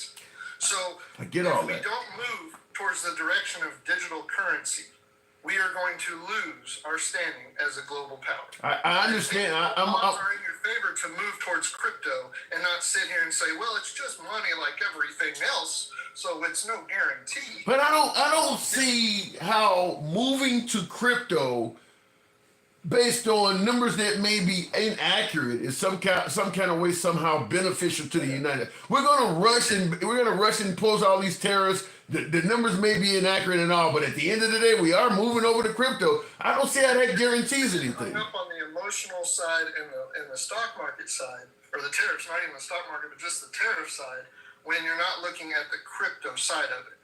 And you're not going to be able to see it because you don't want to learn it. You don't want to research it and see it, so you're not going to. But the more important part is how effectively and efficiently we are moving towards regulation of digital currency. Okay? Yeah, I don't. The blunders that you're seeing in tariffs and the drops you're seeing in the stock market is nothing when it comes to the grand scheme of the picture. Everyone up here tonight has pretty much talked off of their emotions and not off of facts and figures. I'm talking to you about. I'm talking to you about admitting that the numbers he's using may be wrong. That ain't got nothing to do with emotions. If he's using incorrect numbers, he's using incorrect numbers. Pointing that out ain't got nothing to do with emotions. Using incorrect, he's putting up incorrect. We don't know if he's using or whatever. He's putting up incorrect numbers when it comes to why he's placing tariffs. That is not going to correlate how we function with crypto. He is doing tariffs to burn this market to the ground. I honestly said that. That guy Will that said it earlier that said he's doing this on purpose, he got half of it right. He's doing it on purpose because we need to get onto crypto before any other country fully embraces crypto. Because BRICS is already almost there. Russia, Iran, India, Brazil, they're already almost there, and that's going to eliminate them needing to use the US dollar to trade on the global markets. They'll use their own currency, their own stable coin. Okay? And isn't there many different types of crypto? There is, yeah, you have meme coins, which is basically like scratch off tickets. You got stable coins, which we have 3 of in the United States. Well, we'll have more, but 3 large ones, which is Tether and USDC, and those are supposed to hold the value of to the US dollar, right? And then you have altcoins, which will basically have more utility, like XRP, HBAR, Cardanos. They're going to bring more, and XLM, they're going to bring more utility to the blockchain, where they'll be able to allow. I'm going to admit what you're saying. I'm going to admit what you're saying sounds incredibly complicated. And even though I'm admitting I'm ignorant on the subject of crypto, I really think you're being overly optimistic. We don't even know for certain if the next president that follows Trump is even going to agree with all this shit. So exactly, that's why I'd sit there and tell you that that's why he's shooting for a 3rd term, because he's got to be able to get this all into effect. And if J.D. Vance or whoever they say is going to be the most likely next candidate isn't polling right, you can bet your ass Trump is going to push for a 3rd term. I believe he's going to push for a 3rd term. I mean, he done already got caught on the mic saying that he doesn't see J.D. Vance as a successor, and he's already stating that people want him to run, and he's not joking about it. I think we're already past the point of being concerned whether he's going to run again.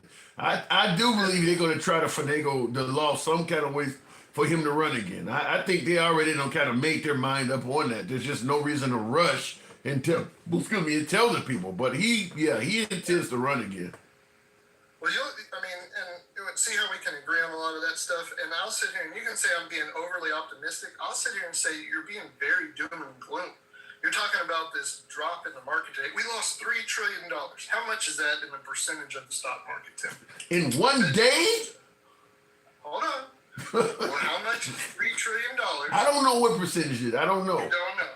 Yeah, because it's a small amount. 3 trillion sounds a lot worse. Give me your definition of small. 3.5%. That's a small amount. Now they're suggesting that we haven't lost this much since Trump's other term. So right, and that's another thing that when you don't know much about stocks in the financial system. So our stock market has steadily increased, I think, since the last big drop. Was it 2018 or 2019? It dropped. I can't remember how many days. You're the only person I've heard suggest that $3 trillion is a small amount. Ain't nobody else talking like that. You're the only person I've heard say something like that. Nobody else knows what percentage that actually equates to the stock market. 3% drop is not a huge drop. It's not even the largest drop we've seen in the last 10 years in a single day. You really believe that? The $3 trillion in one day is not a large drop. It's 3% of our stock market. That is not a huge drop. In one day, 3% in one day. Right. In one day, yes. But I'm going to sit here and tell you, he's going to keep taking it down. He won't. If crypto is going to work, you have to kill the system that we are on right now.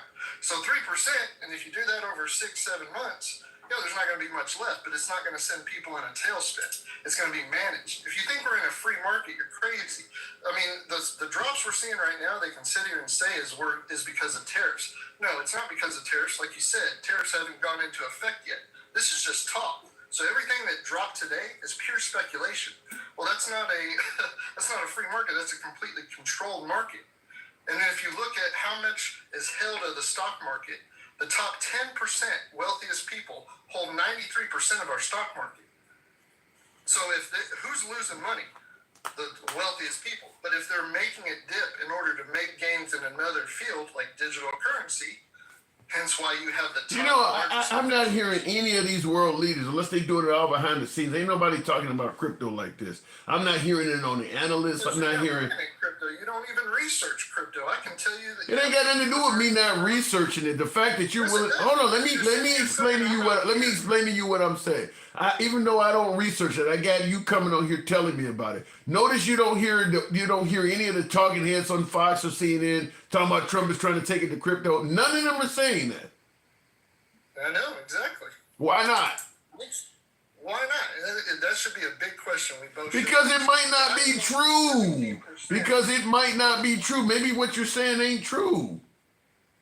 I can't help you, man. I'm sitting here trying to tell you that EU's already coming out saying that they're going to establish a crypto reserve just like Trump has. So that is something that they're doing that Trump's already done. Even though you just said you haven't heard it, it's in the news. You're not looking in the right news. Right. Just because you're not seeing it doesn't mean it's not happening. I'm just trying to show you what's going on. You don't want to see it, that's up to you. You're going to pick up what I'm putting down or you're going to pass on it, right? I don't care either way. It doesn't affect me. I've already made more money off crypto right now, and I'm going to bank even more if it all works out right. I'm just trying to help people bring along because 17% of Americans hold crypto. 5% actively know what's going on with crypto. That's a small portion of the population. That's why you don't see it on the news. And plus, the news doesn't go off facts. They go off emotion. They want to emotionally spin people. Well, goddamn, the president goes off emotion. Yeah, sure he does. All right, then. So leadership starts at the top. I'm not disagreeing that more people should be talking about crypto. I don't know why you're trying to say. I'm not. I'm just simply saying you're talking about people going off emotion. The country is ran by an administration that's doing that, so it's going to trickle down to the people. Leadership starts from the top. If our country is ran by people that are operating on emotion, you're going to have a lot of people in the country that are operating on emotion. It's up to you as your own person, Tim, if you're going to work. That ain't how it works, though. That ain't how it works. It is exactly how it works. Yeah. If you're gonna talk about something like the stock market that is not emotionally driven, but base your choices off just emotion towards that stock market, you're gonna be the stock market. You tell me the stock market is not emotionally driven. You don't think anybody's selling their shares and shit like that based on emotion? Oh, I'm sure. So it's emotionally driven then. No, it's not emotionally driven. If you emotionally sell in stocks, you're going to lose 100% of the time. Anybody that knows the stock market and stuff like that will tell you if you emotionally. If I own a bunch of shit and I sell based on emotion, is my action going to affect the market? Not just you as yourself, now. If several people like me sell their shit based on emotion, is that going to affect the market? Yeah, if you can get it's emotional. So emotions do affect the market. If you get enough people to panic and sell, right? That's what I'm saying. Hold on, like saying tariffs are bad, then what's going to happen? The stock market's going to go down, which is more fuel to my point, is that Trump is doing this to switch from our gold standard monetary system to the crypto digital monetary system. So thanks for helping me ground that point out. Anytime. I gotta move it on. Listen, if you're right, you'll be much richer. We'll see what happens. But like I said, I'm not hearing it. Maybe I'll hear it and I'll get to tell you, you know what you said, I'm starting to hear it now. I'll certainly admit that, but right now I'm not hearing it. I do appreciate you coming on. Because you don't listen. But yeah, good one, Tim. You have a good one. You too. You won't hear it because you don't listen. I mean, if I'm sitting there watching CNN or watching Fox News and they're not saying it, well, you're listening to the wrong network. All right, look in the comments. So please drop him. His sales pitch is getting old, says Happy Camper. I think he's a huge crypto fan. Nothing wrong with that. Bicone Simfax. I think I'm pronouncing that first name. I know I'm Bicone Simfax. Thank you for your support in the super chat there. He says, did we miss the details in the Senate confirmation hearing For some reason it's broken up. Ash Patel, everything I heard on the Q has come true. Nezra, Gezra, stay. Okay, your writing is broken up. I can't understand what you're trying to say. Stay prepared, enjoy the movie. I don't quite get what you're saying there, by Cone Simfax, just simply because of how it's written. I heard on the Q has come true. The Nezra and Gezra, stay prayed up, stay prepared, enjoy the movie. That's almost sounding cryptic. I don't quite get what you were trying to say there. Majay Boo says this guy is not sticking to the subject. Oh my God.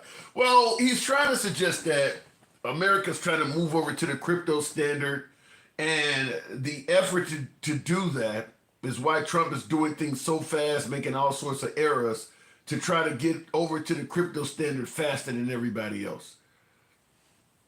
I look, I don't have any reason to believe that. He's suggesting that people are talking about it out there and I'm just not quote unquote listening. I don't understand that. I mean, maybe he's listening in little certain corners of the media that's talking about it. I'm listening to most of the well-known media outlets. None of them are talking about this stuff. But I suppose if you go into the back channels, areas where people, buy and sell crypto all damn day, maybe they are talking about it. But the main outlets, the main media is not discussing this stuff. And there's no reason why they wouldn't be doing it. If Trump was really trying to destroy the damn country to get us on the crypto standard, deliberately trying to destroy the country, MSNBC, somebody would cover that. They're not talking about it. So evil, you're not listening. No, you're just tuned into a frequency that is not being broadcast everywhere. You're picking up some weird shit. At least in my opinion, that's what's going on. Will G says MAGA ain't shit. They were all for the stock market, and now they're all about crypto. When Trump creates that crypto reserve and starts rug pulling everyone, DP say nothing. And that's what I believe, what Will G is what you're saying. That's what I believe that's exactly what's happening. Is once Trump says, let's go over here, MAGA's going to get excited and go over there. They're going to, they're letting Trump lead the way. I don't believe it's the world as my last caller was suggesting, that's trying to fly and go to crypto. I believe it has more to do with Trump and Elon. If Trump says this is where you need to be, that's where MAGA's going to go. I don't think it has any, because if the world was doing it like my last caller was saying, you would be hearing about it. You would be hearing a lot more about it than as he say you're not listening. I do believe it's following Trump in regards to crypto, because didn't both of them, Dogecoin and Trump, didn't both of them create their own crypto? Both Trump and Elon.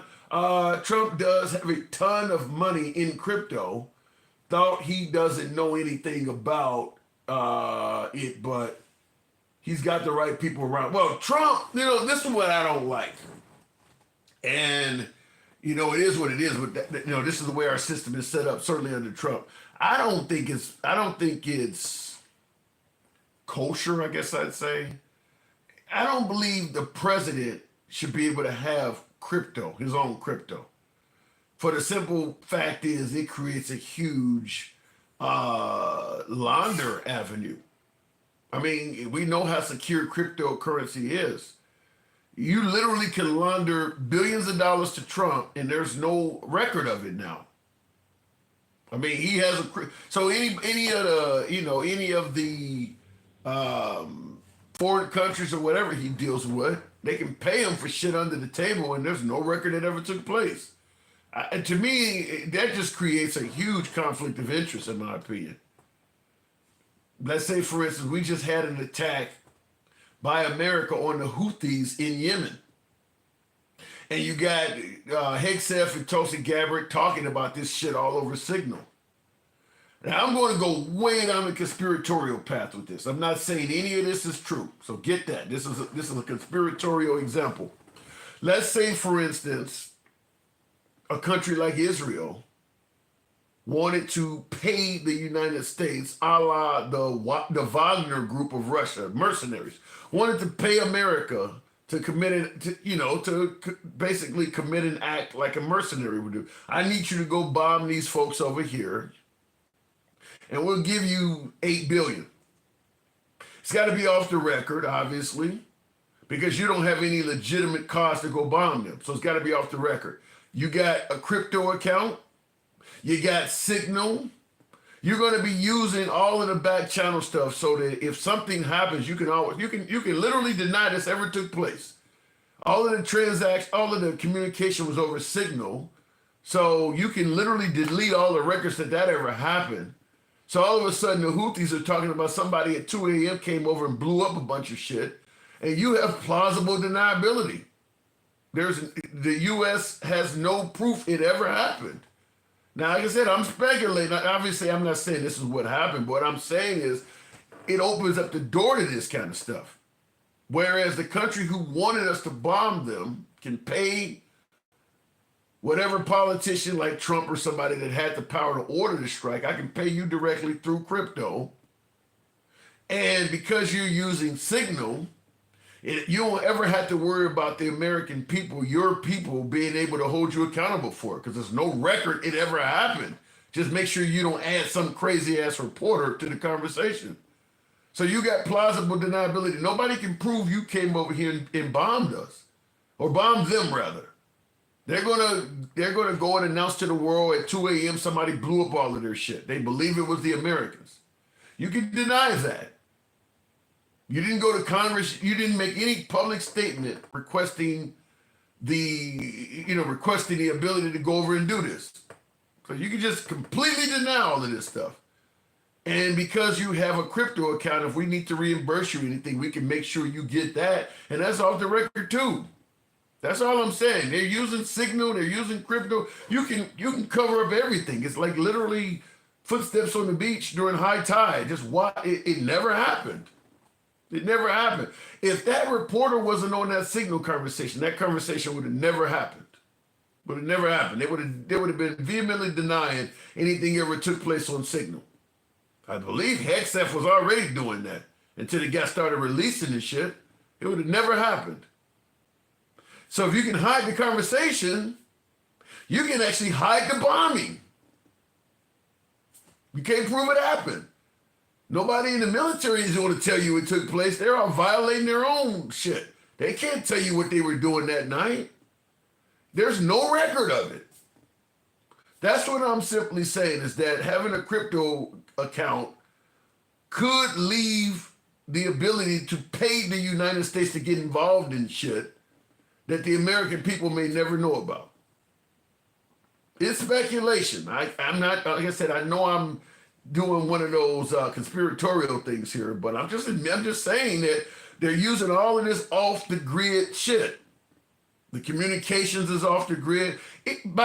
All of the stuff that they're communicating with, considering that they work for the people, Hexef, Gabbard, there's supposed to be a record of that stuff. They're not supposed to be able to do it like that and make it disappear.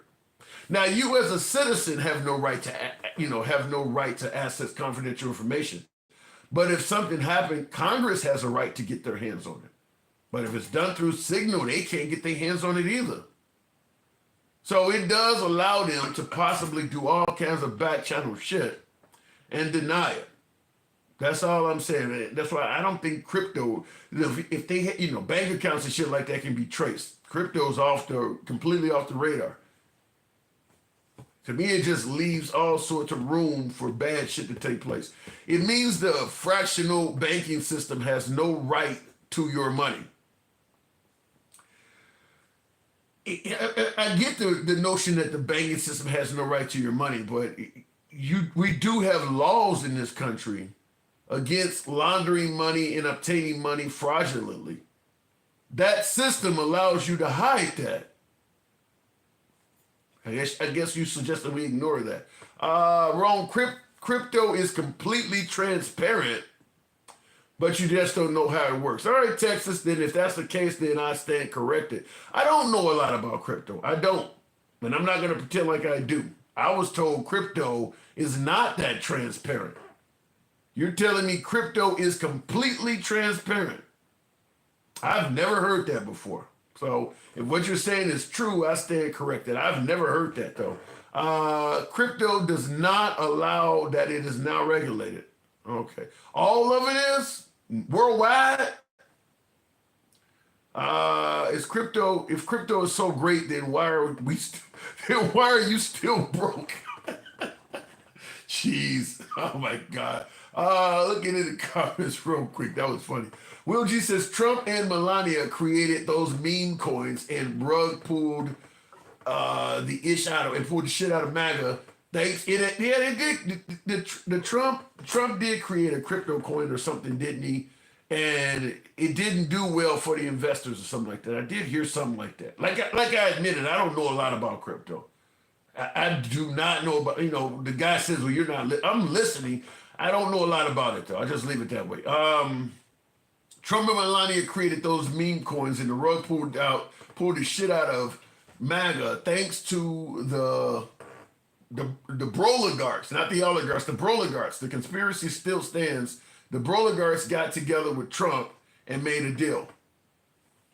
Like I said, a lot of shit can be happening behind the scenes. I can't speak on that. Will says the deal is for Trump to get as rich as the broligarchs. As the broligarchs get access to government power.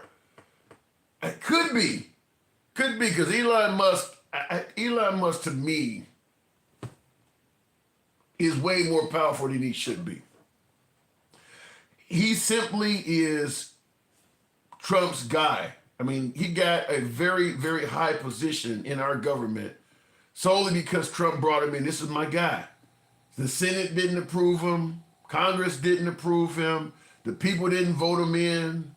I don't even think he got vetted by the FBI or anything. Trump just said, this is my dude. I'm bringing him in. That's it.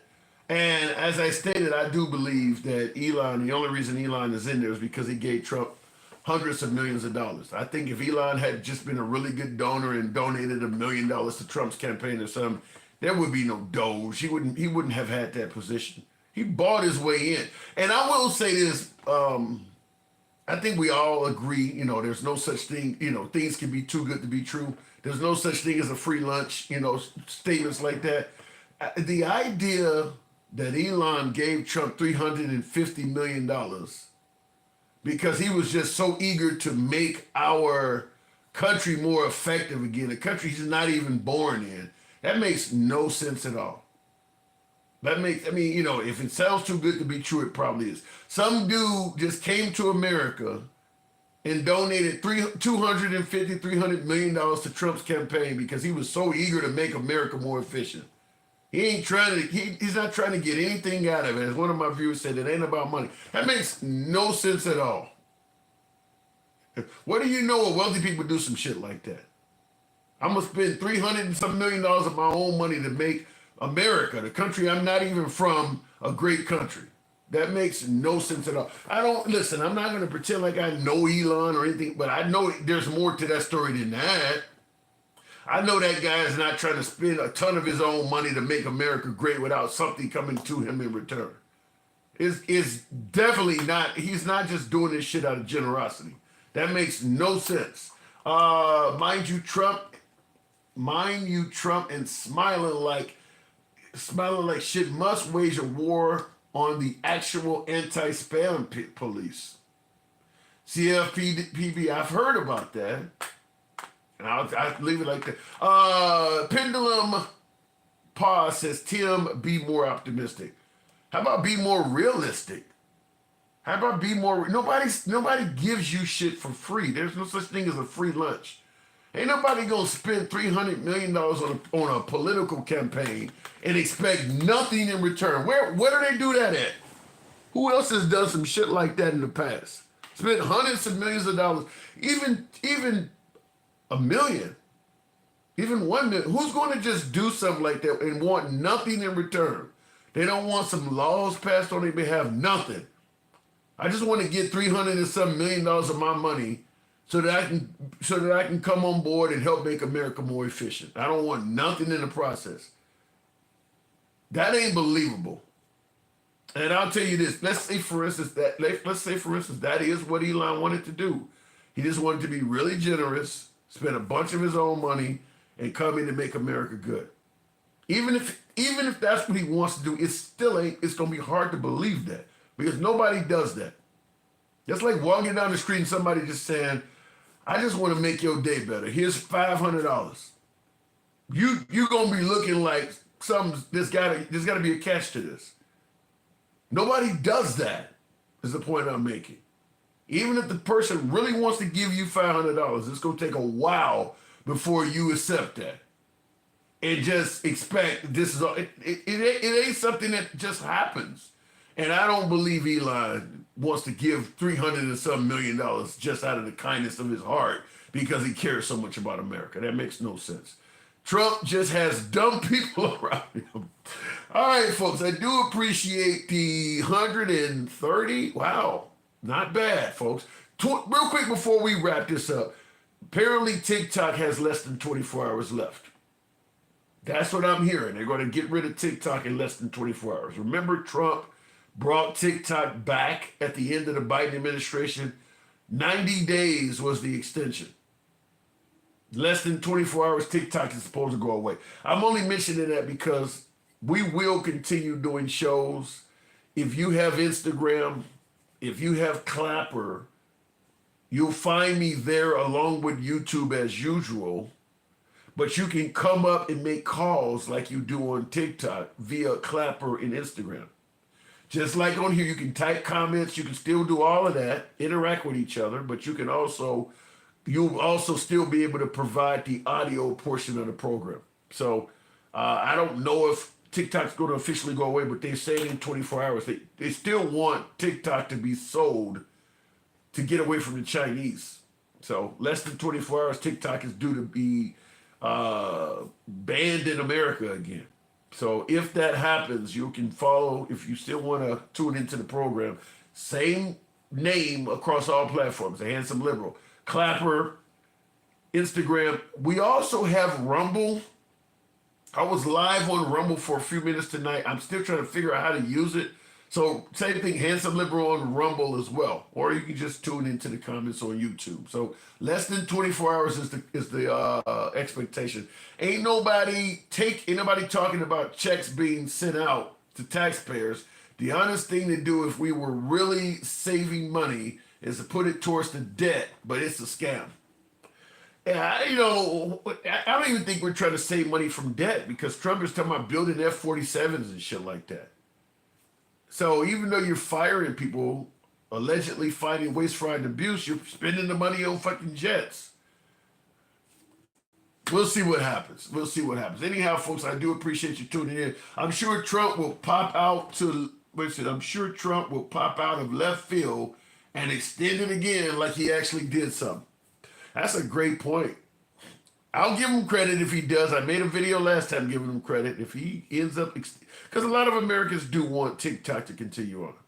A lot of Americans have businesses and everything that they use to, there's a lot of shit that gets sold on TikTok. A lot of individuals that are sellers and retailers on TikTok. So a lot of people do want it to stay around. Here's my take on it before I get out of here. I keep saying this.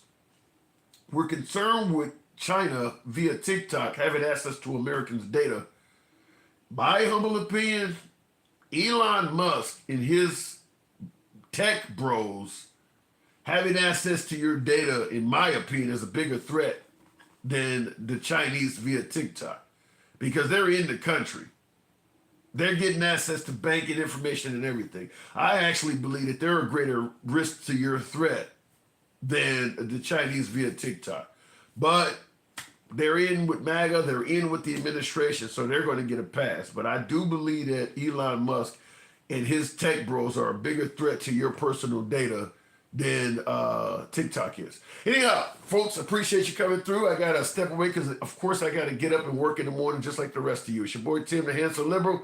Catch you tomorrow, hopefully on TikTok, otherwise Clapper and Instagram. Have a good night. Thank you for tuning in. We're going to come as Trump is